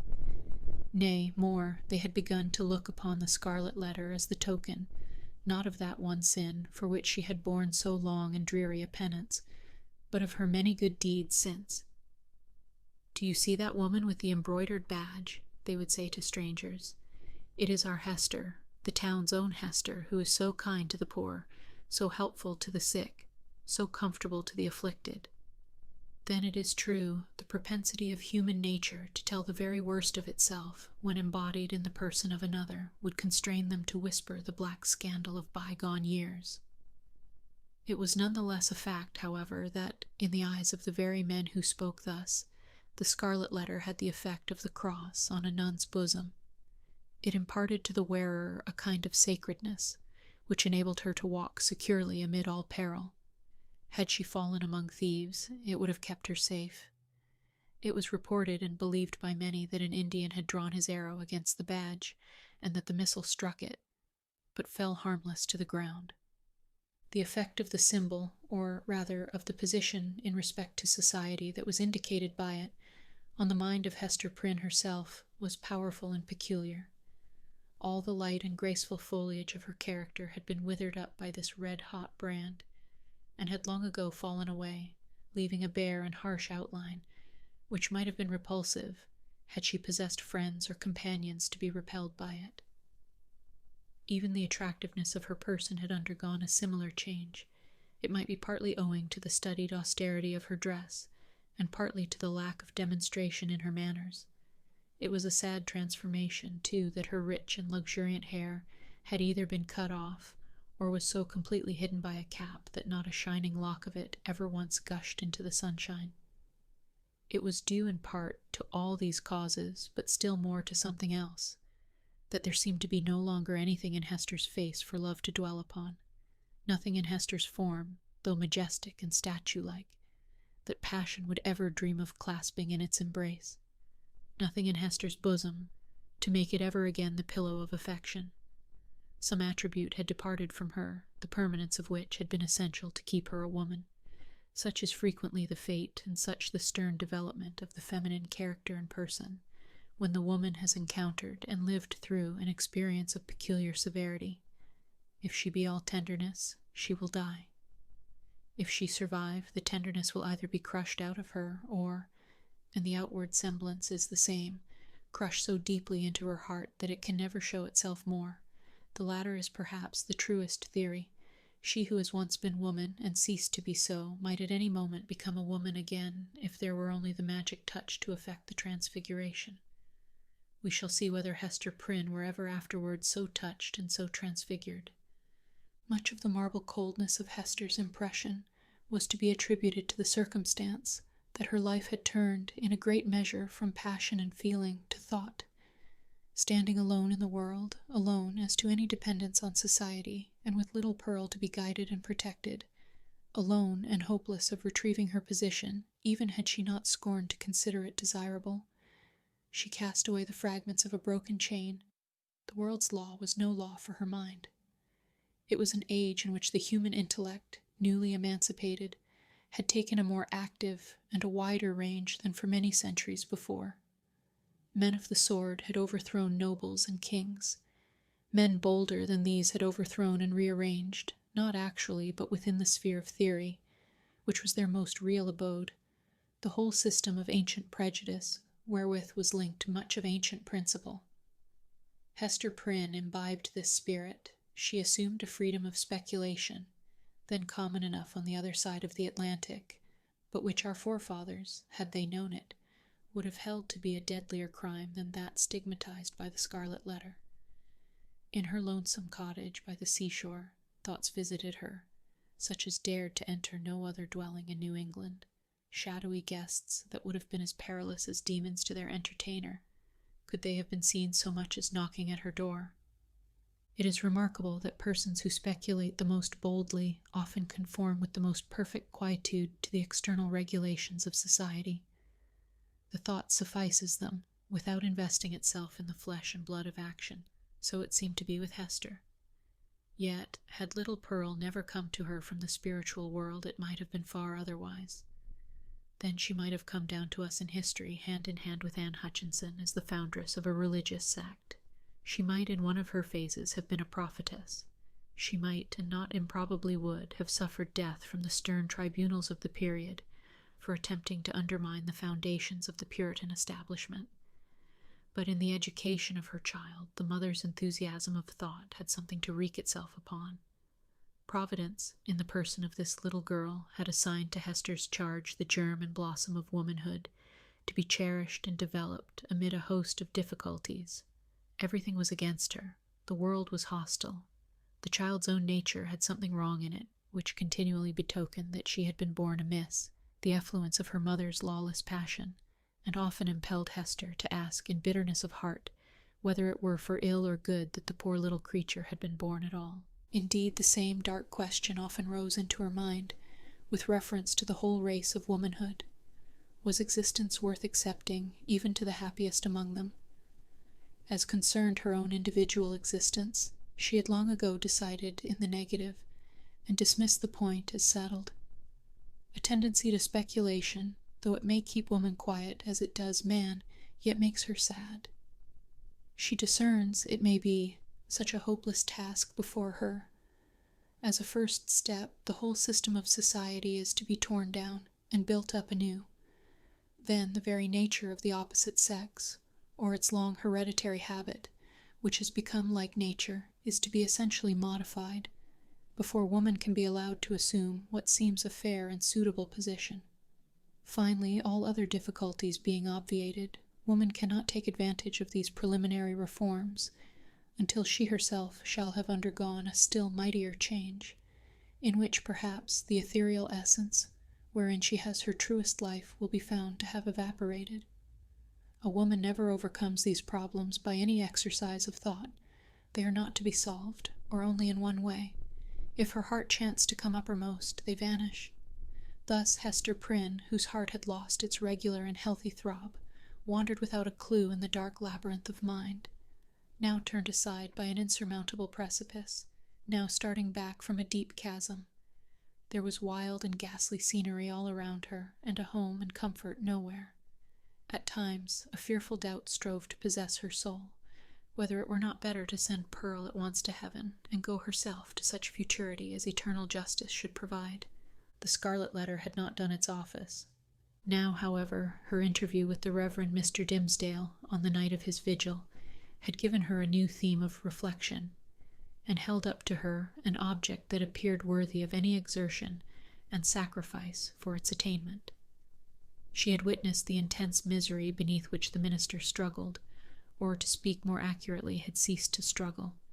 She saw that he stood on the verge of lunacy if he had not already stepped across it. It was impossible to doubt that, whatever painful efficacy there might be in the secret sting of remorse, a deadlier venom had been infused into it by the hand that proffered relief. A secret enemy had been continually by his side, under the semblance of a friend and helper, and had availed himself of the opportunities thus afforded for tampering with the delicate springs of Mr. Dimmesdale's nature. Hester could not but ask herself whether there had not originally been a defect of truth, courage, and loyalty on her own part, in allowing the minister to be thrown into a position where so much evil was to be foreboded, and nothing auspicious to be hoped. Her only justification lay in the fact that she had been able to discern no method of rescuing him from a blacker ruin than had overwhelmed herself, except by acquiescing in Roger Chillingworth's scheme of disguise. Under that impulse, she had made her choice, and had chosen, as it now appeared, the more wretched alternative of the two. She determined to redeem her error so far as it might yet be possible. Strengthened by years of hard and solemn trial, she felt herself no longer so inadequate to cope with Roger Chillingworth as on that night. Abased by sin, and half maddened by the ignominy that was still new, when they had talked together in the prison chamber, she had climbed her way since then to a higher point. The old man, on the other hand, had brought himself nearer to her level, or perhaps below it, by the revenge which he had stooped for. In fine, Hester Prynne resolved to meet her former husband, and do what might be in her power for the rescue of the victim, on whom he had so evidently set his gripe. The occasion was not long to seek. One afternoon, walking with Pearl in a retired part of the peninsula, she beheld the old physician, with a basket on one arm, and a staff in the other hand, stooping along the ground in quest of roots and herbs to concoct his medicines withal. Chapter 14. Hester and the Physician. Hester bade little Pearl run down to the margin of the water and play with the shells and tangled seaweed, until she should have talked a while with yonder gatherer of herbs.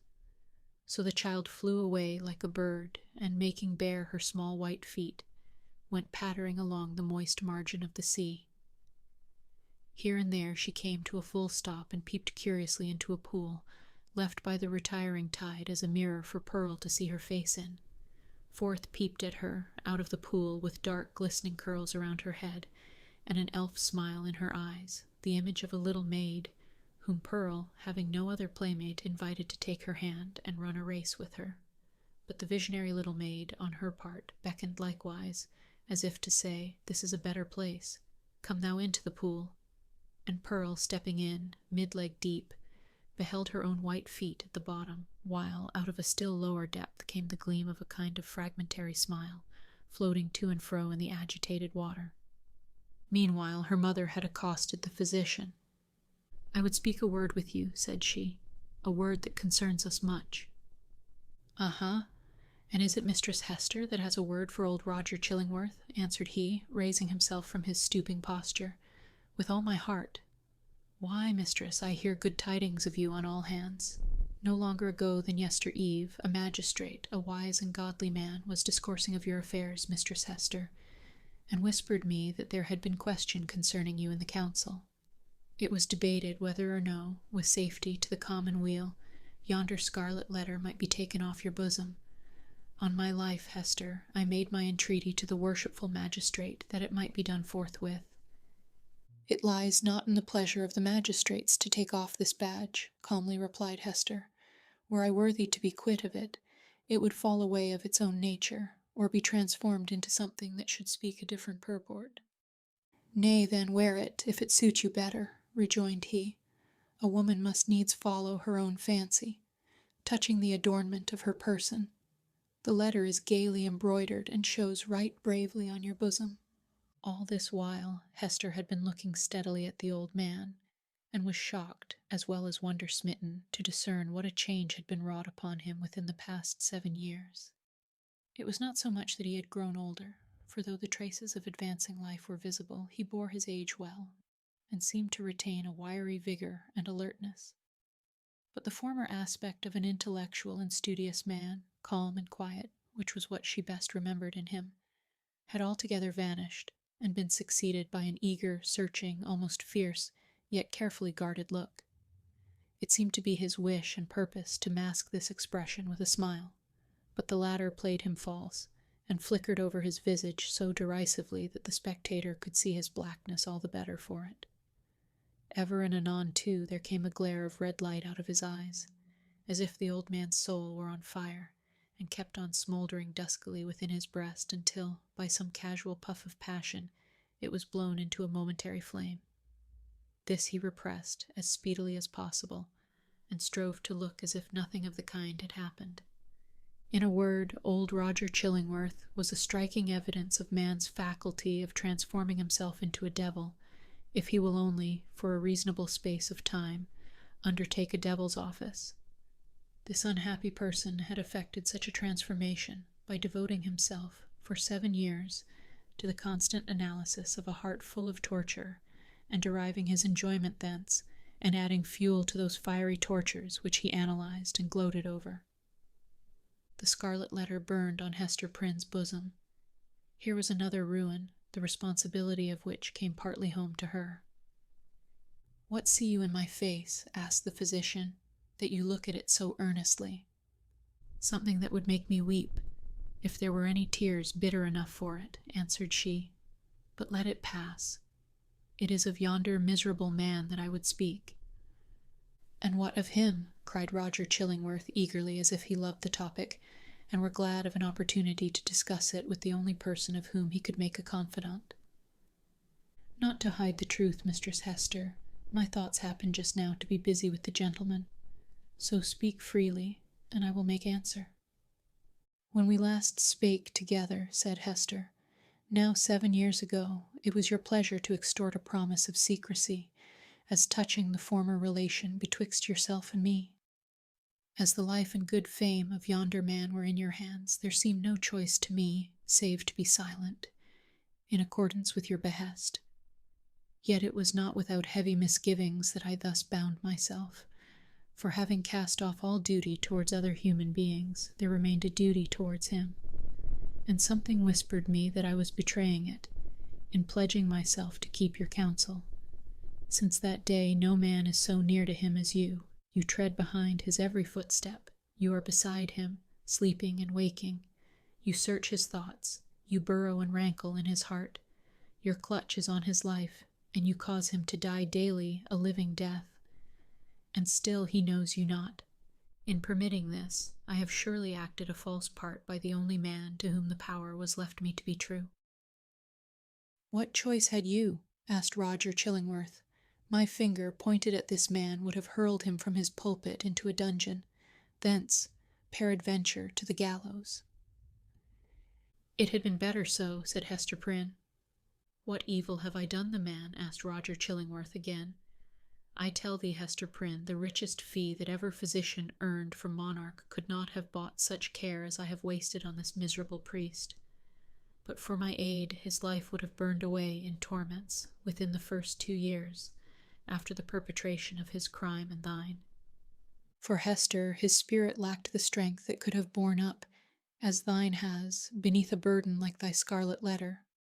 Oh, I could reveal a goodly secret, but enough. What art can do I have exhausted on him. That he now breathes and creeps about on earth is owing all to me. Better he had died at once, said Hester Prynne. Yea, woman, thou sayest truly, high farcer, cried old Roger Chillingworth, letting the lurid fire of his heart blaze out before her eyes.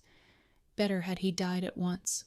Never did mortal suffer what this man has suffered, and all in the sight of his worst enemy. He has been conscious of me. He has felt an influence dwelling always upon him like a curse. He knew by some spiritual sense, for the Creator never made another being so sensitive as this. He knew that no friendly hand was pulling at his heartstrings, and that an eye was looking curiously into him, which sought only evil, and found it. But he knew not that the eye and hand were mine. With the superstition common to his brotherhood, he fancied himself given over to a fiend, to be tortured with frightful dreams and desperate thoughts, the sting of remorse and despair of pardon, as a foretaste of what awaits him beyond the grave. But it was the constant shadow of my presence, the closest propinquity of the man whom he had most vilely wronged, and who had grown to exist only by this perpetual poison of the direst revenge. Yea, indeed, he did not err. There was a fiend at his elbow. A mortal man with once a human heart has become a fiend for his especial torment. The unfortunate physician, while uttering these words, lifted his hands with a look of horror, as if he had beheld some frightful shape which he could not recognize, usurping the place of his own image in a glass. It was one of those moments, which sometimes occur only at the interval of years, when a man's moral aspect is faithfully revealed to his mind's eye. Not improbably, he had never before viewed himself as he did now. Hast thou not tortured him enough? Said Hester, noticing the old man's look. Has he not paid thee all? No, he has but increased the debt, answered the physician, and as he proceeded his manner lost its fiercer characteristics, and subsided into gloom. Dost thou remember me, Hester, as I was 9 years agone? Even then I was in the autumn of my days, nor was it the early autumn, but all my life had been made up of earnest, studious, thoughtful, quiet years, bestowed faithfully for the increase of mine own knowledge, and faithfully, too, though this latter object was but casual to the other, faithfully for the advancement of human welfare.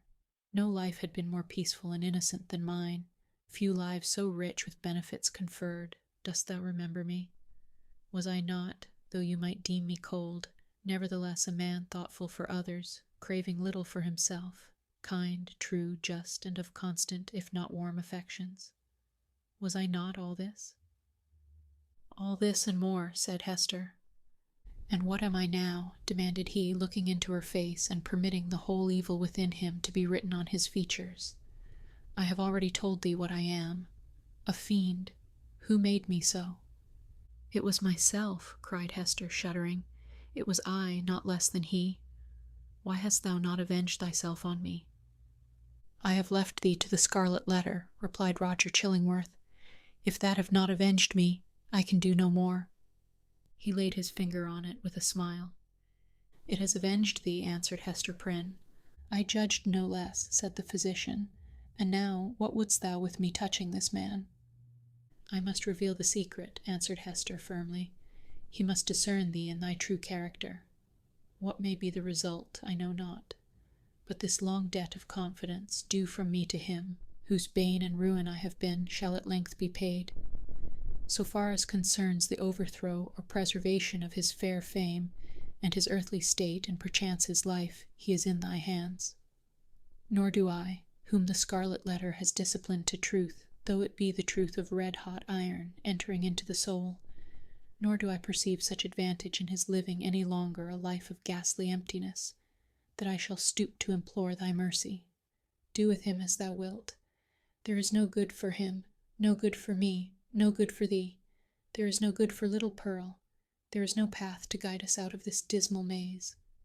"Woman, I could well nigh pity thee," said Roger Chillingworth, unable to restrain a thrill of admiration too, for there was a quality almost majestic in the despair which she expressed. "Thou hadst great elements. Peradventure, hadst thou met earlier with a better love than mine, this evil had not been. I pity thee for the good that has been wasted in thy nature." "And I thee," answered Hester Prynne, "for the hatred that has transformed a wise and just man to a fiend. Wilt thou yet purge it out of thee, and be once more human?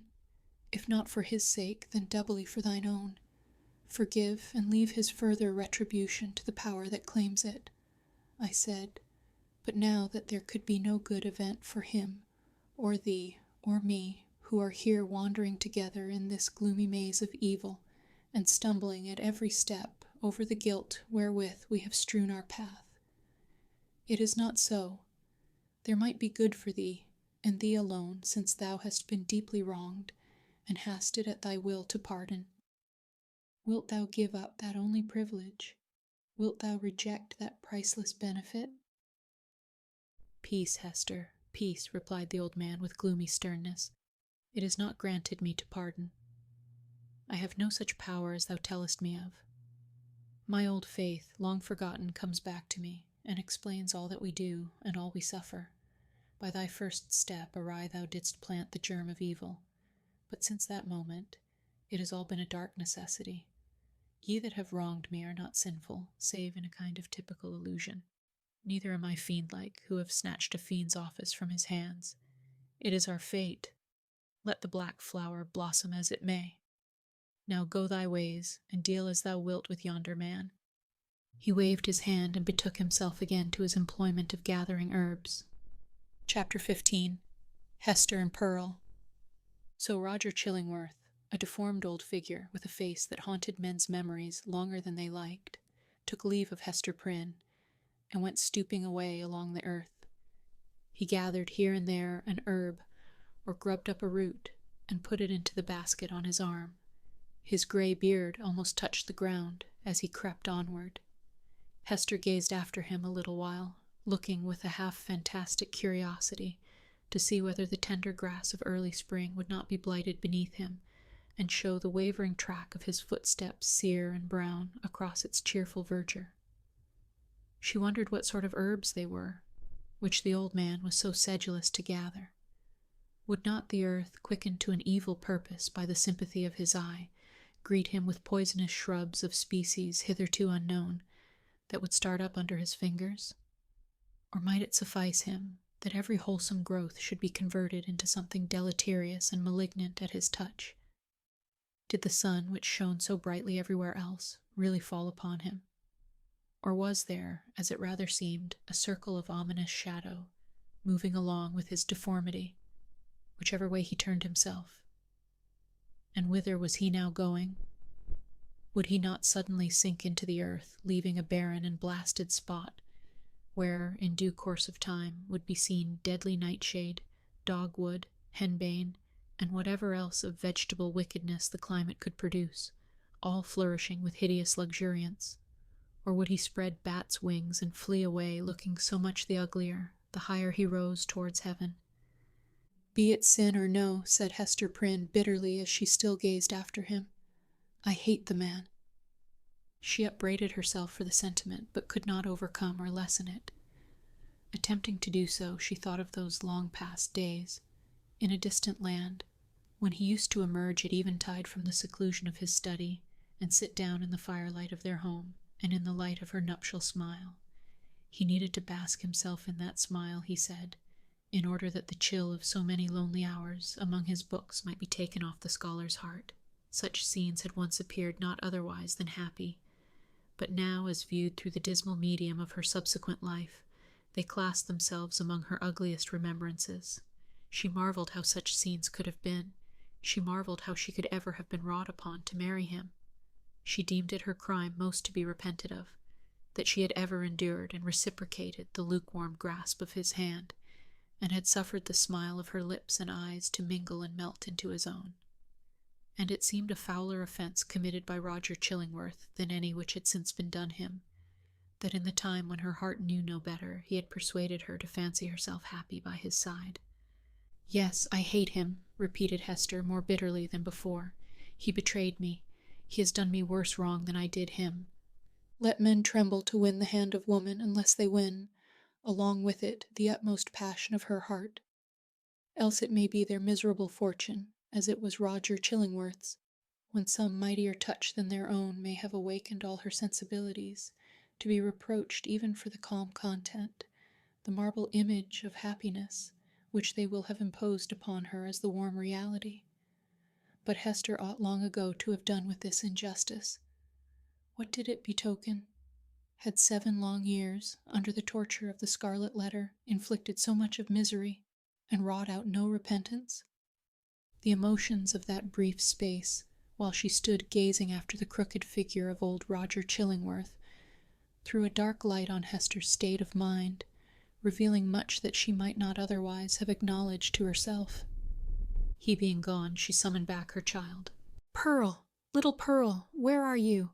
Pearl, whose activity of spirit never flagged, had been at no loss for amusement while her mother talked with the old gatherer of herbs. At first, as already told, she had flirted fancifully with her own image in a pool of water, beckoning the phantom forth, and, as it declined to venture, seeking a passage for herself into its sphere of impalpable earth and unattainable sky. Soon finding, however, that either she or the image was unreal, she turned elsewhere for better pastime. She made little boats out of birch bark, and freighted them with snail shells, and sent out more ventures on the mighty deep than any merchant in New England, but the larger part of them foundered near the shore. She seized a live horseshoe by the tail, and made prize of several 5 fingers, and laid out a jellyfish to melt in the warm sun. Then she took up the white foam that streaked the line of the advancing tide, and threw it upon the breeze, scampering after it with winged footsteps to catch the great snowflakes ere they fell. Perceiving a flock of beach birds that fed and fluttered along the shore, the naughty child picked up her apron full of pebbles, and, creeping from rock to rock after these small seafowl, displayed remarkable dexterity in pelting them. One little gray bird, with a white breast, Pearl was almost sure, had been hit by a pebble, and fluttered away with a broken wing.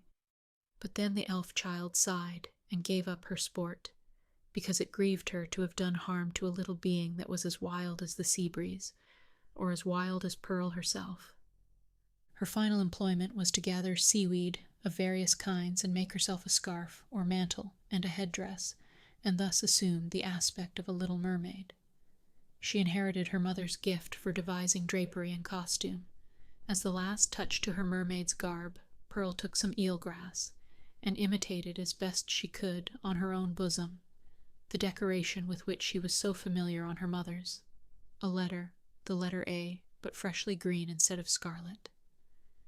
The child bent her chin upon her breast and contemplated this device with strange interest, even as if the one only thing for which she had been sent into the world was to make out its hidden import. "I wonder if Mother will ask me what it means," thought Pearl. Just then she heard her mother's voice, and flitting along as lightly as one of the little sea-birds, appeared before Hester Prynne, dancing, laughing, and pointing her finger to the ornament upon her bosom. "My little Pearl," said Hester after a moment's silence, "the green letter, and on thy childish bosom, has no purport. But dost thou know, my child, what this letter means, which thy mother is doomed to wear?" "Yes, mother," said the child. "It is the great letter A." thou hast taught me in the horn book." Hester looked steadily into her little face, but though there was that singular expression which she had so often remarked in her black eyes, she could not satisfy herself whether Pearl really attached any meaning to the symbol. She felt a morbid desire to ascertain the point. "Dost thou know, child, wherefore thy mother wears this letter?" "Truly do I," answered Pearl, looking brightly into her mother's face. "It is for the same reason that the minister keeps his hand over his heart." "And what reason is that?" asked Hester, half smiling at the absurd incongruity of the child's observation. But on second thoughts, turning pale, "What has the letter to do with any heart save mine?" "Nay, mother, I have told all I know," said Pearl, more seriously than she was wont to speak. "Ask yonder old man whom thou hast been talking with. It may be he can tell. But in good earnest now, mother dear, what does this scarlet letter mean? And why dost thou wear it on thy bosom? And why does the minister keep his hand over his heart?" She took her mother's hand in both her own, and gazed into her eyes with an earnestness that was seldom seen in her wild and capricious character. The thought occurred to Hester that the child might really be seeking to approach her with childlike confidence, and doing what she could, and as intelligently as she knew how, to establish a meeting point of sympathy. It showed Pearl in an unwonted aspect. Heretofore, the mother, while loving her child with the intensity of a soul affection, had schooled herself to hope for little other return than the waywardness of an April breeze, which spends its time in airy sport, and has its gusts of inexplicable passion, and is petulant in its best of moods, and chills oftener than caresses you when you take it to your bosom. In requital of which misdemeanors, it will sometimes, of its own vague purpose, kiss your cheek with a kind of doubtful tenderness, and play gently with your hair, and then be gone about its other idle business, leaving a dreamy pleasure at your heart. And this, moreover, was a mother's estimate of the child's disposition. Any other observer might have seen few but unamiable traits, and have given them a far darker coloring. But now the idea came strongly into Hester's mind, that Pearl, with her remarkable precocity and acuteness, might already have approached the age when she could be made a friend, and entrusted with as much of her mother's sorrows as could be imparted, without irreverence either to the parent or the child. In the little chaos of Pearl's character there might be seen emerging, and could have been from the very first, the steadfast principles of an unflinching courage, an uncontrollable will, a sturdy pride, which might be disciplined into self-respect, and a bitter scorn of many things, which, when examined, might be found to have the taint of falsehood in them. She possessed affections, too, though hitherto acrid and disagreeable, as are the richest flavors of unripe fruit. With all these sterling attributes, thought Hester, the evil which she inherited from her mother must be great indeed, if a noble woman do not grow out of this elfish child. Pearl's inevitable tendency to hover about the enigma of the Scarlet Letter seemed an innate quality of her being. From the earliest epoch of her conscious life, she had entered upon this as her appointed mission. Hester had often fancied that Providence had a design of justice and retribution in endowing the child with this marked propensity, but never until now had she bethought herself to ask whether, linked with that design, there might not likewise be a purpose of mercy and beneficence. If little Pearl were entertained with faith and trust, as a spirit messenger no less than an earthly child, might it not be her errand to soothe away the sorrow that lay cold in her mother's heart, and converted it into a tomb, and to help her to overcome the passion once so wild, and even yet neither dead nor asleep, but only imprisoned within the same tomb-like heart? Such were some of the thoughts that now stirred in Hester's mind, with as much vivacity of impression as if they had actually been whispered into her ear. And there was little Pearl all this while holding her mother's hand in both her own, and turning her face upward while she put these searching questions once and again, and still a third time. "What does the letter mean, mother, and why dost thou wear it, and why does the minister keep his hand over his heart?" "What shall I say?" thought Hester to herself. "No, if this be the price of the child's sympathy, I cannot pay it." Then she spoke aloud. "Silly Pearl," said she, "what questions are these? There are many things in this world that a child must not ask about. What know I of the minister's heart? And as for the Scarlet Letter, I wear it for the sake of its gold thread. In all the 7 bygone years, Hester Prynne had never before been false to the symbol on her bosom. It may be that it was the talisman of a stern and severe, but yet a guardian spirit who now forsook her, as recognizing that, in spite of his strict watch over her heart, some new evil had crept into it, or some old one had never been expelled.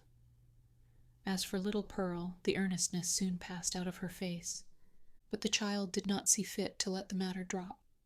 2 or 3 times, as her mother and she went homeward, and as often at supper time and while Hester was putting her to bed, and once after she seemed to be fairly asleep, Pearl looked up, with mischief gleaming in her black eyes. "Mother," said she, "what does the Scarlet Letter mean?"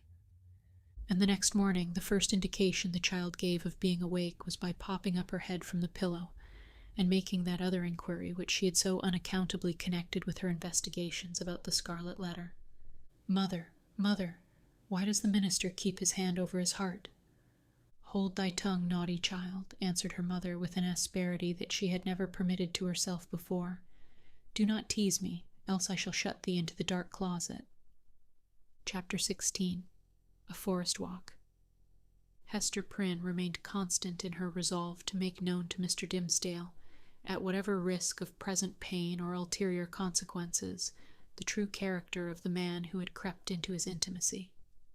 For several days, however, she vainly sought an opportunity of addressing him in some of the meditative walks which she knew him to be in the habit of taking, along the shores of the peninsula, or on the wooded hills of the neighboring country. There would have been no scandal, indeed, nor peril, to the holy whiteness of the clergyman's good fame, had she visited him in his own study, where many a penitent, ere now, had confessed sins of perhaps as deep a dye as the one betokened by the Scarlet Letter.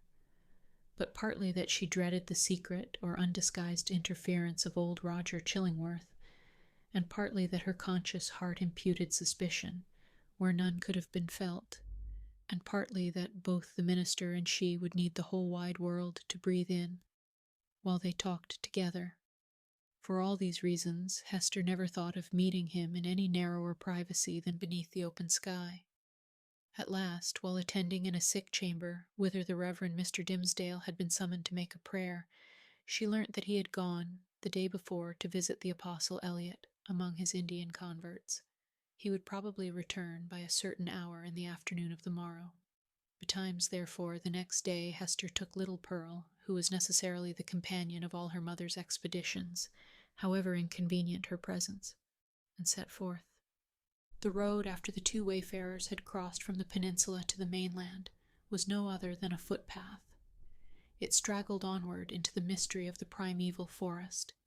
This hemmed it in so narrowly, and stood so black and dense on either side, and disclosed such imperfect glimpses of the sky above, that, to Hester's mind, it imaged not amiss the moral wilderness in which she had so long been wandering. The day was chill and sombre. Overhead was a grey expanse of cloud, slightly stirred, however, by a breeze, so that a gleam of flickering sunshine might now and then be seen at its solitary play along the path. This flitting cheerfulness was always at the farther extremity of some long vista through the forest. The sportive sunlight, feebly sportive at best, in the predominant pensiveness of the day and scene, withdrew itself as they came nigh, and left the spots where it had danced the drearier because they had hoped to find them bright. "Mother," said little Pearl, "the sunshine does not love you. It runs away and hides itself, because it is afraid of something on your bosom. Now see, there it is, playing, a good way off. Stand you here, and let me run and catch it. I am but a child. It will not flee from me, for I wear nothing on my bosom yet." "Nor ever will, my child, I hope," said Hester. "And why not, mother?" asked Pearl, stopping short, just at the beginning of her race. "Will not it come of its own accord, when I am a woman grown?" "Run away, child," answered her mother, "and catch the sunshine. It will soon be gone."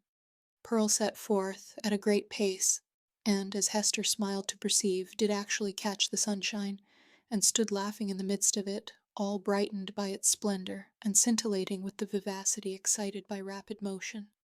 The light lingered about the lonely child, as if glad of such a playmate, until her mother had drawn almost nigh enough to step into the magic circle too.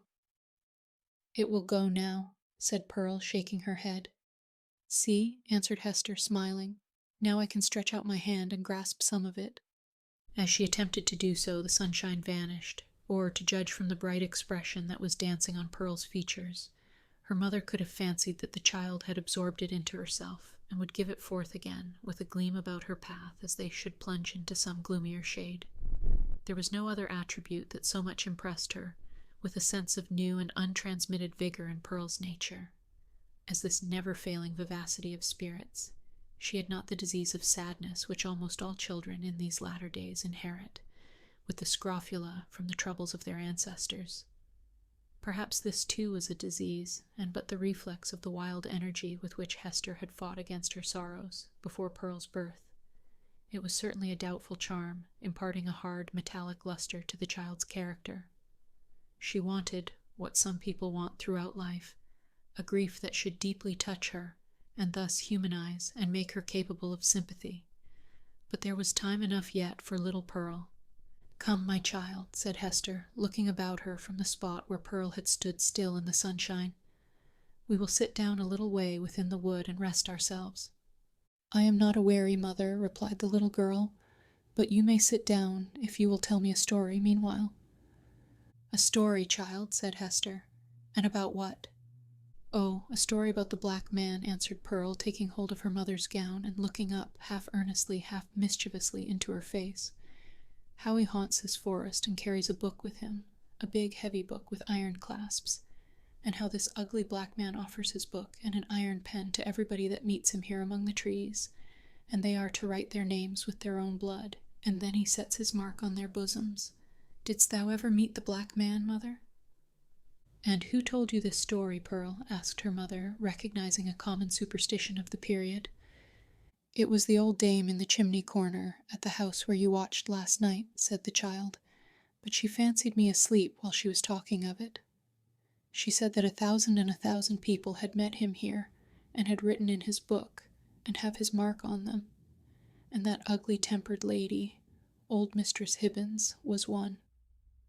And, mother, the old dame said that this Scarlet Letter was the black man's mark on thee, and that it glows like a red flame when thou meetest him at midnight, here in the dark wood. Is it true, mother, and dost thou go to meet him in the night time?" "Didst thou ever awake and find thy mother gone?" asked Hester. "Not that I remember," said the child. "If thou fearest to leave me in our cottage, thou mightest take me along with thee. I would very gladly go. But, mother, tell me now, is there such a black man, and didst thou ever meet him? And is this his mark? Wilt thou let me be at peace?" "If I once tell thee?" asked her mother. "Yes, if thou tellest me all," answered Pearl. "Once in my life I met the black man," said her mother. "This Scarlet Letter is his mark." Thus conversing, they entered sufficiently deep into the wood to secure themselves from the observation of any casual passenger along the forest track. Here they sat down on a luxuriant heap of moss, which, at some epoch of the preceding century, had been a gigantic pine, with its roots and trunk in the darksome shade, and its head aloft in the upper atmosphere. It was a little dell where they had seated themselves, with a leaf-strewn bank, rising gently on either side, and a brook flowing through the midst, over a bed of fallen and drowned leaves. The trees impending over it had flung down great branches, from time to time, which choked up the current and compelled it to form eddies and black depths at some points, while, in its swifter and livelier passages, there appeared a channelway of pebbles and brown, sparkling sand. Letting the eyes follow along the course of the stream, they could catch the reflected light from its water at some short distance within the forest, but soon lost all traces of it amid the bewilderment of tree trunks and underbrush, and here and there a huge rock covered over with gray lichens. All these giant trees and boulders of granite seemed intent on making a mystery of the course of this small brook, fearing perhaps that with its never-ceasing loquacity it should whisper tales out of the heart of the old forest whence it flowed, or mirror its revelations on the smooth surface of a pool. Continually, indeed, as it stole onward, the streamlet kept up a babble, kind, quiet, soothing, but melancholy, like the voice of a young child that was spending its infancy without playfulness, and knew not how to be merry among sad acquaintance and events of sombre hue. "O brook, O foolish and tiresome little brook," cried Pearl, after listening a while to its talk, "why art thou so sad? Pluck up a spirit, and do not be all the time sighing and murmuring." But the brook, in the course of its little lifetime among the forest trees, had gone through so solemn an experience that it could not help talking about it, and seemed to have nothing else to say. Pearl resembled the brook, inasmuch as the current of her life gushed from a well-spring as mysterious, and had flowed through scenes shadowed as heavily with gloom. But unlike the little stream, she danced and sparkled, and prattled airily along her course. "What does this sad little brook say, mother?" inquired she. "If thou hadst a sorrow of thine own, the brook might tell thee of it," answered her mother, "even as it is telling me of mine. But now, Pearl, I hear a footstep along the path, and the noise of one putting aside the branches. I would have thee betake thyself to play, and leave me to speak with him that comes yonder." "Is it the black man?" asked Pearl. "Wilt thou go and play, child?" repeated her mother, "but do not stray far into the wood, and take heed that thou come at my first call." "Yes, mother," answered Pearl, "but if it be the black man, wilt thou not let me stay a moment and look at him, with his big book under his arm?" "Go, silly child," said her mother impatiently. "It is no black man, thou canst see him now through the trees. It is the minister." "And so it is," said the child, "and mother, he has his hand over his heart." "Is it because, when the minister wrote his name in the book, the black man set his mark in that place? But why does he not wear it outside his bosom, as thou dost, mother?" "Go now, child, and thou shalt tease me as thou wilt another time," cried Hester Prynne, "but do not stray far. Keep where thou canst hear the babble of the brook." The child went singing away, following up the current of the brook, and striving to mingle a more lightsome cadence with its melancholy voice. But the little stream would not be comforted, and still kept telling its unintelligible secret of some very mournful mystery that had happened, or making a prophetic lamentation about something that was yet to happen, within the verge of the dismal forest. So Pearl, who had enough of shadow in her own little life, chose to break off all acquaintance with this repining brook. She set herself, therefore, to gathering violets and wood anemones and some scarlet columbines that she found growing in the crevices of a high rock. When her elf child had departed, Hester Prynne made a step or two towards the track that led through the forest, but still remained under the deep shadow of the trees. She beheld the minister advancing along the path entirely alone, and leaning on a staff which he had cut by the wayside. He looked haggard and feeble, and betrayed a nerveless despondency in his air, which had never so remarkably characterized him in his walks about the settlement, nor in any other situation where he deemed himself liable to notice. Here it was, woefully visible, in this intense seclusion of the forest, which of itself would have been a heavy trial to the spirits. There was a listlessness in his gait, as if he saw no reason for taking one step farther, nor felt any desire to do so, but would have been glad, could he be glad of anything, to fling himself down at the root of the nearest tree, and lie there passive, forevermore. The leaves might bestrew him, and the soil gradually accumulate and form a little hillock over his frame, no matter whether there were life in it or no. Death was too definite an object to be wished for or avoided. To Hester's eye, the Reverend Mr. Dimmesdale exhibited no symptom of positive and vivacious suffering, except that, as little Pearl had remarked, he kept his hand over his heart. Chapter 17. The Pastor and his Parishioner. Slowly as the minister walked, he had almost gone by before Hester Prynne could gather voice enough to attract his observation. At length she succeeded. "Arthur Dimmesdale," she said, faintly at first, then louder but hoarsely. "Arthur Dimmesdale." "Who speaks?" answered the minister. Gathering himself quickly up, he stood more erect, like a man taken by surprise, in a mood to which he was reluctant to have witnesses. Throwing his eyes anxiously in the direction of the voice, he indistinctly beheld a form under the trees, clad in garments so sombre, and so little relieved from the grey twilight into which the clouded sky and the heavy foliage had darkened the noontide, that he knew not whether it were a woman or a shadow. It may be that his pathway through life was haunted thus by a spectre that had stolen out from among his thoughts. He made a step nigher and discovered the Scarlet Letter. "Hester, Hester Prynne," said he, "is it thou? Art thou in life?" "Even so," she answered, "in such life as has been mine these 7 years past. And thou, Arthur Dimmesdale, dost thou yet live?" It was no wonder that they thus questioned one another's actual and bodily existence, and even doubted of their own. So strangely did they meet in the dim wood that it was like the first encounter, in the world beyond the grave, of two spirits who had been intimately connected in their former life, but now stood coldly shuddering, in mutual dread, as not yet familiar with their state, nor wonted to the companionship of disembodied beings, each a ghost, and awe-stricken at the other ghost. They were awe-stricken likewise at themselves, because the crisis flung back to them their consciousness, and revealed to each heart its history and experience, as life never does, except at such breathless epochs. The soul beheld its features in the mirror of the passing moment.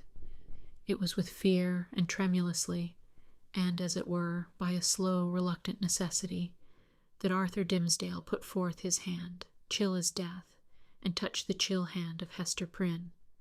The grasp, cold as it was, took away what was dreariest in the interview. They now felt themselves, at least, inhabitants of the same sphere. Without a word more spoken, neither he nor she assuming the guidance, but with an unexpressed consent, they glided back into the shadow of the woods, whence Hester had emerged, and sat down on the heap of moss where she and Pearl had before been sitting. When they found voice to speak, it was, at first, only to utter remarks and inquiries such as any two acquaintance might have made, about the gloomy sky, the threatening storm, and, next, the health of each.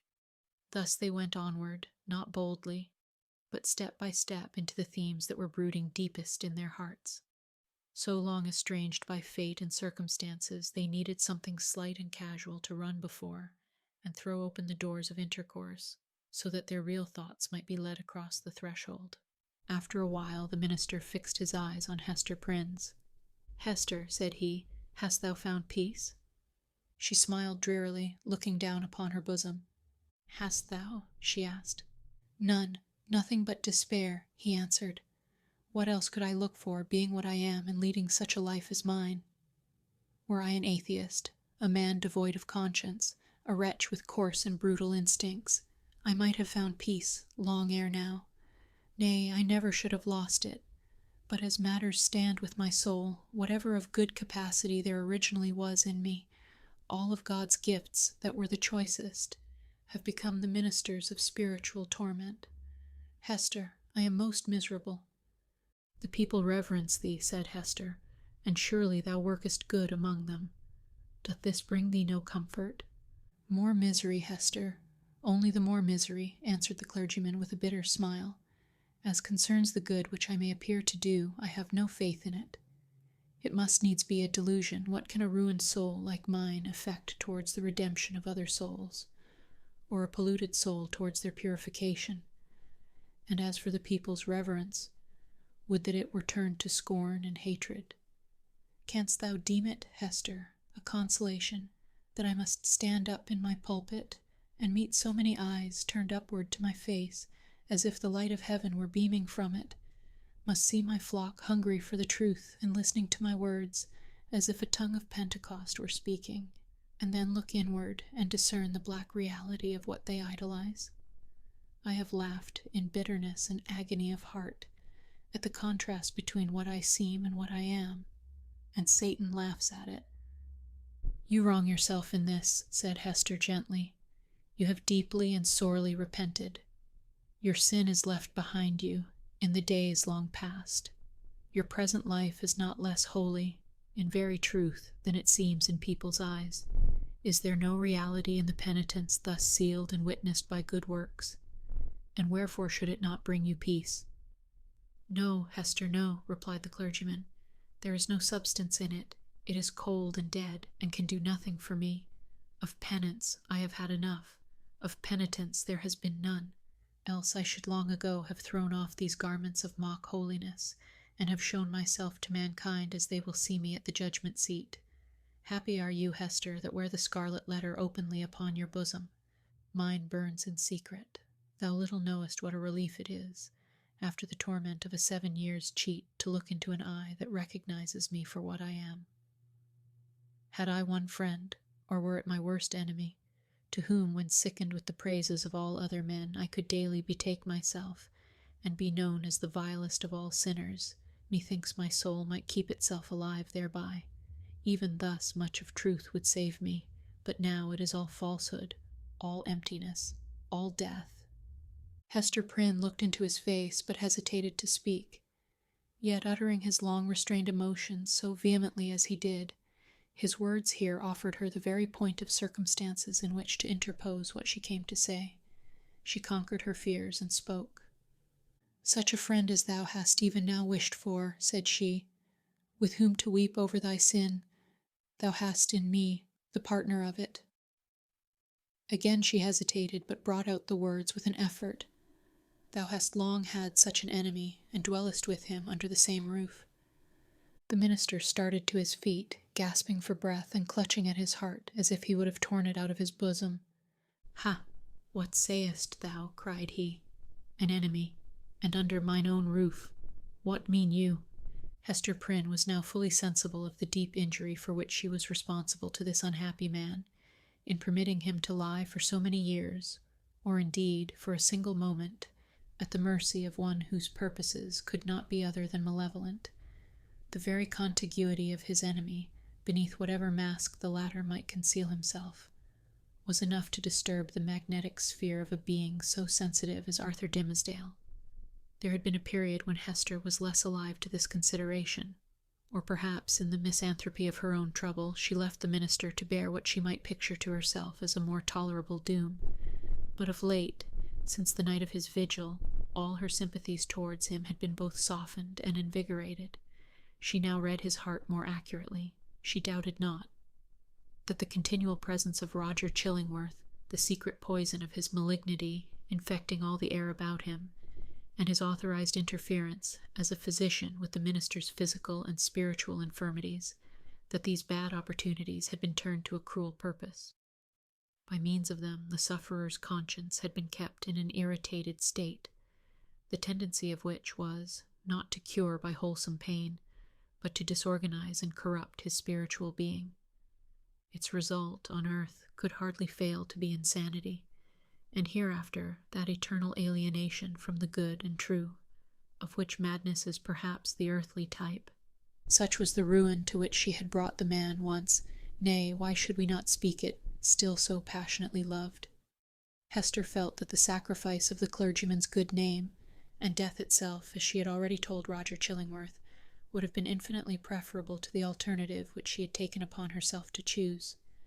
And now, rather than have had this grievous wrong to confess, she would gladly have lain down on the forest leaves and died there, at Arthur Dimmesdale's feet. "Oh, Arthur," cried she, "forgive me. In all things else I have striven to be true. Truth was the one virtue which I might have held fast, and did hold fast, through all extremity, save when thy good, thy life, thy fame, were put in question. Then I consented to a deception, but a lie is never good, even though death threaten on the other side. Dost thou not see what I would say?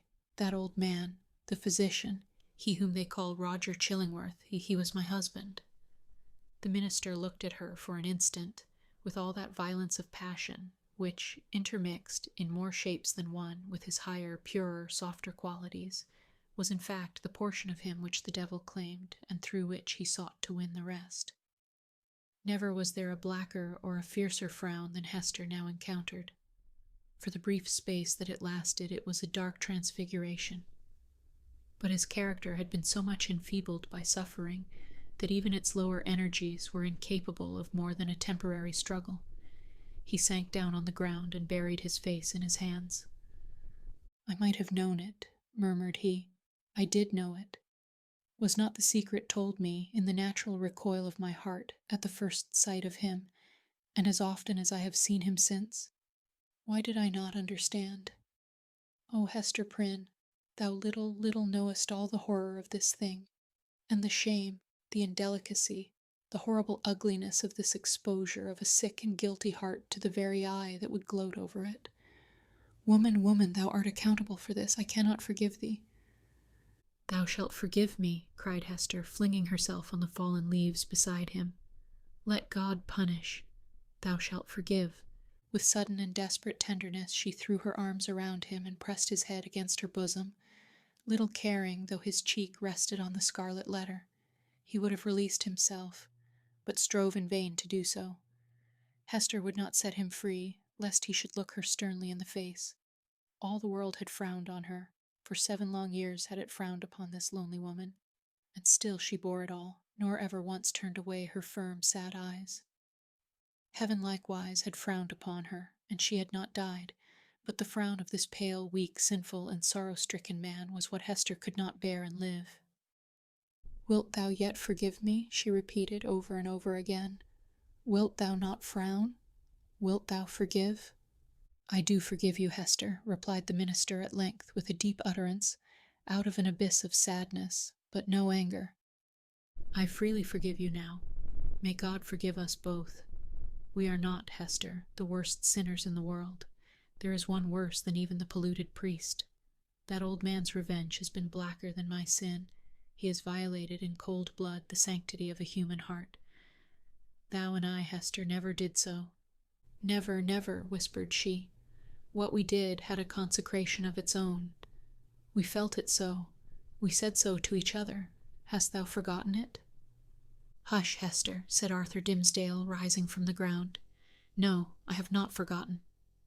They sat down again, side by side, and hand clasped in hand on the mossy trunk of the fallen tree. Life had never brought them a gloomier hour. It was the point whither their pathway had so long been tending and darkening ever as it stole along, and yet it enclosed a charm that made them linger upon it, and claim another, and after all, another moment. The forest was obscure around them, and creaked with a blast that was passing through it. The boughs were tossing heavily above their heads, while one solemn old tree groaned dolefully to another, as if telling the sad story of the pair that sat beneath, or constrained to forebode evil to come. And yet they lingered. How dreary looked the forest track that led backward to the settlement, where Hester Prynne must take up again the burden of her ignominy, and the minister the hollow mockery of his good name.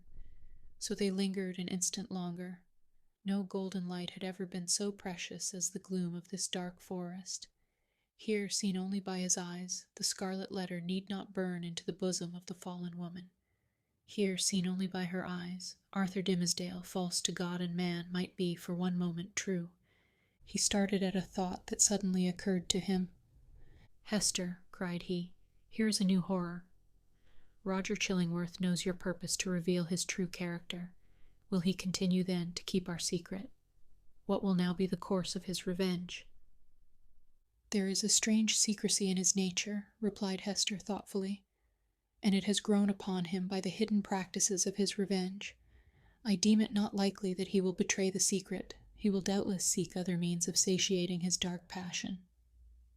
And I, how am I to live longer breathing the same air with this deadly enemy? Exclaimed Arthur Dimmesdale, shrinking within himself, and pressing his hand nervously against his heart, a gesture that had grown involuntary with him. Think for me, Hester. Thou art strong. Resolve for me. Thou must dwell no longer with this man, said Hester slowly and firmly. Thy heart must be no longer under his evil eye. It were far worse than death, replied the minister, but how to avoid it? What choice remains to me? Shall I lie down again on these withered leaves where I cast myself when thou didst tell me what he was? Must I sink down there and die at once? Alas, what a ruin has befallen thee, said Hester with the tears gushing into her eyes. Wilt thou die for very weakness? There is no other cause. The judgment of God is on me, answered the conscience-stricken priest. It is too mighty for me to struggle with. Heaven would show mercy, rejoined Hester, hadst thou but the strength to take advantage of it. Be thou strong for me, answered he. Advise me what to do. Is the world, then, so narrow? Exclaimed Hester Prynne, fixing her deep eyes on the minister's, and instinctively exercising a magnetic power over a spirit so shattered and subdued that it could hardly hold itself erect. Doth the universe lie within the compass of yonder town, which only a little time ago was but a leaf-strewn desert, as lonely as this around us? Whither leads yonder forest track? Backward to the settlement, thou sayest. Yes, but onward too. Deeper it goes, and deeper into the wilderness, less plainly to be seen at every step, until some few miles hence, the yellow leaves will show no vestige of the white man's tread. There thou art free. So brief a journey would bring thee from a world where thou hast been most wretched, to one where thou mayest still be happy. Is there not shade enough in all this boundless forest to hide thy heart from the gaze of Roger Chillingworth? Yes, Hester, but only under the fallen leaves, replied the minister with a sad smile. Then there is the broad pathway of the sea, continued Hester. It brought thee hither. If thou so choose, it will bear thee back again, in our native land, whether in some remote rural village, or in vast London, or surely in Germany, in France, and pleasant Italy. Thou wouldst be beyond his power and knowledge. And what hast thou to do with all these iron men and their opinions? They have kept thy better part in bondage too long already. It cannot be, answered the minister, listening as if he were called upon to realize a dream. I am powerless to go. Wretched and sinful as I am, I have had no other thought than to drag on my earthly existence in the sphere where Providence hath placed me.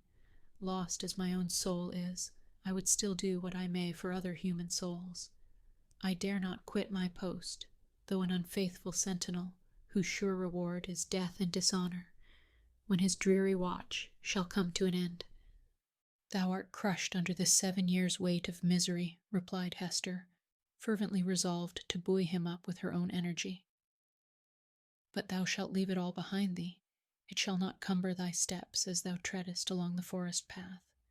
Neither shalt thou freight the ship with it, if thou prefer to cross the sea.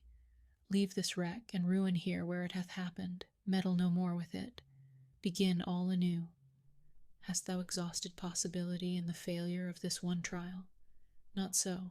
The future is yet full of trial and success. There is happiness to be enjoyed. There is good to be done. Exchange this false life of thine for a true one. Be, if thy spirit summon thee to such a mission, the teacher and apostle of the red men. Or, as is more thy nature, be a scholar and a sage among the wisest and the most renowned of the cultivated world. Preach, write, act, do anything save to lie down and die. Give up this name of Arthur Dimmesdale, and make thyself another and a high one, such as thou canst wear without fear or shame. Why shouldst thou tarry so much as one other day in the torments that have so gnawed into thy life, that have made thee feeble to will and to do, that will leave thee powerless even to repent? Up and away. Oh, Hester, cried Arthur Dimmesdale, in whose eyes a fitful light, kindled by her enthusiasm, flashed up and died away. Thou tellest of running a race to a man whose knees are tottering beneath him. I must die here. There is not the strength or courage left me to venture into the wide, strange, difficult world alone. It was the last expression of the despondency of a broken spirit. He lacked energy to grasp the better fortune that seemed within his reach. He repeated the word, "Alone, Hester." "Thou shalt not go alone," answered she in a deep whisper. Then all was spoken. Chapter 18. A Flood of Sunshine. Arthur Dimmesdale gazed into Hester's face with a look in which hope and joy shone out, indeed, but with fear betwixt them, and a kind of horror at her boldness, who had spoken what he vaguely hinted at, but dared not speak. But Hester Prynne, with a mind of native courage and activity, and for so long a period not merely estranged, but outlawed from society, had habituated herself to such latitude of speculation as was altogether foreign to the clergyman. She had wandered, without rule or guidance, in a moral wilderness, as vast, as intricate and shadowy as the untamed forest, amid the gloom of which they were now holding a colloquy that was to decide their fate. Her intellect and heart had their home, as it were, in desert places, where she roamed as freely as the wild Indian in his woods. For years past she had looked from this estranged point of view at human institutions and whatever priests or legislators had established. criticizing all with hardly more reverence than the Indian would feel for the clerical band, the judicial robe, the pillory, the gallows, the fireside, or the church.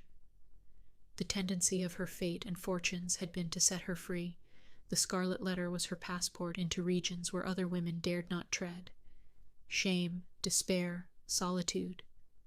These had been her teachers, stern and wild ones, and they had made her strong, but taught her much amiss.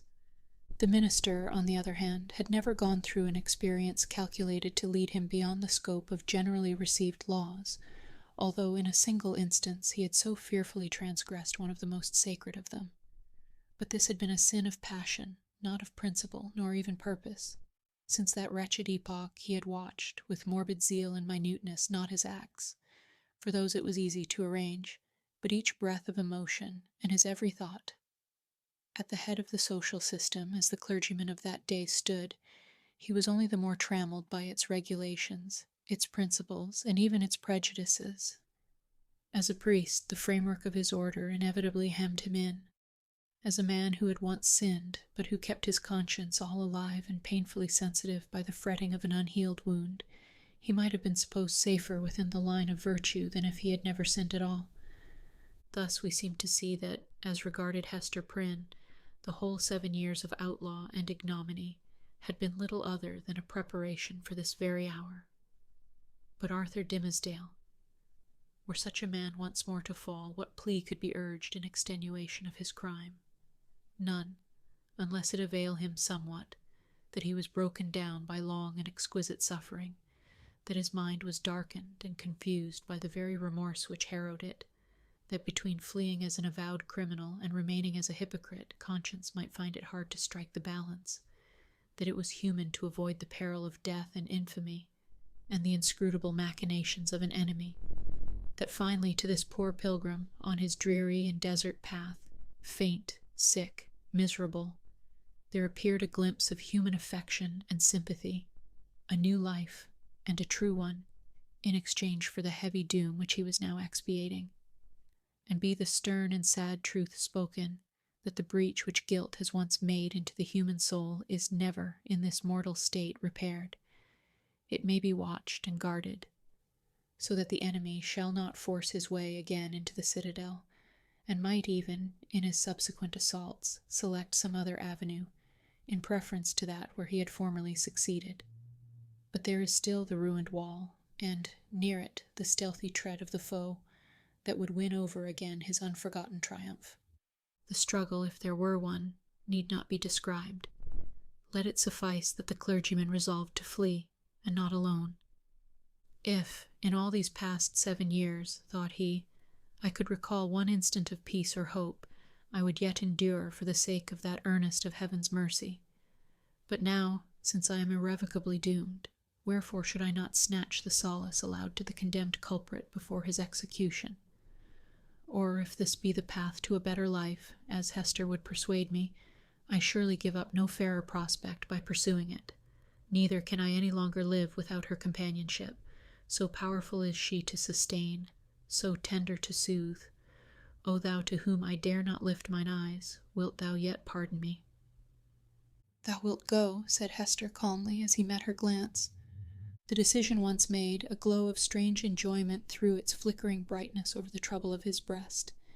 It was the exhilarating effect, upon a prisoner just escaped from the dungeon of his own heart, of breathing the wild, free atmosphere of an unredeemed, unchristianized, lawless region. His spirit rose, as it were, with a bound, and attained a nearer prospect of the sky, than throughout all the misery which had kept him groveling on the earth. Of a deeply religious temperament, there was inevitably a tinge of the devotional in his mood. Do I feel joy again? Cried he, wondering at himself. Methought the germ of it was dead in me. O Hester, thou art my better angel. I seem to have flung myself, sick, sin-stained, and sorrow-blackened, down upon these forest leaves, and to have risen up all made anew, and with new powers to glorify him that hath been merciful. This is already the better life. Why did we not find it sooner? Let us not look back, answered Hester Prynne. The past is gone. Wherefore should we linger upon it now? See, with this symbol I undo it all. and make it as it had never been. So speaking, she undid the clasp that fastened the scarlet letter, and taking it from her bosom, threw it to a distance among the withered leaves. The mystic token alighted on the hither verge of the stream. With a hand's breadth farther flight, it would have fallen into the water, and have given the little brook another woe to carry onward, besides the unintelligible tale which it still kept murmuring about. But there lay the embroidered letter, glittering like a lost jewel, which some ill-fated wanderer might pick up, and thenceforth be haunted by strange phantoms of guilt, sinkings of the heart, and unaccountable misfortune. The stigma gone, Hester heaved a long, deep sigh, in which the burden of shame and anguish departed from her spirit. Oh, exquisite relief! She had not known the weight until she felt the freedom. By another impulse she took off the formal cap that confined her hair, and down it fell upon her shoulders, dark and rich, with at once a shadow and a light in its abundance, and imparting the charm of softness to her features. There played around her mouth and beamed out of her eyes a radiant and tender smile that seemed gushing from the very heart of womanhood. A crimson flush was glowing on her cheek that had been long so pale.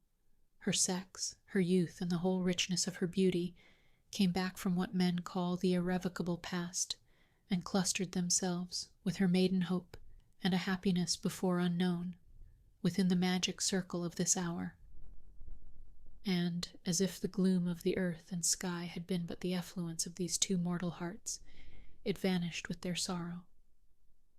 All at once, as with a sudden smile of heaven, forth burst the sunshine, pouring a very flood into the obscure forest, gladdening each green leaf, transmuting the yellow fallen ones to gold, and gleaming adown the gray trunks of the solemn trees. The objects that had made a shadow hitherto embodied the brightness now. The course of the little brook might be traced by its merry gleam afar into the wood's heart of mystery, which had become a mystery of joy. Such was the sympathy of nature, that wild heathen nature of the forest, never subjugated by human law nor illumined by higher truth, with the bliss of these two spirits. Love, whether newly born or aroused from a death-like slumber, must always create a sunshine, filling the heart so full of radiance that it overflows upon the outward world. Had the forest still kept its gloom, it would have been bright in Hester's eyes, and bright in Arthur Dimmesdale's. Hester looked at him with the thrill of another joy. "Thou must know Pearl," said she. "Our little Pearl. Thou hast seen her. Yes, I know it. But thou wilt see her now with other eyes. She is a strange child. I hardly comprehend her. But thou wilt love her dearly, as I do, and wilt advise me how to deal with her." "Dost thou think the child will be glad to know me?" asked the minister, somewhat uneasily. "I have long shrunk from children, because they often show a distrust, a backwardness to be familiar with me. I have even been afraid of little Pearl." "Ah, that was sad," answered the mother. "But she will love thee dearly, and thou her. She is not far off. I will call her. Pearl, Pearl." "I see the child," observed the minister. "Yonder she is, standing in a streak of sunshine, a good way off, on the other side of the brook. So thou thinkest the child will love me?" Hester smiled, and again called to Pearl, who was visible, at some distance, as the minister had described her, like a bright apparelled vision in a sunbeam, which fell down upon her through an arch of boughs. The ray quivered to and fro, making her figure dim or distinct, now like a real child, now like a child's spirit, as the splendor went and came again. She heard her mother's voice, and approached slowly through the forest. Pearl had not found the hour pass wearisomely, while her mother sat talking with the clergyman. The great black forest, stern as it showed itself to those who brought the guilt and troubles of the world into its bosom, became the playmate of the lonely infant, as well as it knew how. Somber as it was, it put on the kindest of its moods to welcome her. It offered her the partridge berries, the growth of the preceding autumn, but ripening only in the spring, and now red as drops of blood upon the withered leaves. These Pearl gathered, and was pleased with their wild flavor. The small denizens of the wilderness hardly took pains to move out of her path. A partridge, indeed, with a brood of 10 behind her, ran forward threateningly, but soon repented of her fierceness, and clucked to her young ones not to be afraid. A pigeon alone on a low branch allowed Pearl to come beneath, and uttered a sound as much of greeting as alarm. A squirrel from the lofty depths of his domestic tree chattered either in anger or merriment, for a squirrel is such a choleric and humorous little personage that it is hard to distinguish between his moods, so he chattered at the child and flung down a nut upon her head. It was a last year's nut, and already gnawed by his sharp tooth. A fox, startled from his sleep by her light footstep on the leaves, looked inquisitively at Pearl, as doubting whether it were better to steal off or renew his nap on the same spot. A wolf, it is said, but here the tale has surely lapsed into the improbable, came up and smelt of Pearl's robe, and offered his savage head to be patted by her hand. The truth seems to be, however, that the mother forest, and these wild things which it nourished, all recognized a kindred wildness in the human child, and she was gentler here than in the grassy-margined streets of the settlement, or in her mother's cottage. The flowers appeared to know it, and one and another whispered as she passed, "Adorn thyself with me, thou beautiful child, adorn thyself with me." And to please them, Pearl gathered the violets and anemones and columbines, and some twigs of the freshest green which the old trees held down before her eyes. With these she decorated her hair and her young waist, and became a nymph child, or an infant dryad, or whatever else was in closest sympathy with the antique wood. In such guise had Pearl adorned herself when she heard her mother's voice, and came slowly back. Slowly, for she saw the clergyman. Chapter 19. The Child at the Brookside. "Thou wilt love her dearly," repeated Hester Prynne, as she and the minister sat watching little Pearl. "Dost thou not think her beautiful? And see with what natural skill she has made those simple flowers adorn her. Had she gathered pearls and diamonds and rubies in the wood, they could not have become her better. She is a splendid child, but I know whose brow she has." "Dost thou know, Hester," said Arthur Dimmesdale with an unquiet smile, "that this dear child, tripping about always at thy side, hath caused me many an alarm? Methought, O Hester, what a thought is that, and how terrible to dread it, that my own features were partly repeated in her face, and so strikingly that the world might see them. But she is mostly thine." "No, no, not mostly," answered the mother with a tender smile. "A little longer, and thou needest not to be afraid to trace whose child she is. But how strangely beautiful she looks, with those wild flowers in her hair. It is as if one of the fairies whom we left in our dear old England had decked her out to meet us." It was with a feeling which neither of them had ever before experienced that they sat and watched Pearl's slow advance. In her was visible the tie that united them. She had been offered to the world, these 7 years past, as the living hieroglyphic, in which was revealed the secret they so darkly sought to hide, all written in this symbol, all plainly manifest. Had there been a prophet or magician skilled to read the character of flame, and Pearl was the oneness of their being, be the foregone evil what it might, how could they doubt that their earthly lives and future destinies were conjoined, when they beheld at once the material union and the spiritual idea in whom they met, and were to dwell immortally together? Thoughts like these, and perhaps other thoughts which they did not acknowledge or define, threw an awe about the child as she came onward. "Let her see nothing strange, no passion nor eagerness, in thy way of accosting her," whispered Hester. "Our Pearl is a fitful and fantastic little elf sometimes. Especially she is seldom tolerant of emotion, when she does not fully comprehend the why and wherefore. But the child hath strong affections. She loves me, and will love thee." "Thou canst not think," said the minister, glancing aside at Hester Prynne, "how my heart dreads this interview and yearns for it. But in truth, as I already told thee, children are not readily won to be familiar with me. They will not climb my knee, nor prattle in my ear, nor answer to my smile, but stand apart and eye me strangely. Even little babes, when I take them in my arms, weep bitterly. Yet Pearl, twice in her little lifetime, hath been kind to me. The first time, thou knowest it well. The last was when thou ledst her with thee to the house of yonder stern old governor. And thou didst plead so bravely in her behalf and mine, answered the mother. I remember it, and so shall little Pearl. Fear nothing. She may be strange and shy at first, but will soon learn to love thee. By this time Pearl had reached the margin of the brook, and stood on the farther side, gazing silently at Hester and the clergyman, who still sat together on the mossy tree trunk, waiting to receive her.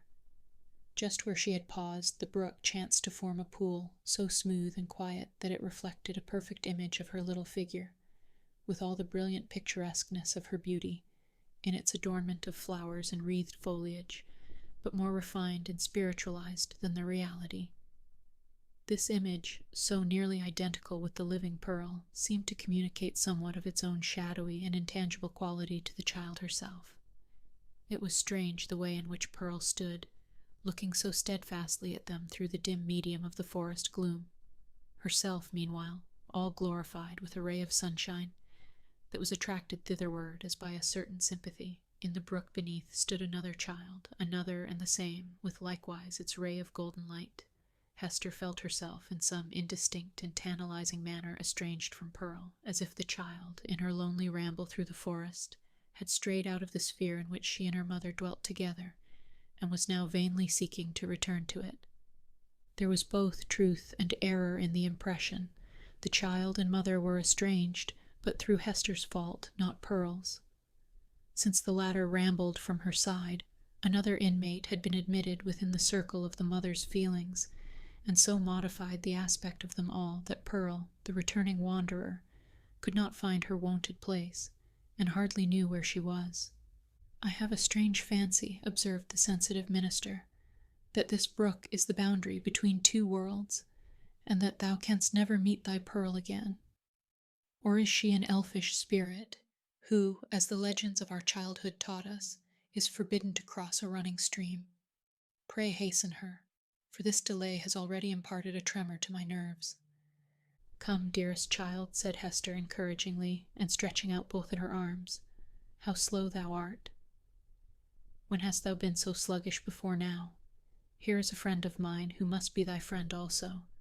Thou wilt have twice as much love henceforward as thy mother alone could give thee. Leap across the brook and come to us.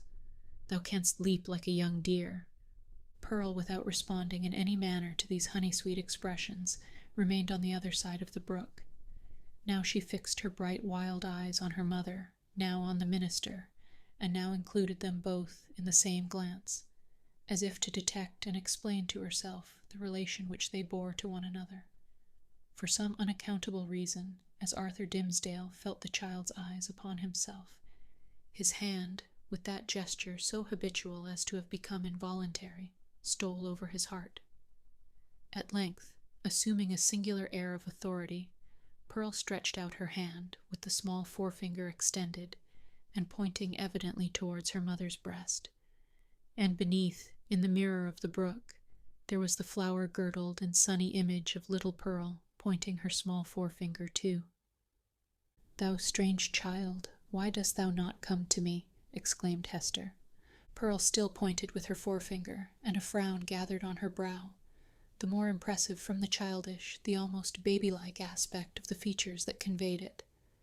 As her mother still kept beckoning to her and arraying her face in a holiday suit of unaccustomed smiles, the child stamped her foot with a yet more imperious look and gesture. In the brook, again, was the fantastic beauty of the image, with its reflected frown, its pointed finger, and imperious gesture, giving emphasis to the aspect of little Pearl. Hasten, Pearl, or I shall be angry with thee, cried Hester Prynne, who, however inured to such behavior on the elf child's part at other seasons, was naturally anxious for a more seemly deportment now. Leap across the brook, naughty child, and run hither, else I must come to thee. But Pearl, not a whit startled at her mother's threats, any more than mollified by her entreaties, now suddenly burst into a fit of passion, gesticulating violently, and throwing her small figure into the most extravagant contortions. She accompanied this wild outbreak with piercing shrieks, which the woods reverberated on all sides, so that, alone as she was in her childish and unreasonable wrath, It seemed as if a hidden multitude were lending her their sympathy and encouragement. Seen in the brook, once more, was the shadowy wrath of Pearl's image, crowned and girdled with flowers, but stamping its foot, wildly gesticulating, and in the midst of all still pointing its small forefinger at Hester's bosom. "I see what ails the child," whispered Hester to the clergyman, and turning pale in spite of a strong effort to conceal her trouble and annoyance. "Children will not abide the slightest, change in the accustomed aspect of things that are daily before their eyes. Pearl misses something which she has always seen me wear." "I pray you," answered the minister, "if thou hast any means of pacifying the child, do it forthwith. Save it were the cankered wrath of an old witch like Mistress Hibbins," added he, attempting to smile. "I know nothing that I would not sooner encounter than this passion in a child. In Pearl's young beauty, as in the wrinkled witch, it has a preternatural effect. Pacify her if thou lovest me." Hester turned again towards Pearl with a crimson blush upon her cheek, a conscious glance aside at the clergyman, and then a heavy sigh, while even before she had time to speak, the blush yielded to a deadly pallor. "Pearl," said she, sadly, "look down at thy feet. There, before thee, on the hither side of the brook." The child turned her eyes to the point indicated, and there lay the Scarlet Letter so close upon the margin of the stream that the gold embroidery was reflected in it. "Bring it hither," said Hester. "Come thou and take it up," answered Pearl. "Was ever such a child?" observed Hester, aside to the minister. "Oh, I have much to tell thee about her. But in very truth she is right as regards this hateful token. I must bear its torture yet a little longer, only a few days longer, until we shall have left this region, and look back hither as to a land which we have dreamed of. The forest cannot hide it, the mid-ocean shall take it from my hand, and swallow it up forever." With these words she advanced to the margin of the brook, took up the Scarlet Letter, and fastened it again into her bosom. Hopefully, but a moment ago, as Hester had spoken of drowning it in the deep sea, there was a sense of inevitable doom upon her, as she thus received back this deadly symbol from the hand of fate. She had flung it into infinite space. She had drawn an hour's free breath, and here again was the scarlet misery, glittering on the old spot. So it ever is, whether thus typified or no, that an evil deed invests itself with the character of doom. Hester next gathered up the heavy tresses of her hair and confined them beneath her cap. As if there were a withering spell in the sad letter, her beauty, the warmth and richness of her womanhood, departed, like fading sunshine, and a gray shadow seemed to fall across her. When the dreary change was wrought, she extended her hand to Pearl.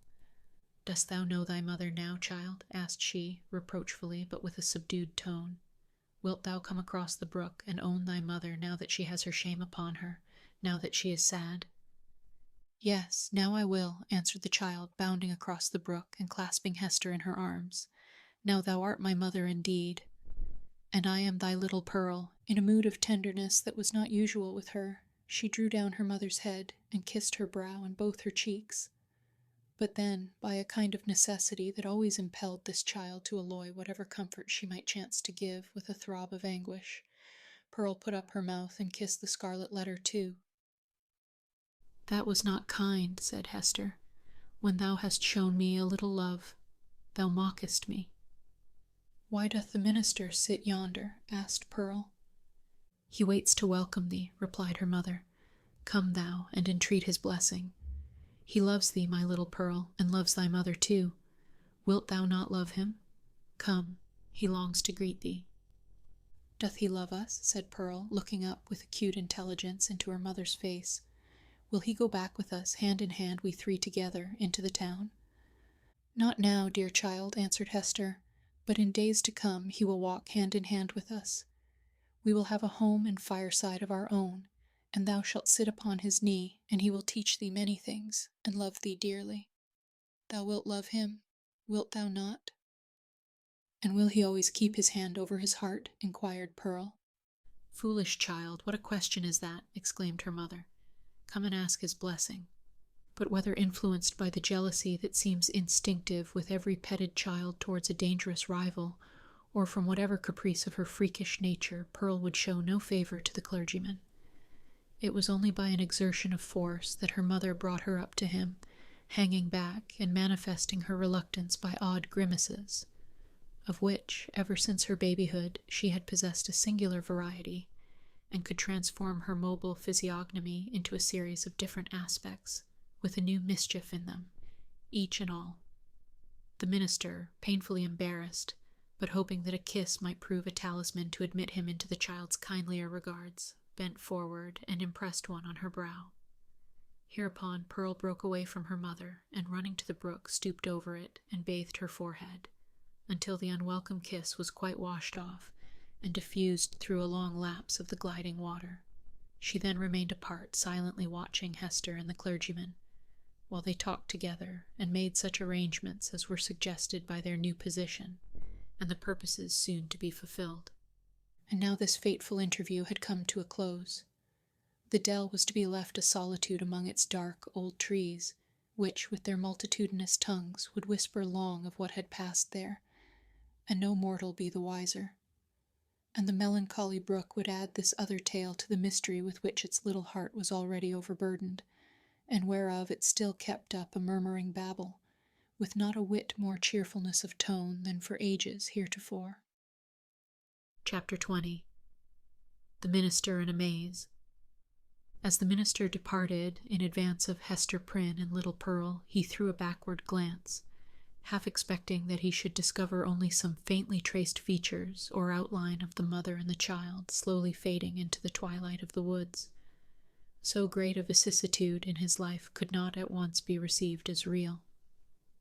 But there was Hester, clad in her grey robe, still standing beside the tree trunk which some blast had overthrown a long antiquity ago, and which time had ever since been covering with moss, so that these two faded ones, with earth's heaviest burden on them, might there sit down together and find a single hour's rest and solace.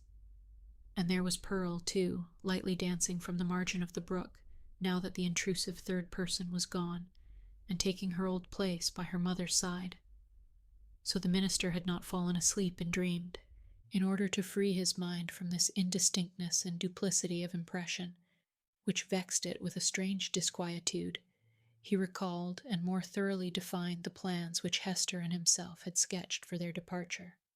It had been determined between them that the old world, with its crowds and cities, offered them a more eligible shelter and concealment than the wilds of New England or all America, with its alternatives of an Indian wigwam, or the few settlements of Europeans scattered thinly along the seaboard.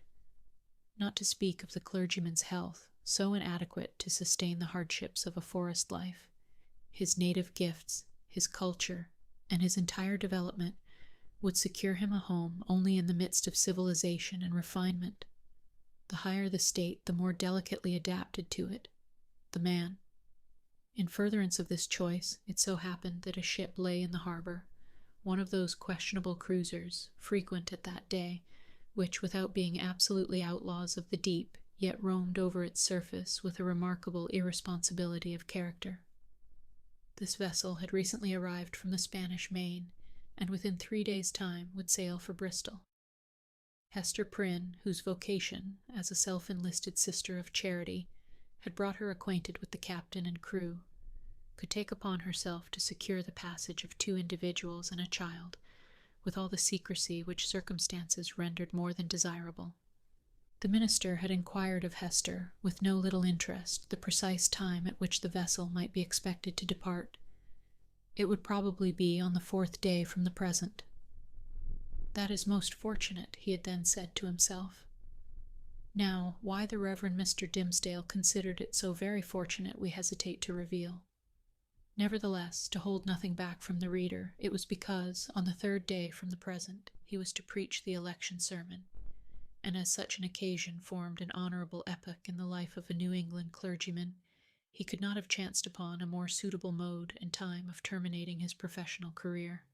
At least, they shall say of me, thought this exemplary man, that I leave no public duty unperformed, nor ill performed. Sad indeed that an introspection so profound and acute as this poor minister's should be so miserably deceived.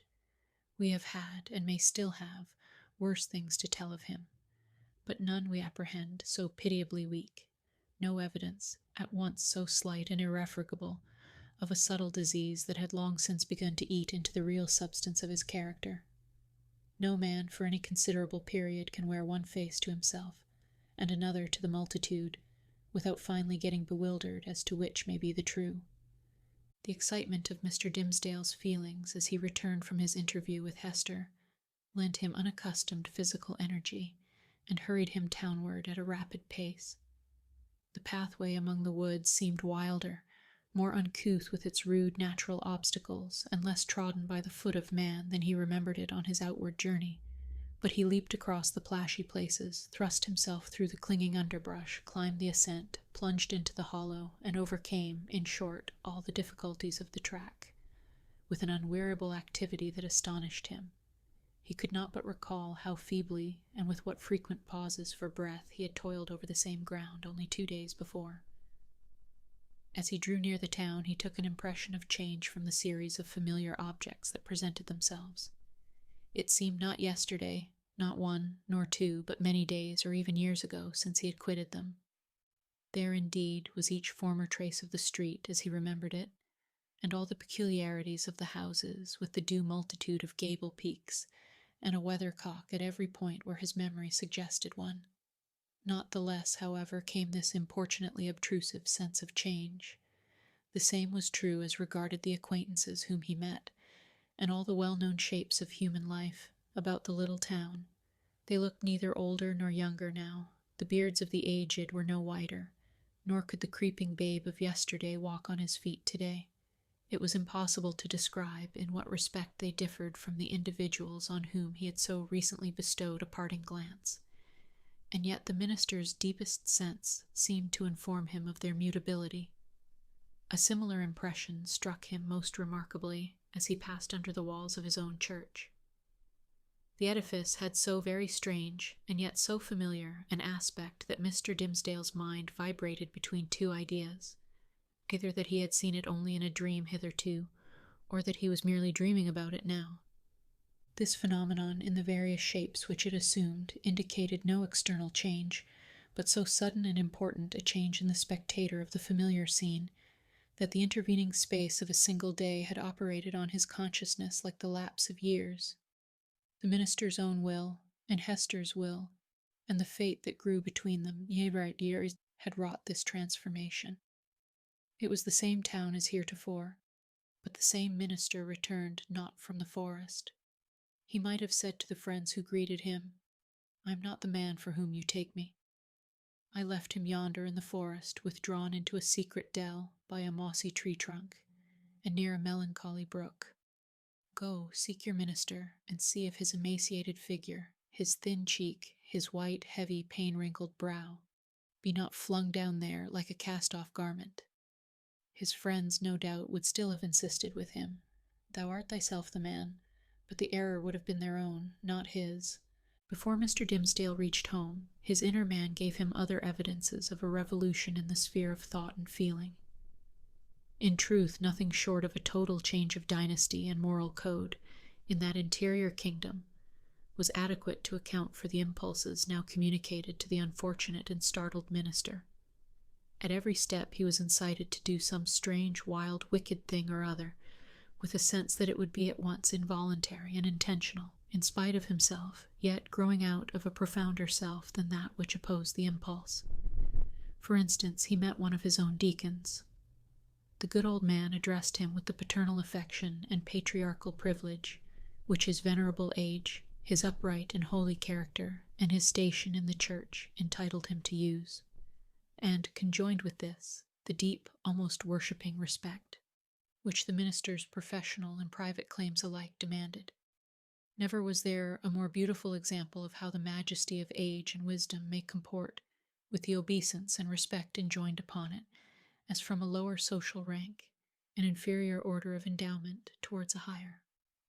Now, during a conversation of some 2 or 3 moments between the Reverend Mr. Dimmesdale and this excellent and hoary-bearded deacon, it was only by the most careful self-control that the former could refrain from uttering certain blasphemous suggestions that rose into his mind respecting the communion supper. He absolutely trembled and turned pale as ashes, lest his tongue should wag itself in utterance of these horrible matters, and plead his own consent for so doing, without his having fairly given it. And even with this terror in his heart, he could hardly avoid laughing, to imagine how the sanctified old patriarchal deacon would have been petrified by his minister's impiety. Again, another incident of the same nature. Hurrying along the street, the Reverend Mr. Dimmesdale encountered the eldest female member of his church, a most pious and exemplary old dame, poor, widowed, lonely, and with a heart as full of reminiscences about her dead husband and children, and her dead friends of long ago, as a burial ground is full of storied gravestones. Yet all this, which would else have been such heavy sorrow, was made almost a solemn joy to her devout old soul, by religious consolations and the truths of Scripture, wherewith she had fed herself continually for more than 30 years. And since Mr. Dimmesdale had taken her in charge, the good grandam's chief earthly comfort, which, unless it had been likewise a heavenly comfort, could have been none at all, was to meet her pastor, whether casually or of set purpose, and be refreshed with a word of warm, fragrant, heaven-breathing gospel truth, from his beloved lips into her dulled but rapturously attentive ear. But on this occasion, up to the moment of putting his lips to the old woman's ear, Mr. Dimmesdale, as the great enemy of souls would have it, could recall no text of Scripture, nor aught else, except a brief, pithy, and, as it then appeared to him, unanswerable argument against the immortality of the human soul. The instillment thereof into her mind would probably have caused this aged sister to drop down dead, at once, as by the effect of an intensely poisonous infusion. What he really did whisper, the minister could never afterwards recollect. There was, perhaps, a fortunate disorder in his utterance, which failed to impart any distinct idea to the good widow's comprehension, or which Providence interpreted after a method of its own.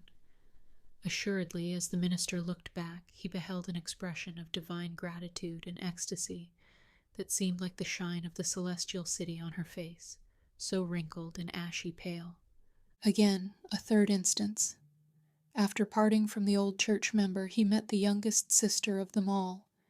It was a maiden newly won, and won by the Reverend Mr. Dimmesdale's own sermon on the Sabbath after his vigil, to barter the transitory pleasures of the world for the heavenly hope that was to assume brighter substance as life grew dark around her, and which would gild the utter gloom with final glory. She was fair and pure as a lily that had bloomed in paradise. The minister knew well that he was himself enshrined within the stainless sanctity of her heart, which hung its snowy curtains about his image, imparting to religion the warmth of love, and to love a religious purity. Satan that afternoon had surely led the poor young girl away from her mother's side, and thrown her into the pathway of this sorely tempted, or, shall we not rather say, this lost and desperate man. As she drew nigh, the arch-fiend whispered him to condense into small compass, and drop into her tender bosom a germ of evil that would be sure to blossom darkly soon, and bear black fruit betimes. Such was his sense of power over this virgin soul, trusting him as she did, that the minister felt potent to blight all the field of innocence with but one wicked look, and develop all its opposite with but a word. So, with a mightier struggle than he had yet sustained, he held his Geneva cloak before his face, and hurried onward, making no sign of recognition, and leaving the young sister to digest his rudeness as she might. She ransacked her conscience, which was full of harmless little matters, like her pocket or her work-bag, and took herself to task, poor thing, for 1,000 imaginary faults, and went about her household duties with swollen eyelids the next morning. Before the minister had time to celebrate his victory over this last temptation, he was conscious of another impulse, more ludicrous, and almost as horrible. It was, we blush to tell it, was to stop short in the road and teach some very wicked words to a knot of little Puritan children who were playing there, and had but just begun to talk. Denying himself this freak, as unworthy of his cloth, he met a drunken seaman, one of the ship's crew from the Spanish Main. And here, since he had so valiantly forborne all other wickedness, poor Mr. Dimmesdale longed, at least, to shake hands with the tarry blackguard, and recreate himself with a few improper jests, such as dissolute sailors so abound with, and a volley of good, round, solid, satisfactory, and heaven-defying oaths. It was not so much a better principle as partly his natural good taste, and still more his buckrammed habit of clerical decorum that carried him safely through the latter crisis. "What is it that haunts and tempts me thus?" cried the minister to himself at length, pausing in the street and striking his hand against his forehead. "Am I mad? Or am I given over utterly to the fiend? Did I make a contract with him in the forest, and sign it with my blood? And does he now summon me to its fulfillment by suggesting the performance of every wickedness which his most foul imagination can conceive?" At the moment when the Reverend Mr. Dimmesdale thus communed with himself, and struck his forehead with his hand, old Mistress Hibbins, the reputed witch lady, is said to have been passing by. She made a very grand appearance, having on a high head-dress, a rich gown of velvet, and a ruff done up with the famous yellow starch, of which Anne Turner, her especial friend, had taught her the secret before this last good lady had been hanged for Sir Thomas Overbury's murder. Whether the witch had read the minister's thoughts or no, she came to a full stop, looked shrewdly into his face, smiled craftily, and, though little given to converse with clergymen, began a conversation. "So, reverend sir, you have made a visit into the forest," observed the witch lady, nodding her high head-dress at him. "The next time, I pray you to allow me only a fair warning, and I shall be proud to bear you company. Without taking overmuch upon myself, my good word will go far towards gaining any strange gentleman a fair reception from yonder potentate you wot of." "I profess, madam," answered the clergyman with a grave obeisance, such as the lady's rank demanded, and his own good breeding made imperative, "I profess on my conscience and character that I am utterly bewildered as touching the purport of your words. I went not into the forest to seek a potentate, neither do I, at any future time, design a visit thither, with a view to gaining the favor of such a personage. My one sufficient object was to greet that pious friend of mine, the Apostle Eliot, and rejoice with him over the many precious souls he hath won from heathendom." "Ha, ha, ha, ha," cackled the old witch lady, still nodding her high head-dress at the minister. "Well, well, we must needs talk thus in the daytime. You carry it off like an old hand, but at midnight and in the forest we shall have other talk together." She passed on with her aged stateliness, but often turning back her head and smiling at him, like one willing to recognize a secret intimacy of connection. "Have I then sold myself," thought the minister, "to the fiend whom, if men say true, this yellow-starched and velveted old hag has chosen for her prince and master?" The wretched minister! He had made a bargain very like it. Tempted by a dream of happiness, he had yielded himself, with deliberate choice, as he had never done before, to what he knew was deadly sin. And the infectious poison of that sin had been thus rapidly diffused throughout his moral system. It had stupefied all blessed impulses, and awakened into vivid life the whole brotherhood of bad ones. Scorn, bitterness, unprovoked malignity, gratuitous desire of ill, ridicule of whatever was good and holy, all awoke to tempt, even while they frightened him. And his encounter with old Mistress Hibbins, if it were a real incident, did but show his sympathy and fellowship with wicked mortals, and the world of perverted spirits. He had by this time reached his dwelling on the edge of the burial ground, and, hastening up the stairs, took refuge in his study. The minister was glad to have reached this shelter, without first betraying himself to the world by any of those strange and wicked eccentricities to which he had been continually impelled while passing through the streets. He entered the accustomed room, and looked around him on its books, its windows, its fireplace, and the tapestried comfort of the walls, with the same perception of strangeness that had haunted him throughout his walk from the forest, dell into the town, and thitherward. Here he had studied and written, here gone through fast and vigil and come forth half alive, here striven to pray, here borne 100,000 agonies. There was the Bible in its rich old Hebrew, with Moses and the prophets speaking to him, and God's voice through all. There, on the table, with the inky pen beside it, was an unfinished sermon with a sentence broken in the midst, where his thoughts had ceased to gush out upon the page 2 days before. He knew that it was himself, the thin and white-cheeked minister, who had done and suffered these things, and written thus far into the election sermon. But he seemed to stand apart, and eye this former self with scornful, pitying, but half-envious curiosity. That self was gone. Another man had returned out of the forest, a wiser one, with a knowledge of hidden mysteries which the simplicity of the former never could have reached. A bitter kind of knowledge that, while occupied with these reflections, a knock came at the door of the study, and the minister said, "Come in," not wholly devoid of an idea that he might behold an evil spirit. And so he did.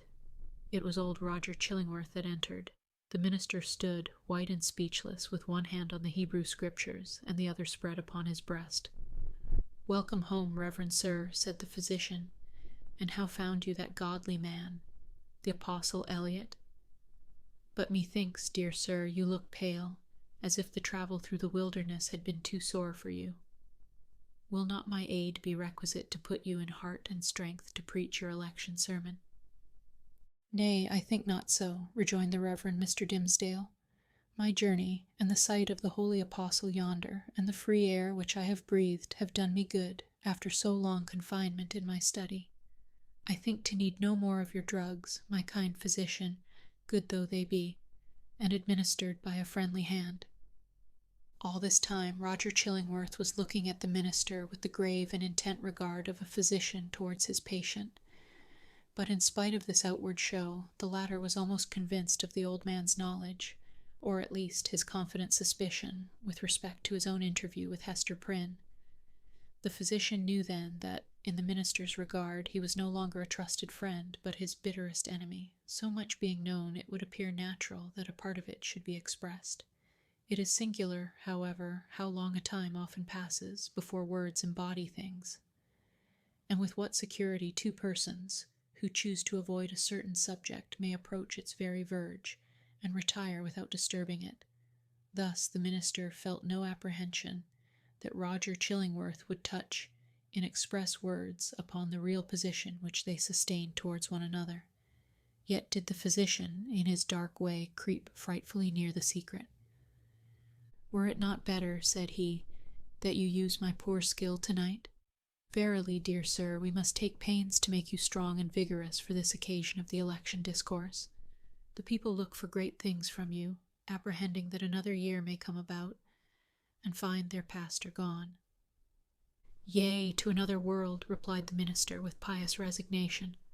"Heaven grant it be a better one, for, in good sooth, I hardly think to tarry with my flock through the flitting seasons of another year. But touching your medicine, kind sir, in my present frame of body, I need it not." "I joy to hear it," answered the physician. "It may be that my remedies, so long administered in vain, begin now to take due effect. Happy man were I, and well deserving of New England's gratitude, could I achieve this cure." "I thank you from my heart, most watchful friend," said the Reverend Mr. Dimmesdale with a solemn smile. "I thank you, and can but requite your good deeds with my prayers." "A good man's prayers are golden recompense," rejoined old Roger Chillingworth as he took his leave. "Yea, they are the current gold coin of the New Jerusalem, with the king's own mint mark on them."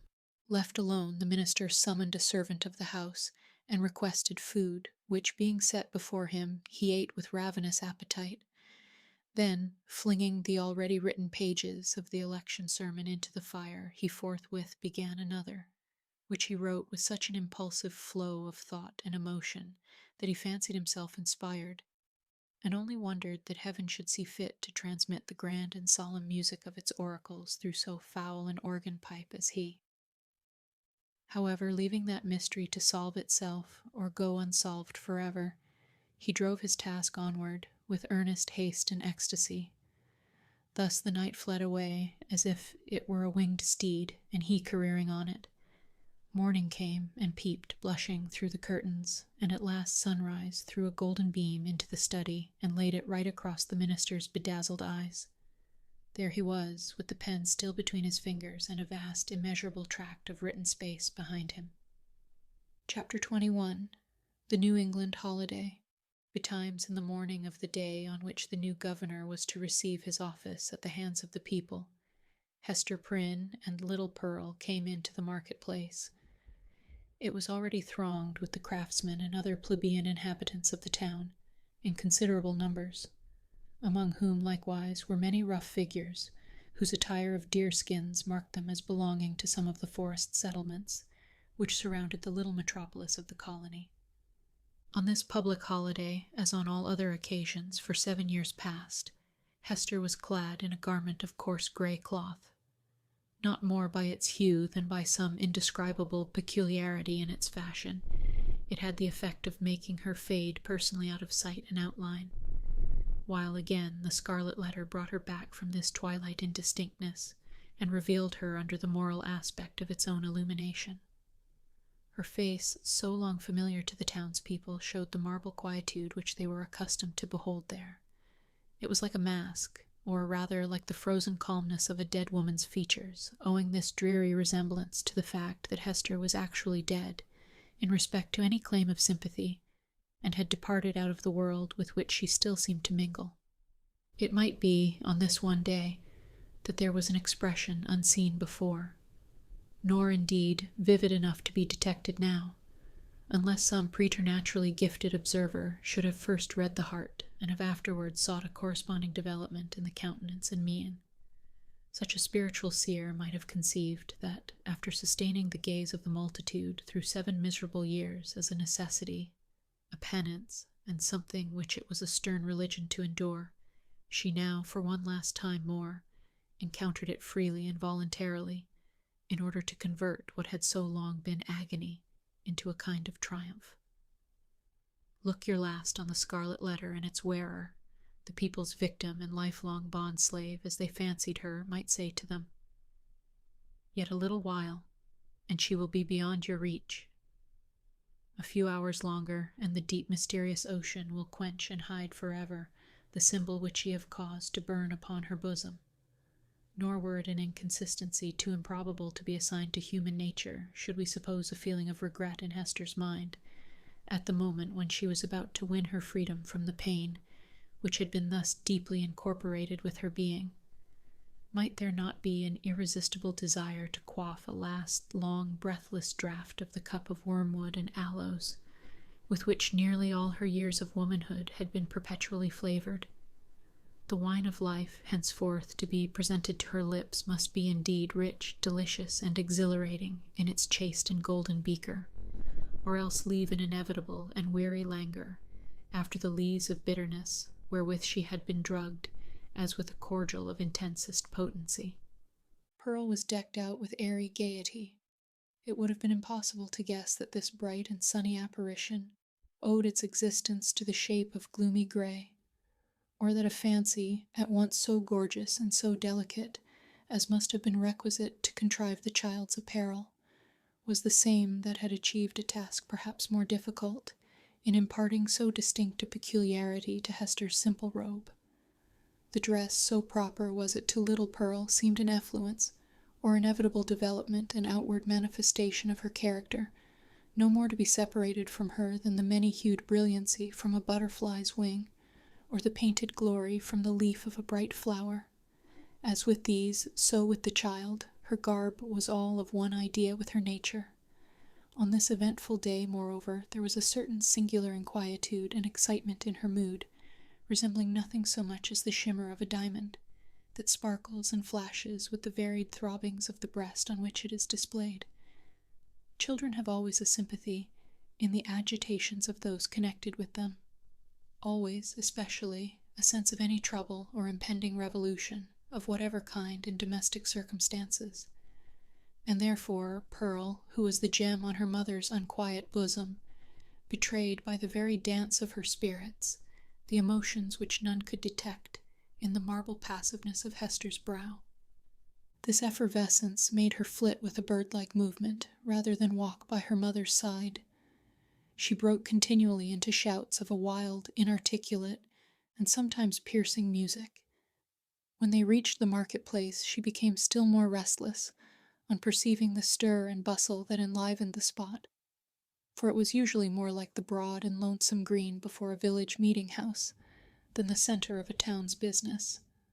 "Why, what is this, mother?" cried she. "Wherefore have all the people left their work today? Is it a play-day for the whole world? See, there is the blacksmith. He has washed his sooty face and put on his Sabbath-day clothes, and looks as if he would gladly be merry if any kind body would only teach him how. And there is Master Brackett, the old jailer, nodding and smiling at me.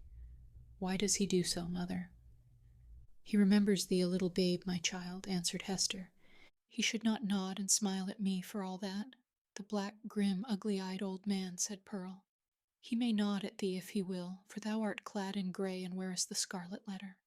But see, mother, how many faces of strange people, and Indians among them, and sailors. What have they all come to do here in the market-place?" "They wait to see the procession pass," said Hester. "For the governor and the magistrates are to go by, and the ministers, and all the great people and good people, with the music and the soldiers marching before them." "And will the minister be there?" asked Pearl. "And will he hold out both his hands to me, as when thou ledst me to him from the brookside?" "He will be there, child," answered her mother, "but he will not greet thee today, nor must thou greet him." "What a strange, sad man is he," said the child, as if speaking partly to herself. "In the dark night-time he calls us to him, and holds thy hand in mine, as when we stood with him on the scaffold yonder. And in the deep forest, where only the old trees can hear, and the strip of sky see it, he talks with thee sitting on a heap of moss, and he kisses my forehead, too, so that the little brook would hardly wash it off. But here, in the sunny day, and among all the people, he knows us not, nor must we know him. A strange, sad man is he, with his hand always over his heart." "Be quiet, Pearl. Thou understandest not these things," said her mother. "Think not now of the minister, but look about thee, and see how cheery is everybody's face today. The children have come from their schools, and the grown people from their workshops and their fields, on purpose to be happy. For today a new man is beginning to rule over them, and so, as has been the custom of mankind ever since a nation was first gathered, they make merry and rejoice, as if a good and golden year were at length to pass over the poor old world." It was as Hester said, in regard to the unwonted jollity that brightened the faces of the people.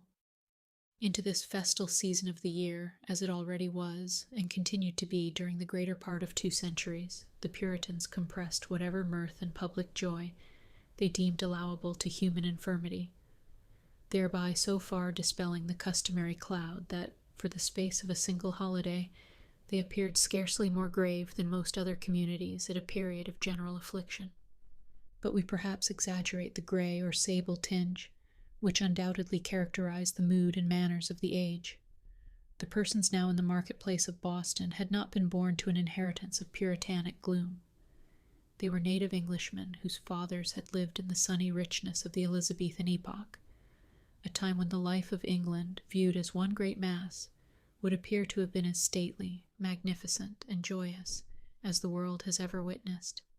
Had they followed their hereditary taste, the New England settlers would have illustrated all events of public importance by bonfires, banquets, pageantries, and processions.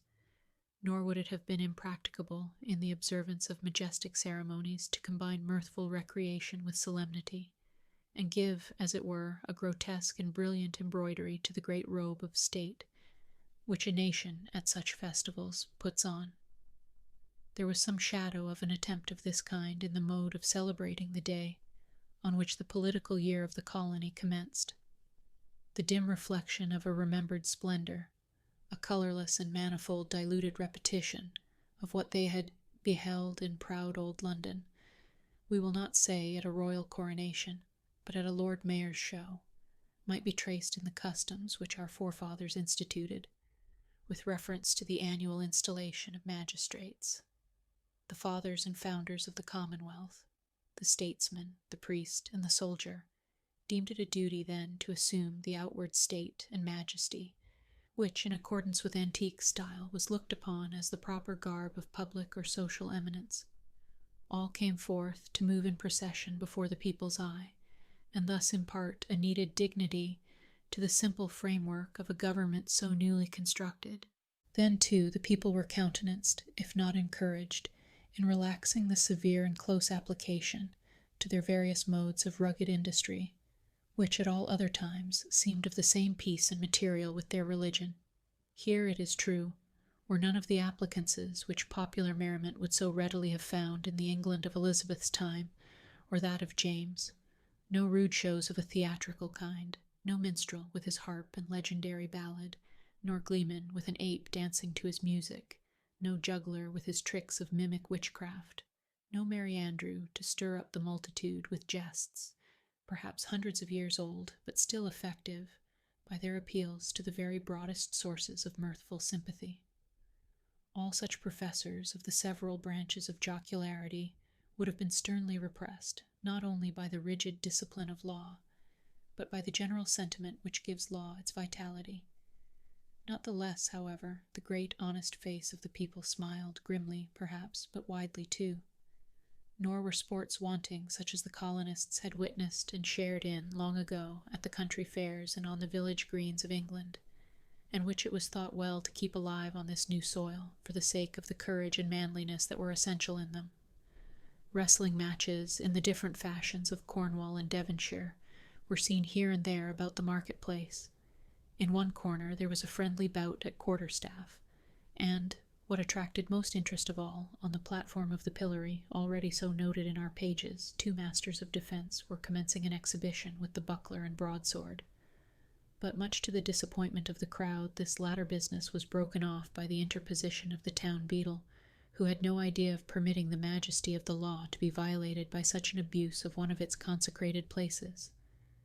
It may not be too much to affirm, on the whole, the people being then in the first stages of joyless deportment, and the offspring of sires who had known how to be merry in their day, that they would compare favorably in point of holiday-keeping with their descendants, even at so long an interval as ourselves.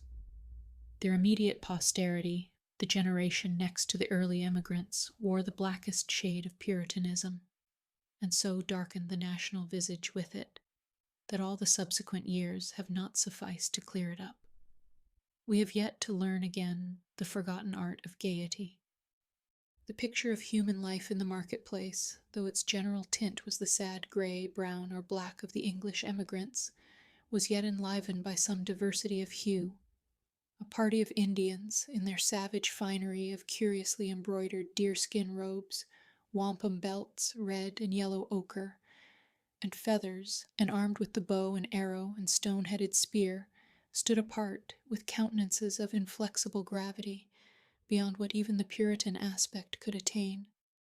Nor, wild as were these painted barbarians, were they the wildest feature of the scene. This distinction could more justly be claimed by some mariners, a part of the crew of the vessel from the Spanish Main, who had come ashore to see the humors of Election Day. They were rough-looking desperadoes, with sun-blackened faces and an immensity of beard.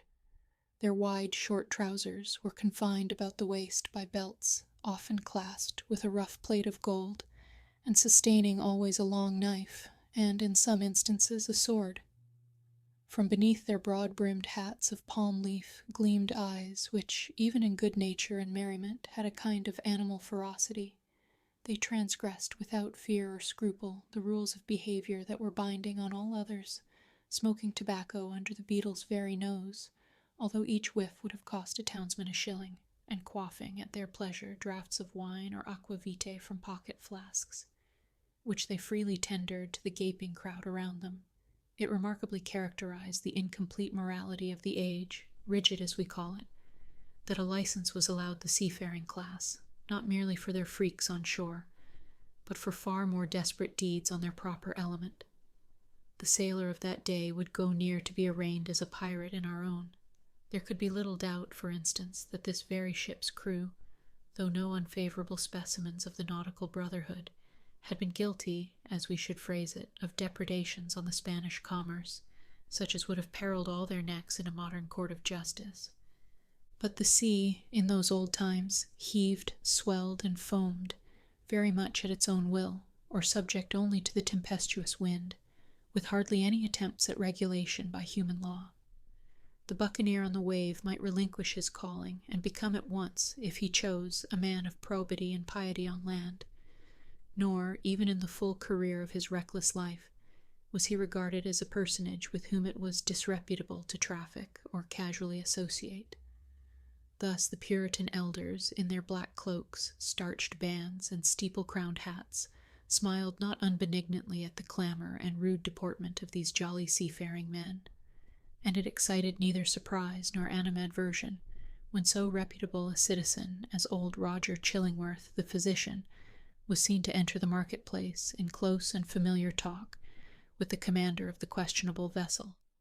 The latter was by far the most showy and gallant figure, so far as apparel went, anywhere to be seen among the multitude. He wore a profusion of ribbons on his garment and gold lace on his hat, which was also encircled by a gold chain and surmounted with a feather. There was a sword at his side, and a sword cut on his forehead, which, by the arrangement of his hair, he seemed anxious rather to display than hide. A landsman could hardly have worn this garb and shown this face, and worn and shown them both with such a galliard air, without undergoing stern question before a magistrate, and probably incurring fine or imprisonment, or perhaps an exhibition in the stocks. As regarded the shipmaster, however, all was looked upon as pertaining to the character, as to a fish his glistening scales. After parting from the physician, the commander of the Bristol ship strolled idly through the market-place, until, happening to approach the spot where Hester Prynne was standing, he appeared to recognize, and did not hesitate to address her. As was usually the case wherever Hester stood, a small vacant area, a sort of magic circle, had formed itself about her, into which, though the people were elbowing one another at a little distance, none ventured or felt disposed to intrude. It was a forcible type of the moral solitude in which the Scarlet Letter enveloped its faded wearer, partly by her own reserve, and partly by the instinctive, though no longer so unkindly, withdrawal of her fellow creatures. Now, if never before, it answered a good purpose by enabling Hester and the seaman to speak together without risk of being overheard, and so changed was Hester Prynne's repute before the public, that the matron in town most eminent for rigid morality could not have held such intercourse with less result of scandal than herself. "So, mistress," said the mariner, "I must bid the steward make ready one more berth than you bargained for. No fear of scurvy or ship fever this voyage. What with the ship's surgeon and this other doctor, our only danger will be from drug or pill. More by token, as there is a lot of apothecary stuff aboard which I traded for with a Spanish vessel." "What mean you?" inquired Hester, startled more than she permitted to appear. "Have you another passenger?" "Why, know you not," cried the shipmaster, "that this physician here, Chillingworth he calls himself, is minded to try my cabin fare with you?" Aye, you must have known it, for he tells me he is of your party, and a close friend to the gentleman you spoke of, he that is in peril from these sour old Puritan rulers." "They know each other well, indeed," replied Hester with a mien of calmness, though in the utmost consternation. "They have long dwelt together." Nothing further passed between the mariner and Hester Prynne, but at that instant she beheld old Roger Chillingworth himself, standing in the remotest corner of the marketplace and smiling on her, a smile which, across the wide and bustling square, and through all the talk and laughter and various thoughts, moods, and interests of the crowd, conveyed secret and fearful meaning. Chapter 22. The Procession. Before Hester Prynne could call together her thoughts and consider what was practicable to be done in this new and startling aspect of affairs, the sound of military music was heard approaching along a contiguous street. It denoted the advance of the procession of magistrates and citizens on its way towards the meeting-house, where, in compliance with a custom thus early established, and ever since observed, the Reverend Mr. Dimmesdale was to deliver an election sermon. Soon the head of the procession showed itself, with a slow and stately march, turning a corner and making its way across the marketplace. First came the music. It comprised a variety of instruments, perhaps imperfectly adapted to one another, and played with no great skill. but yet attaining the great object for which the harmony of drum and clarion addresses itself to the multitude, that of imparting a higher and more heroic air to the scene of life that passes before the eye. Little Pearl at first clapped her hands, but then lost, for an instant, the restless agitation that had kept her in a continual effervescence throughout the morning. She gazed silently and seemed to be borne upward, like a floating sea-bird, on the long heaves and swells of sound. But she was brought back to her former mood by the shimmer of the sunshine on the weapons and bright armor of the military company, which followed after the music and formed the honorary escort of the procession. This body of soldiery, which still sustains a corporate existence, and marches down from past ages with an ancient and honorable fame, was composed of no mercenary materials. Its ranks were filled with gentlemen, who felt the stirrings of martial impulse, and sought to establish a kind of college of arms, where, as in an association of Knights Templars, they might learn the science, and, so far as peaceful exercise would teach them, the practices of war. The high estimation then placed upon the military character might be seen in the lofty port of each individual member of the company. Some of them, indeed, by their services in the Low Countries and on other fields of European warfare, had fairly won their title to assume the name and pomp of soldiership. The entire array, moreover, clad in burnished steel, and with plumage nodding over their bright morions, had a brilliancy of effect which no modern display can aspire to equal. And yet the men of civil eminence, who came immediately behind the military escort, were better worth a thoughtful observer's eye. Even in outward demeanor, they showed a stamp of majesty that made the warrior's haughty stride look vulgar, if not absurd. It was an age when what we call talent had far less consideration than now, but the massive materials which produce stability and dignity of character a great deal more. The people possessed, by hereditary right, the quality of reverence, which in their descendants, if it survive at all, exists in smaller proportion, and with a vastly diminished force, in the selection and estimate of public men. The change may be for good or ill, and is partly, perhaps, for both. In that old day, the English settler on these rude shores, having left king, nobles, and all degrees of awful rank behind, while still the faculty and necessity of reverence were strong in him, bestowed it on the white hair and venerable brow of age, on long-tried integrity, on solid wisdom and sad-colored experience, on endowments of that grave and weighty order which gives the idea of permanence, and comes under the general definition of respectability. These primitive statesmen, therefore, Bradstreet, Endicott, Dudley, Bellingham, and their compeers, who were elevated to power by the early choice of the people, seem to have been not often brilliant, but distinguished by a ponderous sobriety rather than activity of intellect. They had fortitude and self-reliance, and in time of difficulty or peril stood up for the welfare of the state like a line of cliffs against a tempestuous tide.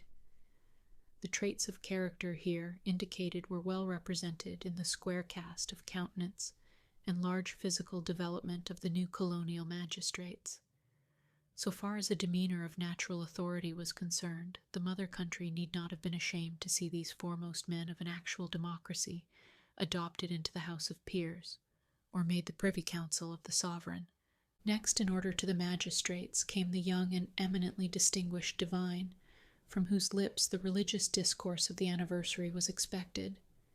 His was the profession, at that era, in which intellectual ability displayed itself far more than in political life. For, leaving a higher motive out of the question, it offered inducements powerful enough, in the almost worshipping respect of the community, to win the most aspiring ambition into its service. Even political power, as in the case of Increase Mather, was within the grasp of a successful priest. It was the observation of those who beheld him now, that never since Mr. Dimmesdale first set his foot on the New England shore had he exhibited such energy as was seen in the gait and air with which he kept his pace in the procession. There was no feebleness of step as at other times, his frame was not bent, nor did his hand rest ominously upon his heart. Yet, if the clergyman were rightly viewed, his strength seemed not of the body. It might be spiritual, and imparted to him by angelic ministrations. It might be the exhilaration of that potent cordial, which is distilled only in the furnace glow of earnest and long-continued thought. Or perchance his sensitive temperament was invigorated by the loud and piercing music that swelled heavenward and uplifted him on its ascending wave. Nevertheless, so abstracted was his look, it might be questioned whether Mr. Dimmesdale even heard the music. There was his body moving onward, and with an unaccustomed force. But where was his mind, far and deep in its own region, busying itself with preternatural activity to marshal a procession of stately thoughts that were soon to issue thence? And so he saw nothing, heard nothing, knew nothing of what was around him. But the spiritual element took up the feeble frame, and carried it along, unconscious of the burden, and converting it to spirit like itself. Men of uncommon intellect, who have grown morbid, possess this occasional power of mighty effort, into which they throw the life of many days, and then are lifeless for as many more. Hester Prynne, gazing steadfastly at the clergyman, felt a dreary influence come over her, but wherefore or whence she knew not, unless that he seemed so remote from her own sphere, and utterly beyond her reach. One glance of recognition, she had imagined, must needs pass between them. She thought of the dim forest, with its little dell of solitude and love and anguish, and the mossy tree trunk, where, sitting hand in hand, they had mingled their sad and passionate talk with the melancholy murmur of the brook. How deeply had they known each other then? And was this the man? She hardly knew him now. He, moving proudly past, enveloped, as it were, in the rich music, with the procession of majestic and venerable fathers, he so unattainable in his worldly position, and still more so in that far vista of his unsympathizing thoughts, through which she now beheld him. Her spirit sank with the idea that all must have been a delusion, and that, vividly as she had dreamed it, there could be no real bond betwixt the clergyman and herself. And thus much of woman was there in Hester, that she could scarcely forgive him, least of all now when the heavy footstep of their approaching fate might be heard, nearer, nearer, nearer, for being able so completely to withdraw himself from their mutual world, while she groped darkly and stretched forth her cold hands and found him not. Pearl either saw and responded to her mother's feelings, or herself felt the remoteness and intangibility that had fallen around the minister. While the procession passed, the child was uneasy, fluttering up and down like a bird on the point of taking flight.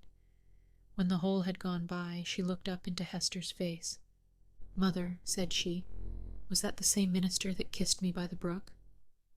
"Hold thy peace, dear little Pearl," whispered her mother.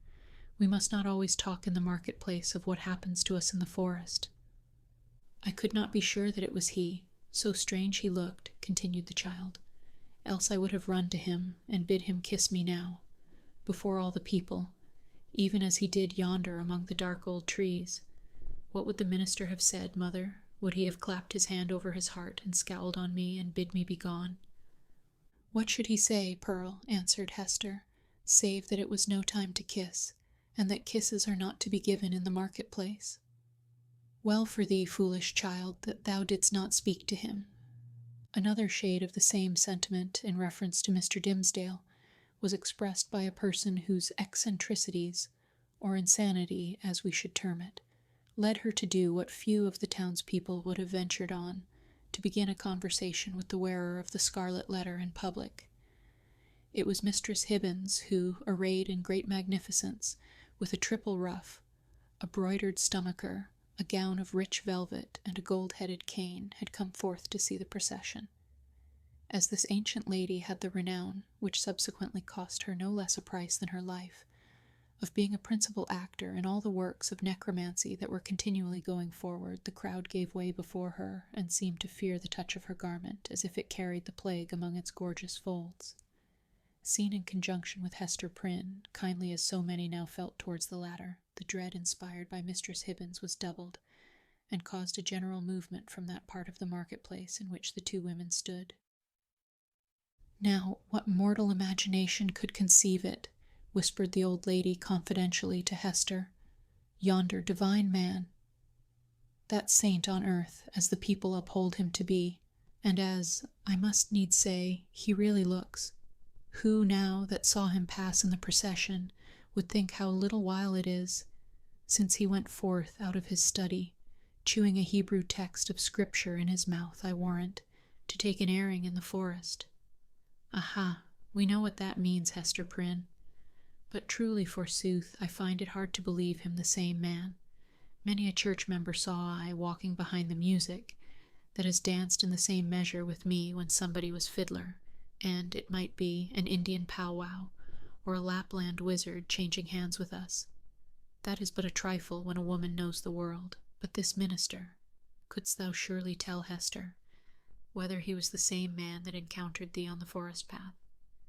Madam, I know not of what you speak, answered Hester Prynne, feeling Mistress Hibbins to be of infirm mind, yet strangely startled and awe-stricken by the confidence with which she affirmed a personal connection between so many persons, herself among them, and the evil one. It is not for me to talk lightly of a learned and pious minister of the word, like the Reverend Mr. Dimmesdale. Fie, woman, fie, cried the old lady, shaking her finger at Hester. Dost thou think I have been to the forest so many times, and have yet no skill to judge who else has been there? Yea, though no leaf of the wild garlands which they wore while they danced be left in their hair, I know thee, Hester, for I behold the token. We may all see it in the sunshine, and it glows like a red flame in the dark. Thou wearest it openly, so there need be no question about that.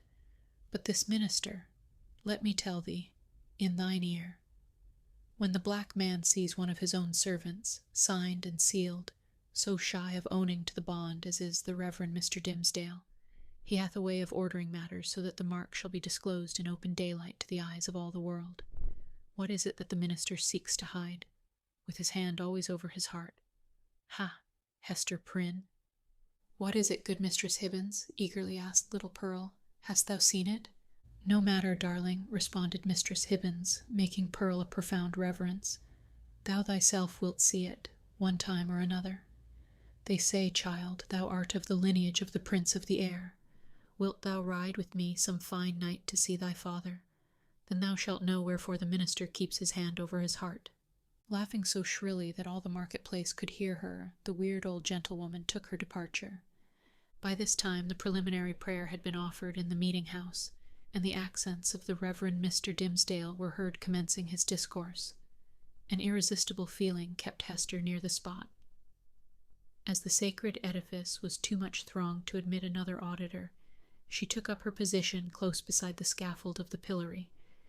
It was in sufficient proximity to bring the whole sermon to her ears, in the shape of an indistinct but varied murmur and flow of the minister's very peculiar voice.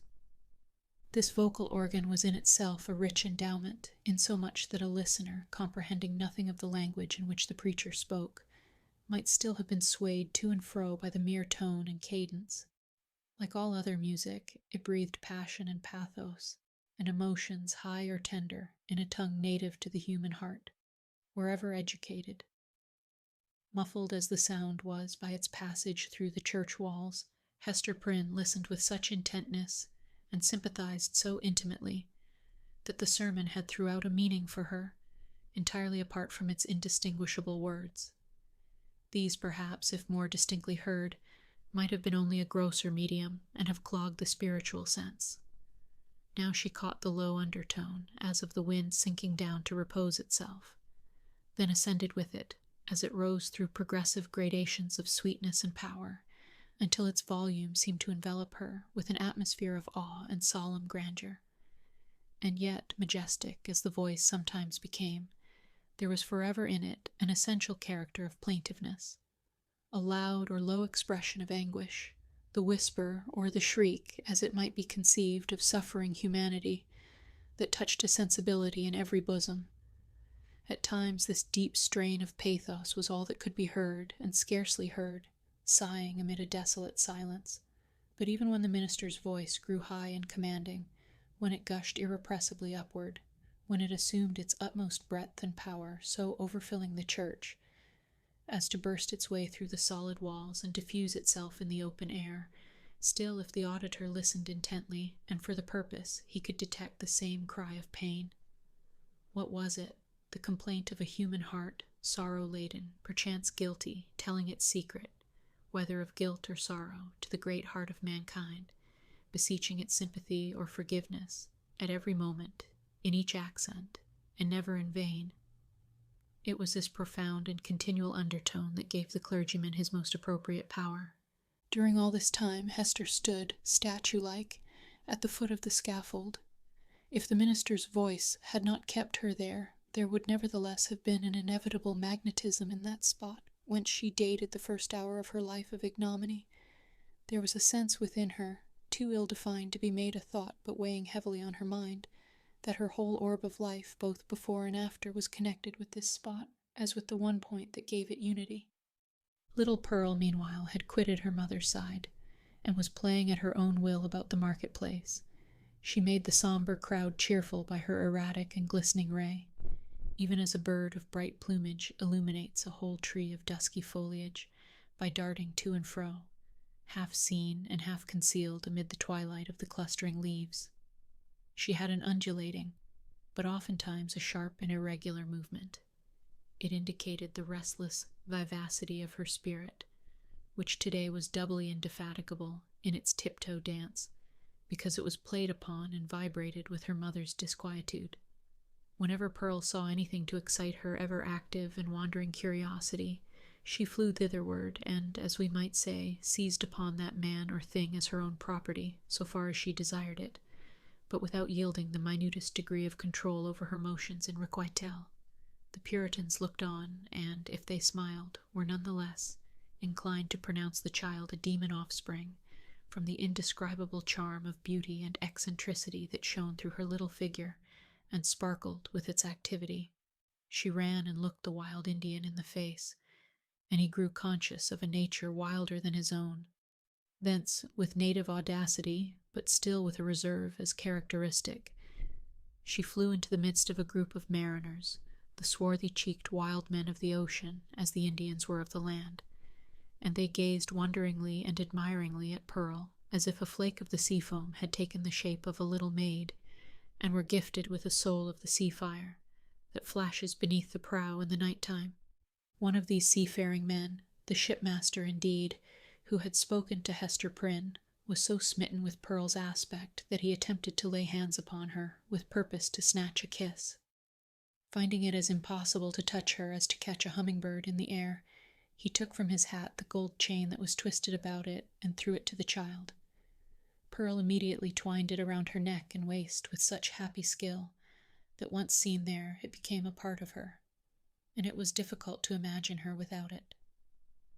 "Thy mother is yonder woman with the scarlet letter," said the seaman. "Wilt thou carry her a message from me?" "If the message pleases me, I will," answered Pearl. "Then tell her," rejoined he, "that I spake again with the black-visaged, hump-shouldered old doctor, and he engages to bring his friend, the gentleman she wots of, aboard with him. So let thy mother take no thought, save for herself and thee. Wilt thou tell her this, thou witch baby?" "Mistress Hibbins says my father is the prince of the air," cried Pearl with a naughty smile. "If thou callest me that ill name, I shall tell him of thee, and he will chase thy ship with a tempest." Pursuing a zigzag course across the marketplace, the child returned to her mother and communicated what the mariner had said. Hester's strong, calm, steadfastly enduring spirit almost sank, at last, on beholding this dark and grim countenance of an inevitable doom, which, at the moment when a passage seemed to open for the minister and herself out of their labyrinth of misery, showed itself with an unrelenting smile right in the midst of their path. With her mind harassed by the terrible perplexity in which the shipmaster's intelligence involved her, she was also subjected to another trial. There were many people present, from the country round about, who had often heard of the Scarlet Letter, and to whom it had been made terrific by 100 false or exaggerated rumors, but who had never beheld it with their own bodily eyes. These, after exhausting other modes of amusement, now thronged about Hester Prynne with rude and boorish intrusiveness. Unscrupulous as it was, however, it could not bring them nearer than a circuit of several yards. At that distance they accordingly stood, fixed there by the centrifugal force of the repugnance which the mystic symbol inspired. The whole gang of sailors, likewise, observing the press of spectators and learning the purport of the Scarlet Letter, came and thrust their sunburnt and desperado-looking faces into the ring. Even the Indians were affected by a sort of cold shadow of the white man's curiosity, and gliding through the crowd fastened their snake-like black eyes on Hester's bosom, conceiving perhaps that the wearer of this brilliantly embroidered badge must needs be a personage of high dignity among her people.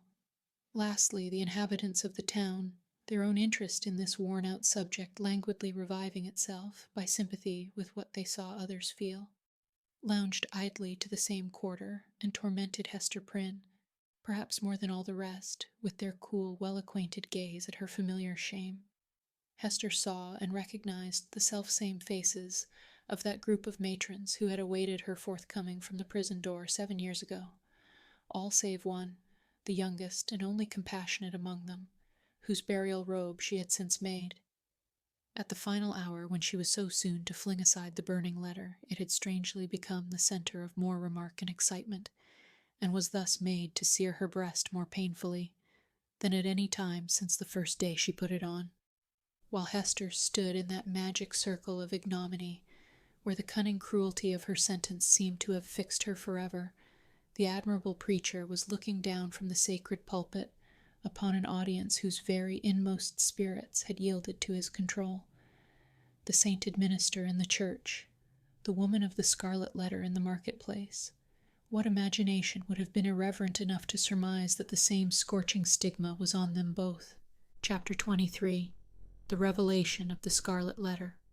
The eloquent voice on which the souls of the listening audience had been borne aloft as on the swelling waves of the sea, at length came to a pause. There was a momentary silence, profound as what should follow the utterance of oracles. Then ensued a murmur and half-hushed tumult, as if the auditors, released from the high spell that had transported them into the region of another's mind, were returning into themselves, with all their awe and wonder still heavy on them. In a moment more, the crowd began to gush forth from the doors of the church. Now that there was an end, they needed other breath, more fit to support the gross and earthly life into which they relapsed, than that atmosphere which the preacher had converted into words of flame, and had burdened with the rich fragrance of his thought. In the open air their rapture broke into speech. The street and the marketplace absolutely babbled, from side to side, with applauses of the minister. His hearers could not rest until they had told one another of what each knew better than he could tell or hear. According to their united testimony, never had man spoken in so wise, so high, and so holy a spirit as he that spake this day, nor had inspiration ever breathed through mortal lips more evidently than it did through his. Its influence could be seen, as it were, descending upon him, and possessing him, and continually lifting him out of the written discourse that lay before him, and filling him with ideas that must have been as marvelous to himself as to his audience. His subject, it appeared, had been the relation between the deity and the communities of mankind, with a special reference to the New England which they were here planting in the wilderness. And as he drew towards the close, a spirit as of prophecy had come upon him, constraining him to its purpose as mightily as the old prophets of Israel were constrained, only with this difference, that whereas the Jewish seers had denounced judgments and ruin on their country, it was his mission to foretell a high and glorious destiny for the newly gathered people of the Lord. But, throughout it all, and through the whole discourse, there had been a certain deep sad undertone of pathos, which could not be interpreted otherwise than as the natural regret of one soon to pass away. Yes, their minister whom they so loved, and who so loved them all that he could not depart heavenward without a sigh, had the foreboding of untimely death upon him, and would soon leave them in their tears. This idea of his transitory stay on earth gave the last emphasis to the effect which the preacher had produced. It was as if an angel, in his passage to the skies, had shaken his bright wings over the people for an instant, at once a shadow and a splendor, and had shed down a shower of golden truths upon them. Thus there had come to the Reverend Mr. Dimmesdale, as to most men in their various spheres, though seldom recognized until they see it far behind them, an epoch of life more brilliant and full of triumph than any previous one, or than any which could hereafter be. He stood, at this moment, on the very proudest eminence of superiority, to which the gifts of intellect, rich lore, prevailing eloquence, and a reputation of widest sanctity could exalt a clergyman in New England's earliest days, when the professional character was of itself a lofty pedestal.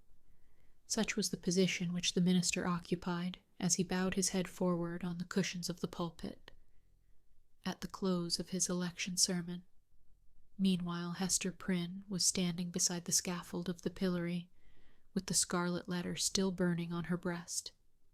Now was heard again the clangor of the music, and the measured tramp of the military escort issuing from the church door. The procession was to be marshalled thence to the town hall, where a solemn banquet would complete the ceremonies of the day. Once more, therefore, the train of venerable and majestic fathers was seen moving through a broad pathway of the people, who drew back reverently on either side, as the governor and magistrates, the old and wise men, the holy ministers, and all that were eminent and renowned, advanced into the midst of them. When they were fairly in the marketplace, their presence was greeted by a shout. This, though doubtless it might acquire additional force and volume from the childlike loyalty which the age awarded to its rulers, was felt to be an irrepressible outburst of enthusiasm, kindled in the auditors by that high strain of eloquence which was yet reverberating in their ears. Each felt the impulse in himself, and in the same breath caught it from his neighbor. Within the church it had hardly been kept down. Beneath the sky it pealed upward to the zenith.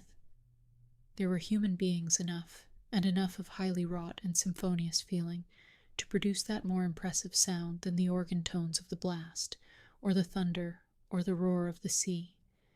Even that mighty swell of many voices, blended into one great voice by the universal impulse which makes likewise one vast heart out of the many, never from the soil of New England had gone up such a shout.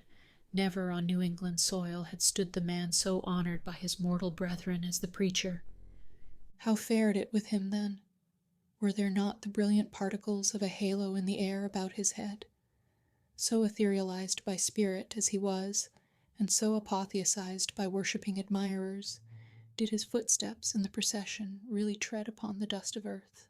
As the ranks of military men and civil fathers moved onward, all eyes were turned towards the point where the minister was seen to approach among them.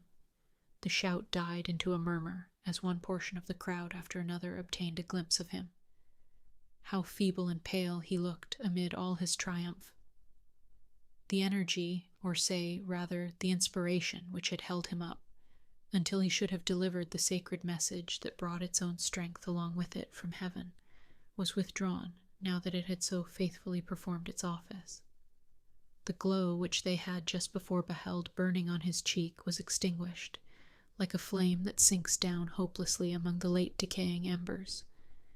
It seemed hardly the face of a man alive, with such a death-like hue. It was hardly a man with life in him, that tottered on his path so nervelessly, yet tottered and did not fall. One of his clerical brethren, it was the venerable John Wilson, observing the state in which Mr. Dimmesdale was left by the retiring wave of intellect and sensibility, stepped forward hastily to offer his support. The minister tremulously but decidedly repelled the old man's arm. He still walked onward, if that movement could be so described, which rather resembled the wavering effort of an infant, with its mother's arms in view, outstretched to tempt him forward. And now, almost imperceptible as were the latter steps of his progress, he had come opposite the well-remembered and weather-darkened scaffold, where, long since, with all that dreary lapse of time between, Hester Prynne had encountered the world's ignominious stare. There stood Hester, holding little Pearl by the hand, and there was the Scarlet Letter on her breast. The minister here made a pause, although the music still played the stately and rejoicing march, to which the procession moved. It summoned him onward to the festival. But here he made a pause. Bellingham for the last few moments had kept an anxious eye upon him. He now left his own place in the procession and advanced to give assistance, judging from Mr. Dimmesdale's aspect that he must otherwise inevitably fall. But there was something in the latter's expression that warned back the magistrate, although a man not readily obeying the vague intimations that pass from one spirit to another. The crowd, meanwhile, looked on with awe and wonder. This earthly faintness was, in their view, only another phase of the minister's celestial strength. Nor would it have seemed a miracle too high to be wrought for one so holy, had he ascended before their eyes, waxing dimmer and brighter, and fading at last into the light of heaven. He turned towards the scaffold and stretched forth his arms. "Hester," said he, "come hither. Come, my little pearl." It was a ghastly look with which he regarded them, but there was something at once tender and strangely triumphant in it. The child, with the bird-like motion, which was one of her characteristics, flew to him and clasped her arms about his knees. Hester Prynne, slowly, as if impelled by inevitable fate, and against her strongest will, likewise drew near, but paused before she reached him. At this instant, old Roger Chillingworth thrust himself through the crowd, or perhaps so dark, disturbed, and evil was his look, he rose up out of some nether region, to snatch back his victim from what he sought to do. Be that as it might, the old man rushed forward and caught the minister by the arm. "Madman, hold! What is your purpose, whispered he. "Wave back that woman. Cast off this child. All shall be well. Do not blacken your fame and perish in dishonor. I can yet save you. Would you bring infamy on your sacred profession?" "Ha, tempter, methinks thou art too late," answered the minister, encountering his eye, fearfully but firmly. "Thy power is not what it was. With God's help, I shall escape thee now." He again extended his hand to the woman of the Scarlet Letter. "Hester Prynne," cried he with a piercing earnestness, "in the name of Him, so terrible and so merciful, who gives me grace at this last moment to do what, for my own heavy sin and miserable agony, I withheld myself from doing 7 years ago, come hither now and twine thy strength about me. Thy strength, Hester, but let it be guided by the will which God hath granted me. This wretched and wronged old man is opposing it with all his might, with all his own might and the fiend's. Come, Hester, come, support me up yonder scaffold." The crowd was in a tumult.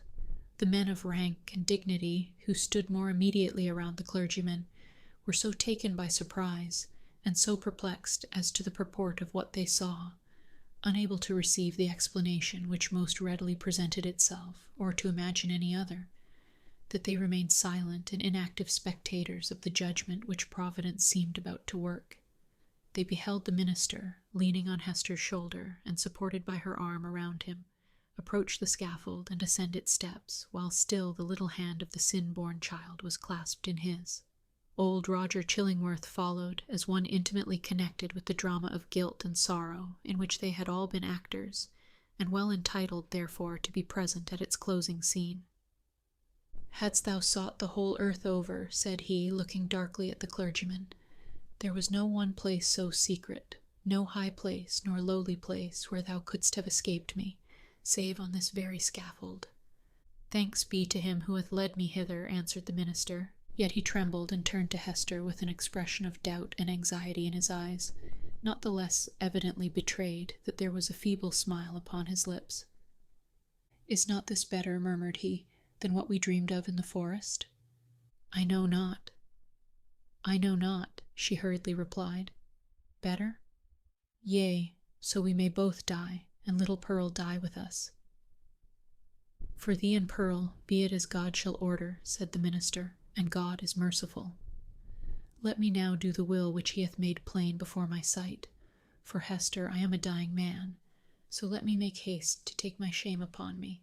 Partly supported by Hester Prynne, and holding one hand of little Pearl's, the Reverend Mr. Dimmesdale turned to the dignified and venerable rulers, to the holy ministers, who were his brethren, to the people whose great heart was thoroughly appalled, yet overflowing with tearful sympathy, as knowing that some deep life matter, which, if full of sin, was full of anguish and repentance likewise, was now to be laid open to them. The sun, but little past its meridian, shone down upon the clergyman, and gave a distinctness to his figure, as he stood out from all the earth to put in his plea of guilty at the bar of eternal justice.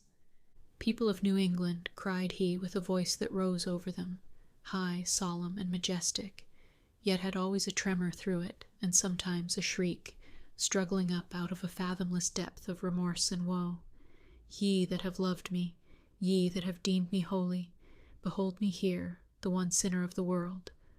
At last, I stand upon the spot where, 7 years since, I should have stood, here with this woman, whose arm, more than the little strength wherewith I have crept hitherward, sustains me at this dreadful moment from grovelling down upon my face. Lo, the scarlet letter which Hester wears, ye have all shuddered at it. Wherever her walk hath been, wherever so miserably burdened she may have hoped to find repose, it hath cast a lurid gleam of awe and horrible repugnance round about her. But there stood one in the midst of you at whose brand of sin and infamy ye have not shuddered.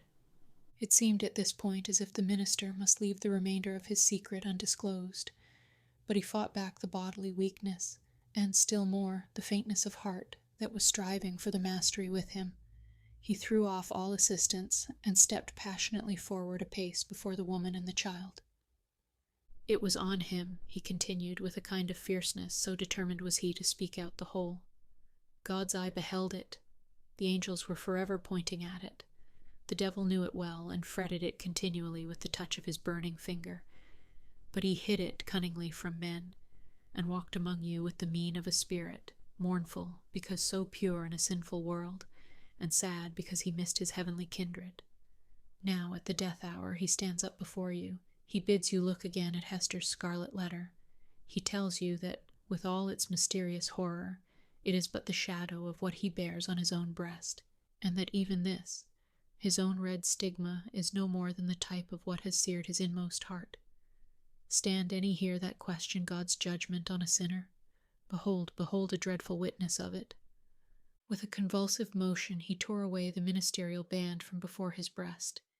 It was revealed, but it were irreverent to describe that revelation.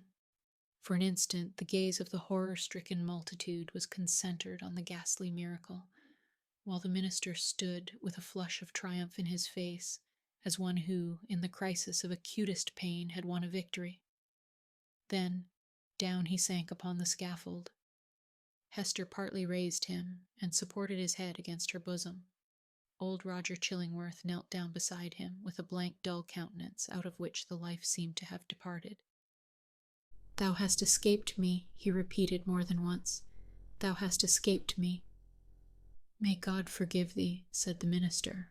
"Thou too hast deeply sinned." He withdrew his dying eyes from the old man and fixed them on the woman and the child. "My little Pearl," said he, feebly, and there was a sweet and gentle smile over his face, as of a spirit sinking into deep repose. Nay, now that the burden was removed, it seemed almost as if he would be sportive with the child. "Dear little Pearl, wilt thou kiss me now? Thou wouldst not yonder in the forest. But now thou wilt?" Pearl kissed his lips. A spell was broken. The great scene of grief, in which the wild infant bore a part, had developed all her sympathies, and as her tears fell upon her father's cheek, they were the pledge that she would grow up amid human joy and sorrow, nor forever do battle with the world, but be a woman in it. Towards her mother, too, Pearl's errand as a messenger of anguish was all fulfilled. "Hester," said the clergyman, "farewell." "Shall we not meet again?" whispered she, bending her face down close to his. "Shall we not spend our immortal life together? Surely, surely, we have ransomed one another with all this woe. Thou lookest far into eternity with those bright dying eyes. Then tell me what thou seest." "Hush, Hester, hush," said he with tremulous solemnity. "The law we broke, the sin here so awfully revealed, let these alone be in thy thoughts. I fear, it may be that when we forgot our God, when we violated our reverence each for the other's soul, it was thenceforth vain to hope that we could meet hereafter in an everlasting and pure reunion. God knows, and he is merciful. He hath proved his mercy, most of all in my afflictions, by giving me this burning torture to bear upon my breast, by sending yonder dark and terrible old man to keep the torture always at red heat, by bringing me hither to die this death of triumphant ignominy before the people. Had either of these agonies been wanting, I had been lost forever. Praised be his name, his will be done. Farewell." That final word came forth with the minister's expiring breath. The multitude, silent till then, broke out in a strange, deep voice of awe and wonder, which could not as yet find utterance, save in this murmur that rolled so heavily after the departed spirit. Chapter 24. Conclusion. After many days, when time sufficed for the people to arrange their thoughts in reference to the foregoing scene, there was more than one account of what had been witnessed on the scaffold. Most of the spectators testified to having seen, on the breast of the unhappy minister, a scarlet letter, the very semblance of that worn by Hester Prynne, imprinted in the flesh. As regarded its origin, there were various explanations, all of which must necessarily have been conjectural. Some affirmed that the Reverend Mr. Dimmesdale, on the very day when Hester Prynne first wore her ignominious badge, had begun a course of penance, which he afterwards in so many futile methods followed out, by inflicting a hideous torture on himself. Others contended that the stigma had not been produced until a long time subsequent, when old Roger Chillingworth, being a potent necromancer, had caused it to appear, through the agency of magic and poisonous drugs. Others again, and those best able to appreciate the minister's peculiar sensibility, and the wonderful operation of his spirit upon the body, whispered their belief that the awful symbol was the effect of the ever-active tooth of remorse, gnawing from the inmost heart outwardly, and at last manifesting heaven's dreadful judgment by the visible presence of the letter. The reader may choose among these theories. We have thrown all the light we could acquire upon the portent, and would gladly, now that it has done its office, erase its deep print out of our own brain, where long meditation has fixed it in very undesirable distinctness. It is singular, nevertheless, that certain persons, who were spectators of the whole scene, and professed never once to have removed their eyes from the Reverend Mr. Dimmesdale, denied that there was any mark whatever on his breast, more than on a newborn infant's. Neither by their report had his dying words acknowledged, nor even remotely implied, any the slightest connection on his part with the guilt for which Hester Prynne had so long worn the scarlet letter. According to these highly respectable witnesses, the minister, conscious that he was dying, conscious also that the reverence of the multitude placed him already among saints and angels, had desired, by yielding up his breath in the arms of that fallen woman, to express to the world how utterly nugatory is the choicest of man's own righteousness. After exhausting life in his efforts for mankind's spiritual good, he had made the manner of his death a parable, in order to impress on his admirers the mighty and mournful lesson that, in the view of infinite purity, we are sinners all alike. It was to teach them that the holiest among us has but attained so far above his fellows as to discern more clearly the mercy which looks down, and repudiate more utterly the phantom of human merit, which would look aspiringly upward. Without disputing a truth so momentous, we must be allowed to consider this version of Mr. Dimmesdale's story as only an instance of that stubborn fidelity with which a man's friends, and especially a clergyman's, will sometimes uphold his character, when proofs, clear as the midday sunshine on the scarlet letter, establish him a false and sin-stained creature of the dust. The authority which we have chiefly followed, a manuscript of old date drawn up from the verbal testimony of individuals, some of whom had known Hester Prynne, while others had heard the tale from contemporary witnesses, fully confirms the view taken in the foregoing pages. Among many morals which press upon us from the poor minister's miserable experience, we put only this into a sentence: Be true, be true, be true.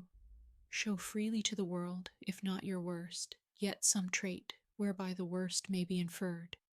Nothing was more remarkable than the change which took place, almost immediately after Mr. Dimmesdale's death, in the appearance and demeanor of the old man known as Roger Chillingworth. All his strength and energy, all his vital and intellectual force, seemed at once to desert him, insomuch that he positively withered up, shriveled away, and almost vanished from mortal sight, like an uprooted weed that lies wilting in the sun. This unhappy man had made the very principle of his life to consist in the pursuit and systematic exercise of revenge, and when, by its completest triumph and consummation, That evil principle was left with no further material to support it, when, in short, there was no more devil's work on earth for him to do.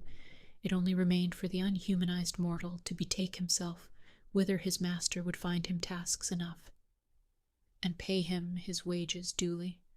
But to all these shadowy beings, so long our near acquaintances, as well Roger Chillingworth as his companions, we would fain be merciful. It is a curious subject of observation and inquiry, whether hatred and love be not the same thing at bottom. Each in its utmost development supposes a high degree of intimacy and heart knowledge. Each renders one individual dependent for the food of his affections and spiritual life upon another. Each leaves the passionate lover, or the no less passionate hater, forlorn and desolate by the withdrawal of his subject. Philosophically considered, therefore, the two passions seem essentially the same, except that one happens to be seen in a celestial radiance, and the other in a dusky and lurid glow. In the spiritual world, the old physician and the minister, mutual victims as they have been, may, unawares, have found their earthly stock of hatred and antipathy transmuted into golden love. Leaving this discussion apart, we have a matter of business to communicate to the reader. At old Roger Chillingworth's decease, which took place within the year, and by his last will and testament, of which Governor Bellingham and the Reverend Mr. Wilson were executors, he bequeathed a very considerable amount of property, both here and in England, to little Pearl, the daughter of Hester Prynne. So Pearl, the elf child, the demon offspring, as some people, up to that epoch, persisted in considering her, became the richest heiress of her day in the New World. Not improbably, this circumstance wrought a very material change in the public estimation, and, had the mother and child remained here, little Pearl, at a marriageable period of life, might have mingled her wild blood with the lineage of the devoutest Puritan among them all. But in no long time after the physician's death, the wearer of the Scarlet Letter disappeared, and Pearl along with her. For many years, though a vague report would now and then find its way across the sea, like a shapeless piece of driftwood tossed ashore, with the initials of a name upon it, yet no tidings of them unquestionably authentic were received. The story of the Scarlet Letter grew into a legend. Its spell, however, was still potent, and kept the scaffold awful where the poor minister had died, and likewise the cottage by the seashore, where Hester Prynne had dwelt. Near this latter spot, one afternoon, some children were at play, when they beheld a tall woman in a grey robe approach the cottage door. In all those years it had never once been opened, but either she unlocked it, or the decaying wood and iron yielded to her hand, or she glided shadow-like through these impediments, and, at all events, went in. On the threshold she paused, turned partly round, for perchance the idea of entering all alone, and all so changed, the home of so intense a former life, was more dreary and desolate than even she could bear. But her hesitation was only for an instant, though long enough to display a scarlet letter on her breast. And Hester Prynne had returned and taken up her long-forsaken shame. But where was little Pearl? If still alive, she must now have been in the flush and bloom of early womanhood. None knew, nor ever learned with the fullness of perfect certainty, whether the elf child had gone thus untimely to a maiden grave, or whether her wild, rich nature had been softened and subdued and made capable of a woman's gentle happiness. But through the remainder of Hester's life there were indications that the recluse of the Scarlet Letter was the object of love and interest with some inhabitant of another land. Letters came, with armorial seals upon them, though of bearings unknown to English heraldry. In the cottage there were articles of comfort and luxury such as Hester never cared to use, but which only wealth could have purchased, and affection have imagined for her. There were trifles, too, little ornaments, beautiful tokens of a continual remembrance, that must have been wrought by delicate fingers at the impulse of a fond heart. And once Hester was seen embroidering a baby garment, with such a lavish richness of golden fancy as would have raised a public tumult, had any infant, thus apparelled, been shown to our sober-hued community. In fine, the gossips of that day believed, and Mr. Surveyor Pugh, who made investigations a century later, believed, and one of his recent successors in office, moreover, faithfully believes, that Pearl was not only alive, but married, and happy, and mindful of her mother, and that she would most joyfully have entertained that sad and lonely mother at her fireside. But there was a more real life for Hester Prynne here in New England than in that unknown region where Pearl had found a home. Here had been her sin, here her sorrow, and here was yet to be her penitence. She had returned, therefore, and resumed, of her own free will, for not the sternest magistrate of that iron period would have imposed it, resumed the symbol of which we have related so dark a tale.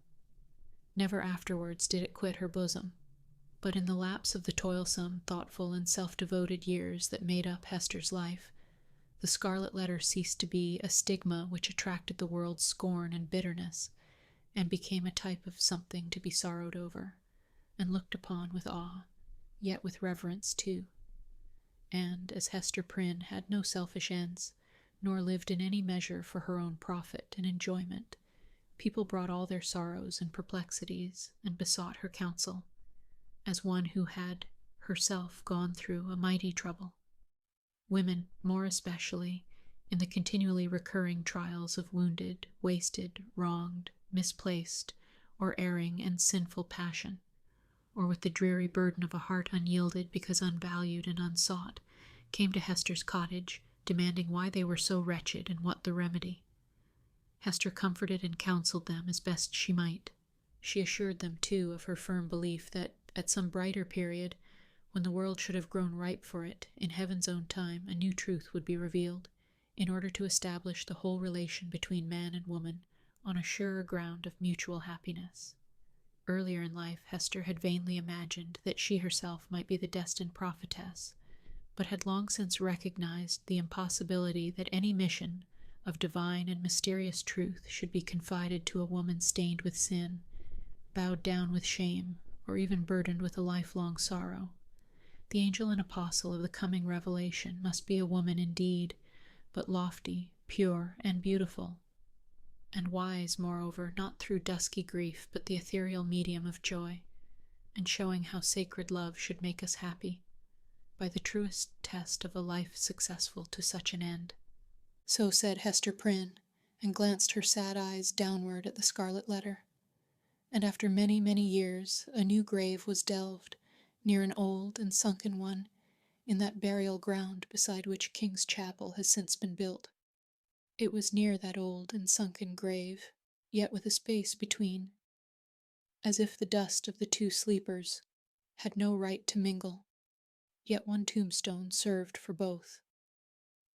All around there were monuments carved with armorial bearings, and on this simple slab of slate, as the curious investigator may still discern and perplex himself with the purport, there appeared the semblance of an engraved escutcheon. It bore a device, a herald's wording of which might serve for a motto and brief description of our now concluded legend. So somber is it, and relieved only by one ever-glowing point of light gloomier than the shadow. On a field sable, the letter A, gules,